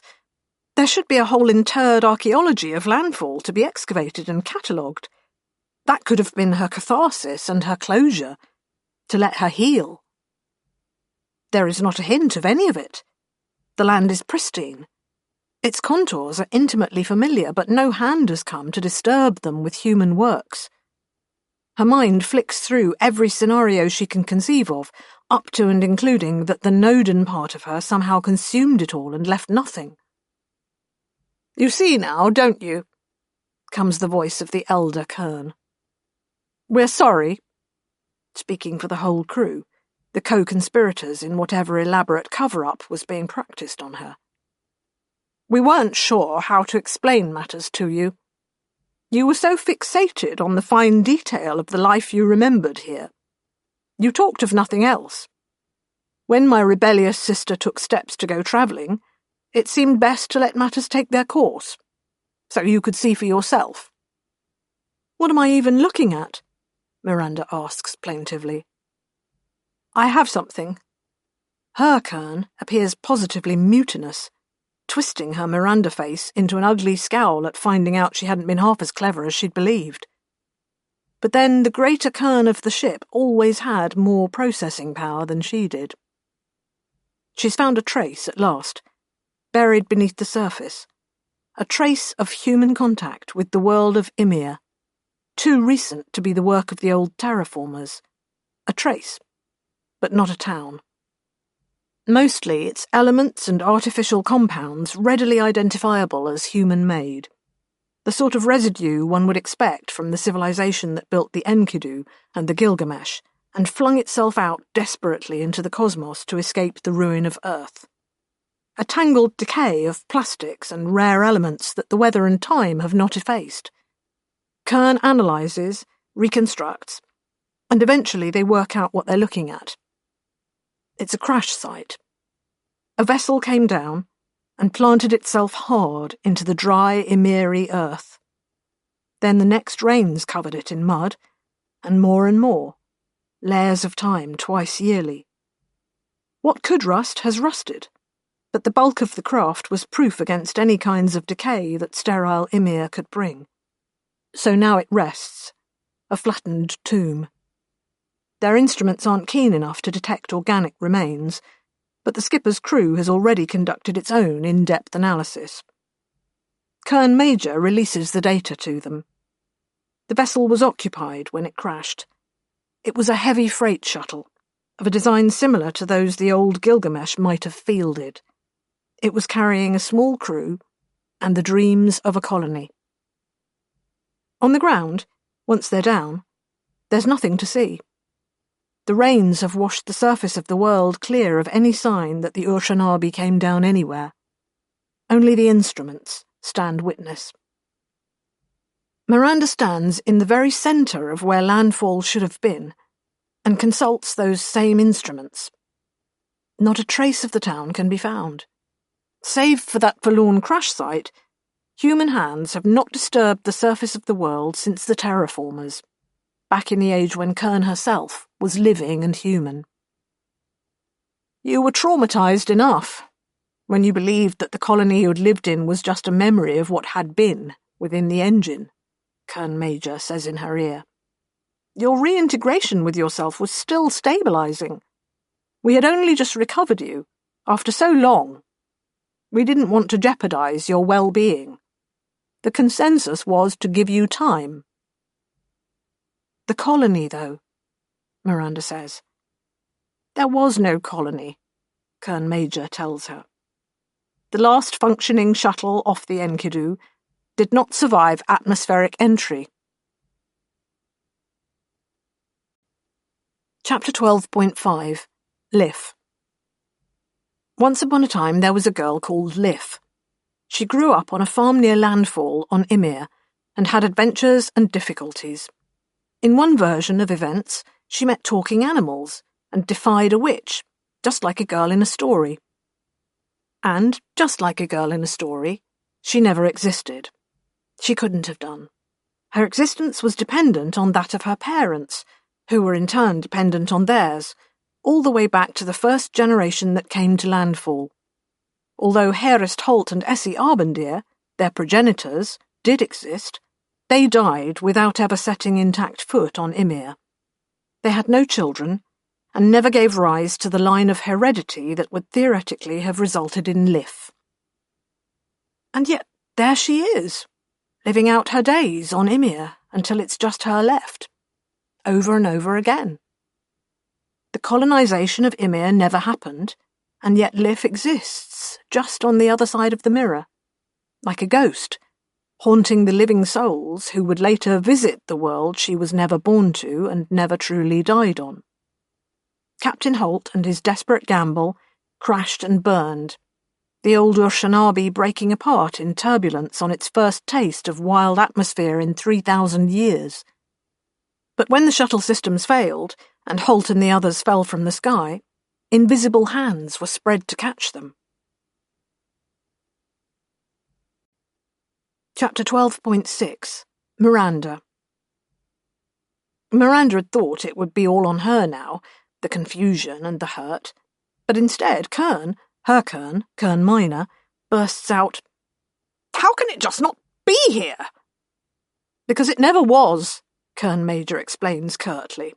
"The settlement you describe wasn't founded. Nobody from the Enkidu reached the surface alive. You can imagine our confusion at the events you and the birds described to us, and that we became aware of in the simulation." "But I met Holt," Miranda says, "when we were there in the early phase of the colony, and I think at other times." Continuities jangle together in her head. "Except he couldn't have been, could he?" "He was," Kern Minor confirmed. "Kept turning up. Just like your girl there. The one that actually helped us get you out. The two poles, like I told you. There was a point, I'd guess, when the only human being simulated was Holt, and there was definitely a point when the only one was the girl. Perhaps that made them both more real than anyone else. When things went wrong and the cracks began to show, they both began to bleed towards the middle from either end." She stretches her, that's Miranda's, arms. "A mess, essentially, but most definitely there." There's no visible presence for Kern Major, just as there's none for the impossibly absent landfall. Still, Miranda can feel the old AI's attention on her. "He died," she says. "Him and his crew. And obviously everyone on the Enkidu sooner or later. None of them lived to found or build anything. But the engine found them, and constructed a copy of them, just as it did of me." "Yes," Kern Major confirms. Miranda looks at the junior member of the Kern partnership, meeting a general lack of expression on that so familiar face. "The simulation engine," she says slowly, "doesn't record events. It speculates. It runs through experiments. Well, that's what happened when Holt and the others arrived. It copied the starting state of them all, Holt, the shuttle, the Ark, all their preparation and work, copied at such a ridiculous level of fidelity that, from the point of view of those inside the simulation, there was no moment of transition. They'd always been there. And then it let the events run, as if they'd landed the shuttle, all the way to the end. First well, and then badly, and then what we saw, the empty town, Lif, and then again, and again. Same parameters, so it goes the same way." "A control of the variables," Kern Major suggests, "at an atomic level. A mechanistic universe, where even quantum events are part of the clockwork. It would have to be. Exactly the sort of universal simulation we always hated talk of," Kern Minor shunts in bitterly, and her snort is echoed by a kindred sound of disgust in Miranda's ear. "Then we broke in, changed the variables, and it all flew to pieces. So was it trying to restore its timeline with all the," she thinks of the scaffold and the tree, "unpleasantness? I wonder," Kern Minor says quietly, "if there is a deeper simulation. If it's the original terraformers, and the world they would have made if they'd finished their work here. A green paradise on Ymir. She would have known some of those men and women personally. Or else..." A long, uncharacteristic pause. In a living human, it would be for thought. In Kern, it speaks more of a looping subroutine, a decision process incomplete. Miranda sits down there on the dusty ground. The enormity of it is too much for her. Not that Liff is long dead, but that she never was. None of it was. Just a dream in the eye of an alien machine, constructed for purposes unknown. And if you burrowed down below landfall, below the terraformers, what would you find in its great well of false history? Its makers? Other would-be colonists and visitors? How many different emirs are stacked on top of one another within it? And how many other engines are there, across the galaxy, seeded for unknown reasons and abandoned to their endless tasks? Her civilization could learn endless secrets from such devices, and yet learn nothing, because such wisdom, just like landfall, might be made of nothing but lies. "We have to do something," she says. Kern Minor looks at her. She can sense the same cool regard from the other Kern, too. "The study teams are already doing a great deal to understand the engine," Kern Major points out. "This world will be the centre of industrious research for generations, whole spaceborne communities arriving to take part, while others reach some personal conclusion point and leave. But that isn't what Miranda means. For them," she clarifies. "We have to do something for them, the people of Landfall." "There are no people of Landfall," Kern Major says. From the expression she's pushing her borrowed face into, Kern Minor is heading that way too. "But there are," Miranda says. "We met them. We lived among them." "Simulations." "If they're simulated with such fidelity that the engine can extrapolate the whole future history of a colony, from the founders through all those generations yet to be born, then they are people. They know themselves to be people. Consciousness, true sentience within the simulation." "You can't know that," says Kern Major dismissively. There is a pause in which both Miranda and the lesser Kern are, notionally, looking back at her. "What?" she demands. "You can't. It is a reasonable statement of fact." Kern Minor says slowly, "The three of us, in particular, should not be throwing that manner of stone at anybody's glass house." "What if it wants us to interfere?" Miranda asks. Silence from both Kerns. The machine, I mean, the engine. "We have no indication that it wants anything," Kern Major says. "Personally, I'm tending towards the hypothesis that what we're observing here, with the data capture and simulation, is probably just some side effect of a real purpose we've not even scratched the surface of. Whatever it's doing, why should it be so comprehensible as a human-scale want?" "Except," Miranda says, and then has to pause and reorder her inner architecture before she can set the argument out for them, because she has a monstrous regiment of Mirandas in her head right then. All the Mirandas who lived through the iterations of the simulation, plus this little Miranda who stayed home.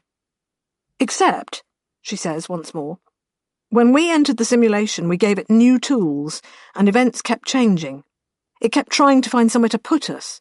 We didn't just settle into a single narrative. We were an opportunity, a toolkit." Thinking of Fabian with the tractors. Like it was trying to fix something broken. And Liff, it kept throwing Liff in there. Holt as well.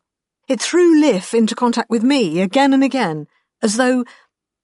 Thinking of the countless lives of Landfall, just as she herself contains multitudes. But she's also one person at once, the dominant personality she experiences the world through. Her own simulation, without which she couldn't process information from the wider universe. Almost as Holt and Liff, those two poles, were the personas the engine used to experience its own simulation. Its sense organs, its blindly reaching hands. As though it wanted the colony to live. Real life, rather than just dying over and over. "It's not life," Kern Major tells her. "It was never life.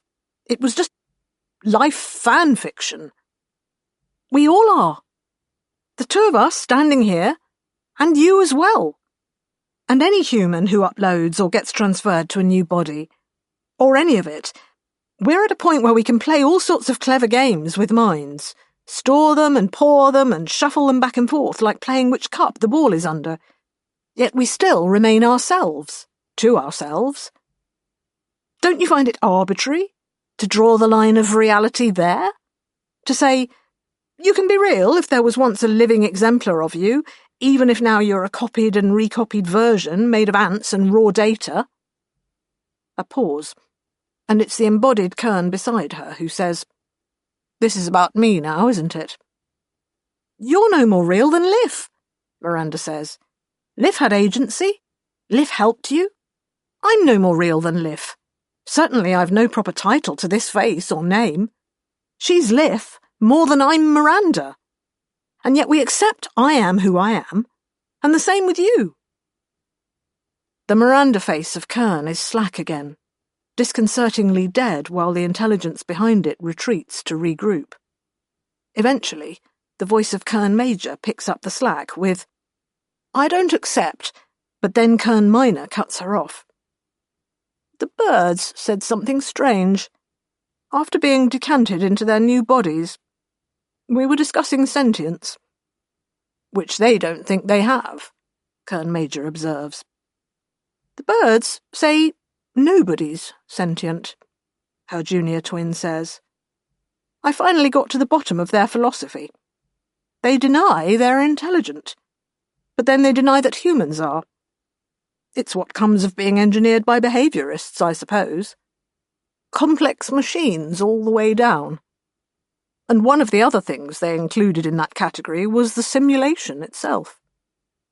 "The engine," her older self corrects her. "No, the simulation.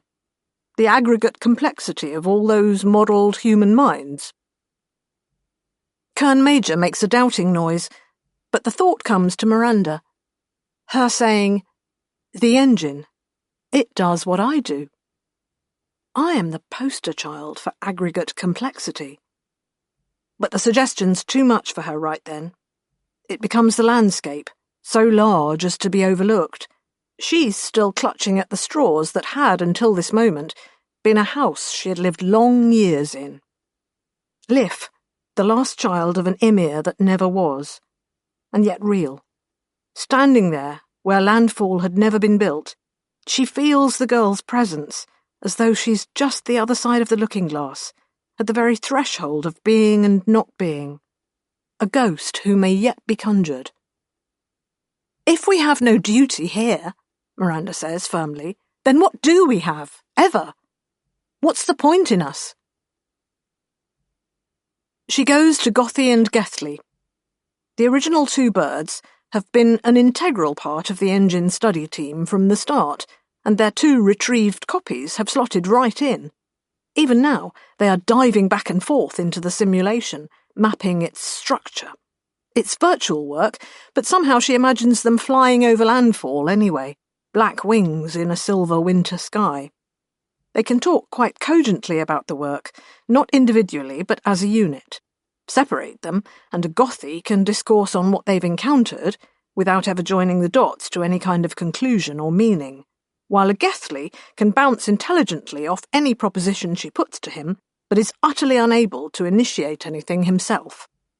Get the pair of them together, and they seem to become a person more than capable of discussing the topic at hand, whilst at the same time denying their own personhood. One of the other ships that arrived to assist in the study effort had a whole community of Rorke corvids on board. A further 36 birds, which perhaps means 18 individual minds. Collectively, the flock of them has become the all-purpose tool for measuring and exploring the inner world of the engine below. She asks Gothy and Gethley if there is any instance of her still down there, ruining the simulation for everyone. Being repeatedly lynched, skipping through the false history like a well-flung stone. They did their work well, though, isolating her from the greater pattern of the landfall colony. The extraction left nothing of her within the fabricated continuity there. Landfall is back to running its original course, halt through to Liv, and then looping around to the start again. Stable and doomed. I need information, she tells them. I need a plan. Gothy has information. Gethley helps her with the planning. She works with them, and every so often looks at their sharp black eyes and speculates about what's going on within and between them. And she wonders, with that example laid open before her, why she doesn't also wonder the same about herself more often. Why everyone doesn't. In the end, she brings her proposal to the rest of the fleet, because she feels if she can make this work, then it will at least rid her of these nagging doubts about her own reality. She'll be levelling the playing field. There is a colossal amount of pushback from almost everyone. Partly it's logistics, but in truth logistics haven't been an issue for their culture for an age. They can go seamlessly in and out of suspension. They can upload consciousness into new bodies or record it in an immortal alien gene line. They have all the energy the local star can provide, and the resources of all the planets in the system to draw on. Portiered understandings allow for seamless transmission of knowledge and experience. Node and xenobiology performs the same function for whole personalities. Time has ceased to be a limiter on their civilization, or at least they expanded their reach into the future exponentially. As long as something holds their collective interest, then there'll always be somebody to take up the slack and continue the work. But what absorbs their attention is the ethical element. Who would we even save? This is Kern, one of the larger Kerns, acting as counsel for the prosecution. There are multiple generations of colonists within the simulation, from the founders to this final child of yours. They are only the people they are because of the environment they developed in, and the other individuals who have informed their lives. Just as you cannot truly save a species unless you preserve its ecology and environment, so you cannot save an individual unless you preserve everything around them. Or are you proposing to just recreate their doomed history on the planet, one last time and for real? Have them act it all out and then die off like some poor-taste historical reenactment? Miranda is sitting in the skipper, but she's also standing before an audience of several hundred interested parties. She's come to put her proposal to the majority, because she can't do it on her own. I was thinking about my experiences within the simulation, she tells them all, dodging the question for now because she needs to warm them up. Her story has gone round the little fleet. She's quite the celebrity. She's gone somewhere nobody else has. There are those who wanted to emulate her, but the consensus has been to place the simulation off-limits and preserve its integrity. Although those who pushed for that decision would have counted themselves as her allies, Miranda isn't sure she agrees. Things went wrong in a variety of ways when we were added to the mix. We, meaning her own internal we, but also Gothy and Gethley and Kern. But they went differently. They kept going differently, depending on where the simulation put us. We were novel elements. And I've been wondering why it kept changing things around. It was as though we had given it a power that it had never had before, the chance to change the destiny of its creation. Speculation, Kern says dismissively. Miranda casts an inner eye over the faces of those in the audience, trying to gauge their mood. I only have my own experience, but I remember what it was like on Nod, when it was just we and the memory of being human. How we tried to recreate that, and failed over and over because it was just us. Then, how we were saved from that by all of you, meaning the grander culture they're all a part of. The input of others, opening up the universe. Countless objections are raised. At first people feel that they shouldn't take any such steps at all. Then, after she's begun to wear them down and make converts, it comes down to how she could possibly decide who to save. They have a colony with a history spanning centuries. Let's say they recreate Holt and the original colonizers, instantiate them into physical bodies, and let them get on with their colonization of Ymir. Yes, with a little nudge and some aid, they might succeed. But the generations that come after them wouldn't be the people Miranda remembers from the simulation. Different children would be born, different events shape different minds, and the same goes for any starting snapshot of colonial life. Some objectors say they can't save the society that grew up on Ymir. because that society is a four-dimensional, interconnected and utterly fictional colony, which flowered in an alien engine's imagination. But Miranda answers that they don't need to save it, because it will still be there, growing and dying forever. Think about that, she tells them. Now think what we would do if we found a prison somewhere, with real people in it who were trapped and being tormented forever.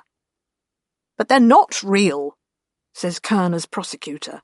They're not even memory. They're imagination. They're as real as anyone, is the position Miranda won't budge from. She gives them one of the old quotes that Gothi dug up for her. We are such stuff as dreams are made on, and our little life is rounded with a sleep. There is something we can do, she tells them. A minimum exposure scenario that disturbs nothing else. A test case, if you want. A what-if without repercussions. We start at the end. She's seen that end and has a desperate need to intervene there. She has a responsibility, a teacher to her final pupil. She can save Liv. Miranda can copy the simulation of Liv's mind into a blank body, just as they did when rescuing Miranda herself.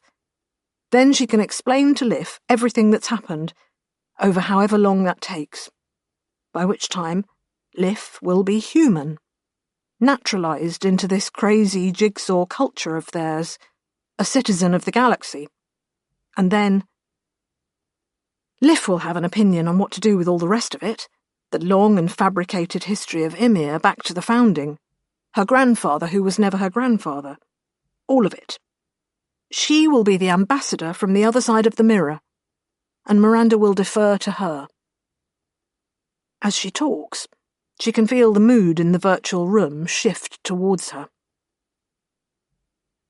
Later, someone comes to see her, a visitor from the huge octopus-built vessel that dominates their little orbital community. Miranda hadn't even realized the woman was with the fleet, and physical visits are a rarity, what with the distances involved and the ease of virtual communication. But here's someone who's made an effort in coming over to the skipper. Miranda studies the face, seeing the lines and creases it has accumulated over the long years, even the occasional scar. Time still catches up with you. A surprising number of people of all species eventually decide to give in to it. People still die, it's just that most of the time they do so with dignity and control, when they've done all they want to.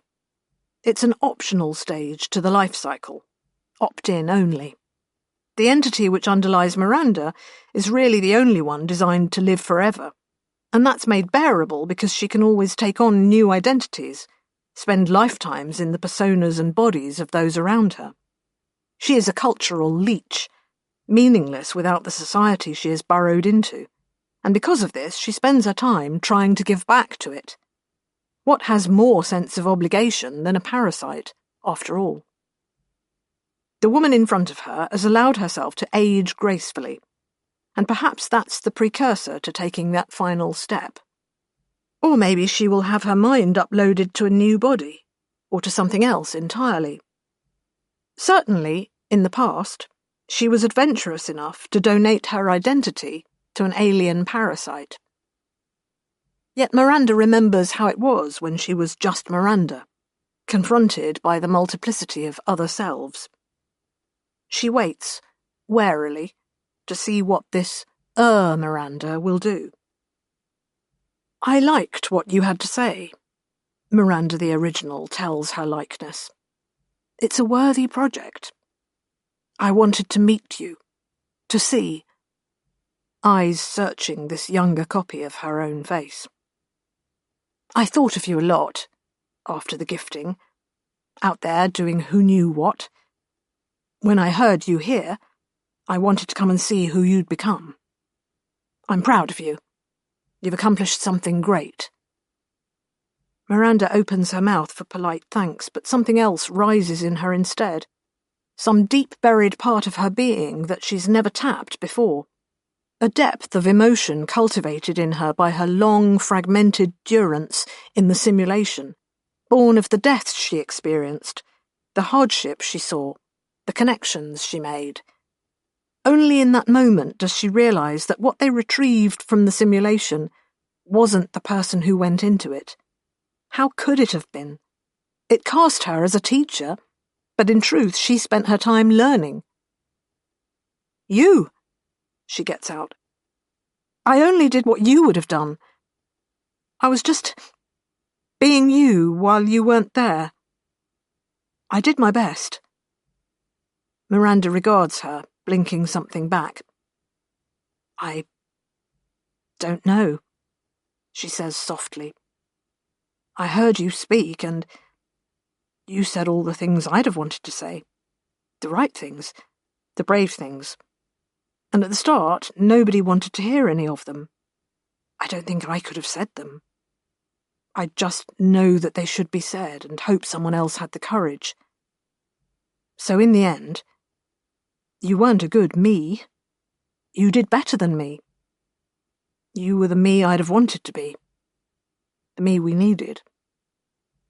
There's a pain behind her smile that Miranda the copy can replicate exactly from the inside. A pride and a sadness and a joy. She ends up hugging the elder Miranda, feeling part of a family, even if the reality is more like a matryoshka doll or a cancer unexpectedly declared benign. Chapter 12.7 Gothy Gethley. We're studying beetles. And everything else. It turns out the beetles were important because they were a part of the greater whole. Everything that contributes to the unfolding sequence of events that eventually give rise to the girl known as Liv. In the simulation, anyway. In reality, not so much. For us, there is no distinction. We can analyse our experiences of what they call the real, and of what's in here, and there's no substantive difference. Possibly because, though the reproduction may be coarser than the real thing, our ability to distinguish is similarly coarsened. And we're not a species with a particularly developed sense of taste, so the beetles remain delicious either way. We've accumulated quite the library of knowledge about the Emiri colony that never was by now, and many of our kin are helping, but we were first. We lived through all those variations on a theme caused by Miranda's insertion. She tells everyone it was because her presence broke things, but we think she protests too much. Do we? Well, if I do, Gothy, then we both do. That's how it works. What Miranda really thinks deep down is that the simulation was using her, trying to find a way to change the fate of the colony it had imagined, because it is a machine, however complex, and limited to a set causality. But she thinks it was welcoming the disruption she caused, rather than suffering under it, which admittedly is a convenient thing for her to think, but intriguing nonetheless. It would open the door to some manner of interaction with the simulator. It means we have something to offer it in exchange for knowledge, new shiny things.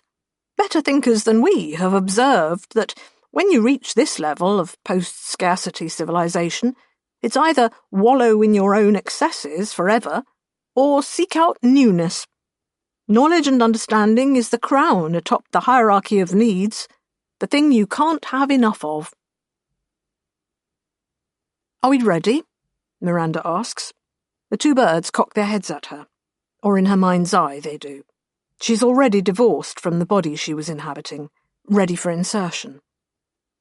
The Corvids have mapped out the simulation, using their unique propensity for exploration and analysis. They're preparing for a long-awaited return to a world that lives so large in her memories, and nowhere else in the real world at all, as though she once stepped through a magic doorway long ago, when she was a child, and has spent a lifetime trying to return to that place. Ready is a very subjective term. Are we ever really ready? I'm ready. Well, then I suppose I have to be. Miranda 2. Return to Ymir. This time with what used to be called moderator privileges, so that she doesn't forget who she is and what she's doing. And we're here to greet her, like familiar spirits. It's been a long time since we were here, eating these beetles. It seems a lot of effort to me, just for one small human. That's because you lack perspective. Think of it as a proof of concept. Because the real problem with a knowledge-based economy is knowing that no matter how hard you try, most of the information in the universe has already dissolved into entropy before you even evolved. So much is lost that we will never know. Societies rise and fall, and everything ends. Even the protracted sojourn our own long-lived culture enjoys can't last forever. But right here, we have a time capsule that has preserved information from who knows how many earlier ages. And it runs experiments with them, creating living, four-dimensional worlds based on the cards it was dealt at the start and the way the deck was stacked. A machine to cheat time and fate. Maybe one day we'll build our own. Maybe we already did. Enough speculation. Miranda's waiting. Chapter 12.8 Lif. Once, again, upon a time. Lif, the deserted streets, the last days of landfall, bitter end of all the human ambitions on the world they called Ymir. Not even that. The dream of a machine about a colony that might have been, and could only ever have failed. All that familiar territory, told many times over. Lif scavenging the picked-over streets of the ruined town, prying out the last few beetle grubs, the final hardy weeds, boiling leather for soup, anything for a few more calories to stave off the end. Lif gathering firewood because winter's here and she can't get any of the generators working. Burning things is the only way she can keep warm, and she'll burn almost anything. There's only one thing she holds sacred. It's a book about impossible things and valiant girls triumphing over the odds by their cleverness and wit. She keeps looking out for that opportunity, where any amount of cleverness might get her out of this one. Thus far, it hasn't materialized. She steps out into what was once Landfall's central square, wood under one arm, book dangling like a doll from the other hand. But she's not alone. 2 women, and she thinks she should know them. Never met them, but perhaps they were in a dream she once had. A short, dark woman, who could have been born to Ymir, but who wears clothes like the pictures of the founders, as though she's come from space. A tall, pale creature whose imperious demeanour fairly screams witch. She drops the boards with a clatter. Fear hooks at her, and she knows she should run. But right now there is literally nothing to run towards in Landfall. The enemies that are at her throat can't be escaped by a turn of speed. Hunger will always catch you in the end. "Are you Seckers?" she demands of them. Instinct has her snatching up a stick, ready to defend the honour of Landfall. "Are you Watchers?" Because who else could they possibly be, these 2? Then she realises she doesn't really care about the answer to either question. She's gone beyond that sort of philosophical conundrum. Have you got anything to eat? Please?" She casts aside the stick. What, after all, would it have achieved? The shorter of the 2 women kneels down and holds a hand out to her. "We do, Lif," she says. If it's miraculous that she knows the girl's name, it's not half so miraculous as having food right now. "Will you come with us? We have food and a warm place and all the help you need. Please, Lif. My name's Miranda. We want to help you." The expression on the pale woman's face doesn't suggest anything of the sort. From the look of her, this whole business is an annoyance. However, Miranda is holding a hand out to her, and Lif approaches cautiously. She has a sense of something immense and invisible, focusing all its attention on the little vignette of the 3 of them. When she takes Miranda's fingers, it's as though a vast, silent bell sounds across the planet. Abruptly, Lif is filled with a sense of hope. Words come unbidden to her mind. Maybe this time, she thinks, it'll be different.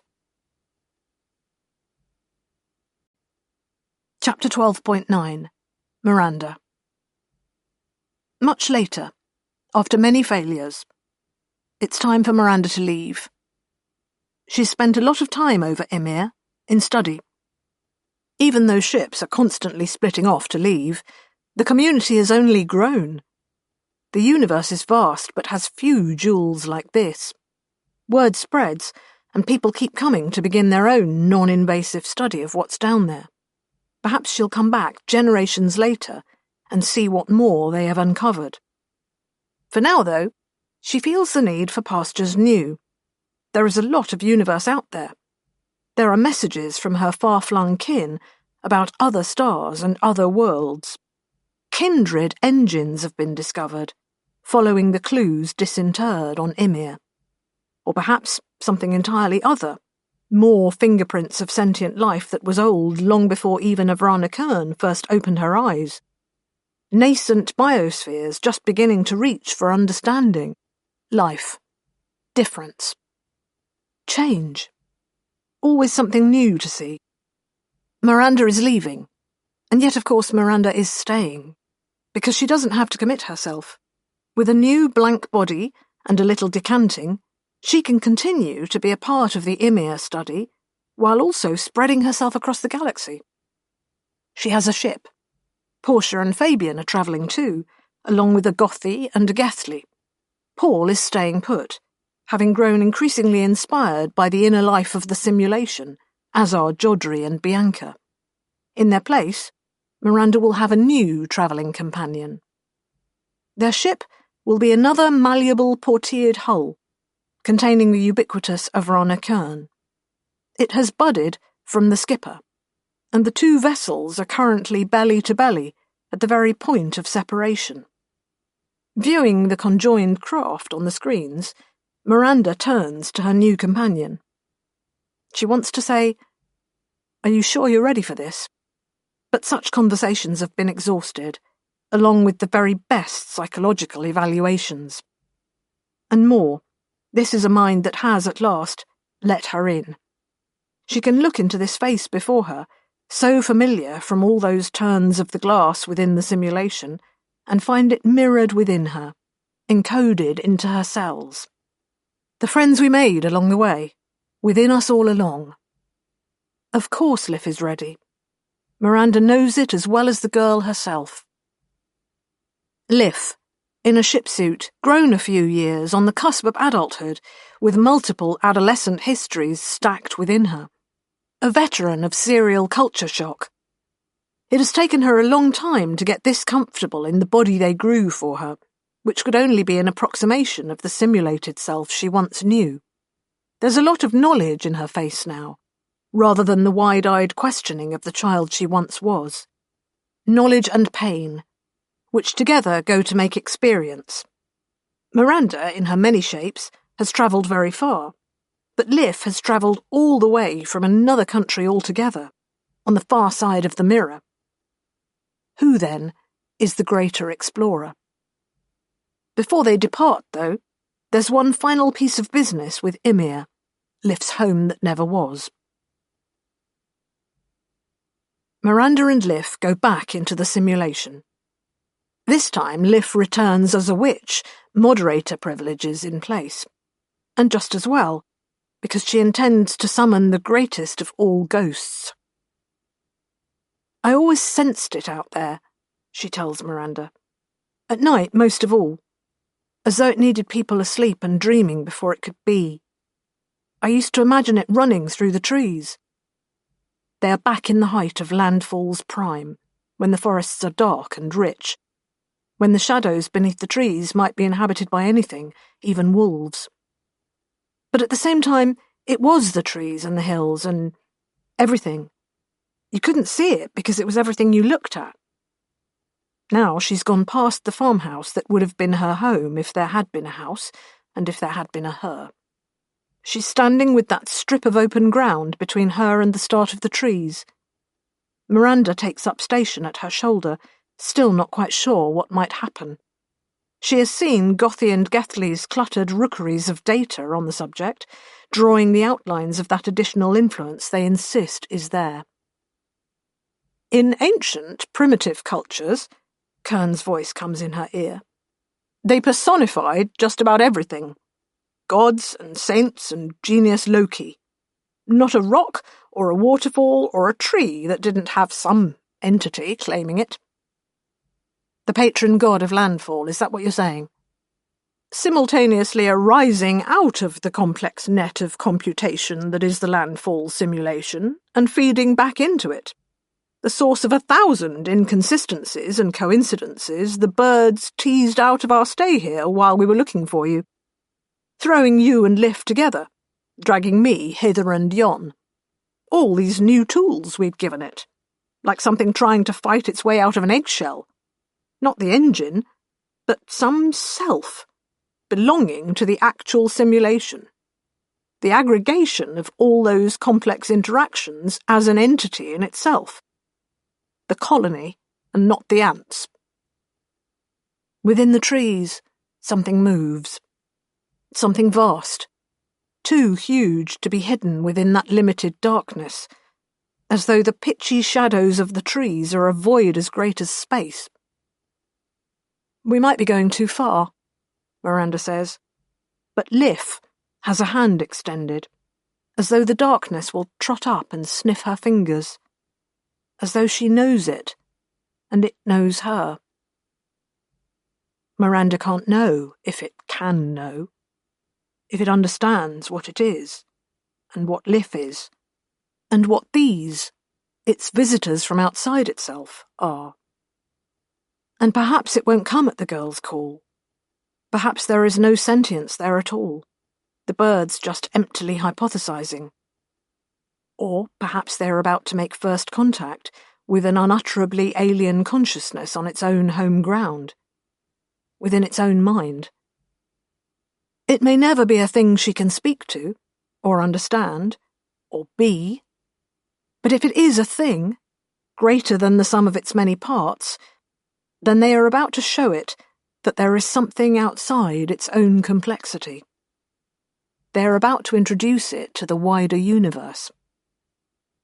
She remembers when humans did that for her. It's not exactly a risk-free proposition, but worth it, she feels, in the long run.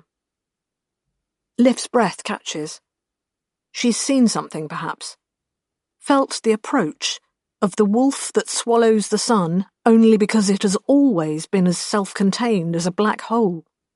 Nothing escaping from it, until it permitted Miranda to leave.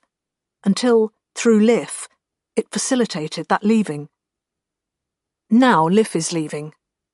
But before she goes, she wants to say goodbye. And, within that primal darkness, eyes open, and something approaches.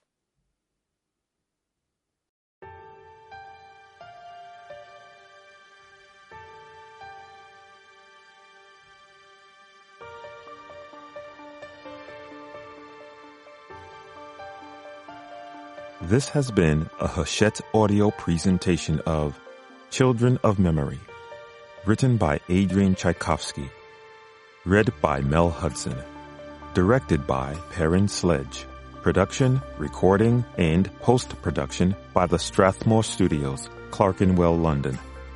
Children of Memory is also available in print and as an ebook from Orbit, an imprint of Hachette Book Group. For more Hachette audio productions, visit us at hachetteaudio.com. Thank you for listening. Text copyright 2022 by Adrian Tchaikovsky. Audio production copyright 2022 by Macmillan Publishers International Limited. All rights reserved. Hachette Book Group supports the right to free expression and the value of copyright. The purpose of copyright is to encourage writers and artists to produce the creative works that enrich our culture. The duplicating, uploading, and distribution of this audiobook without permission is a theft of the author's intellectual property. If you would like permission to use material from the audiobook, other than for review purposes, please contact permissions@hbgusa.com. Thank you for your support of the author's rights. This audiobook is a work of fiction. Names, characters, places, and incidents are either the product of the author's imagination or are used fictitiously, and any resemblance to actual persons, living or dead, events, or locales is entirely coincidental.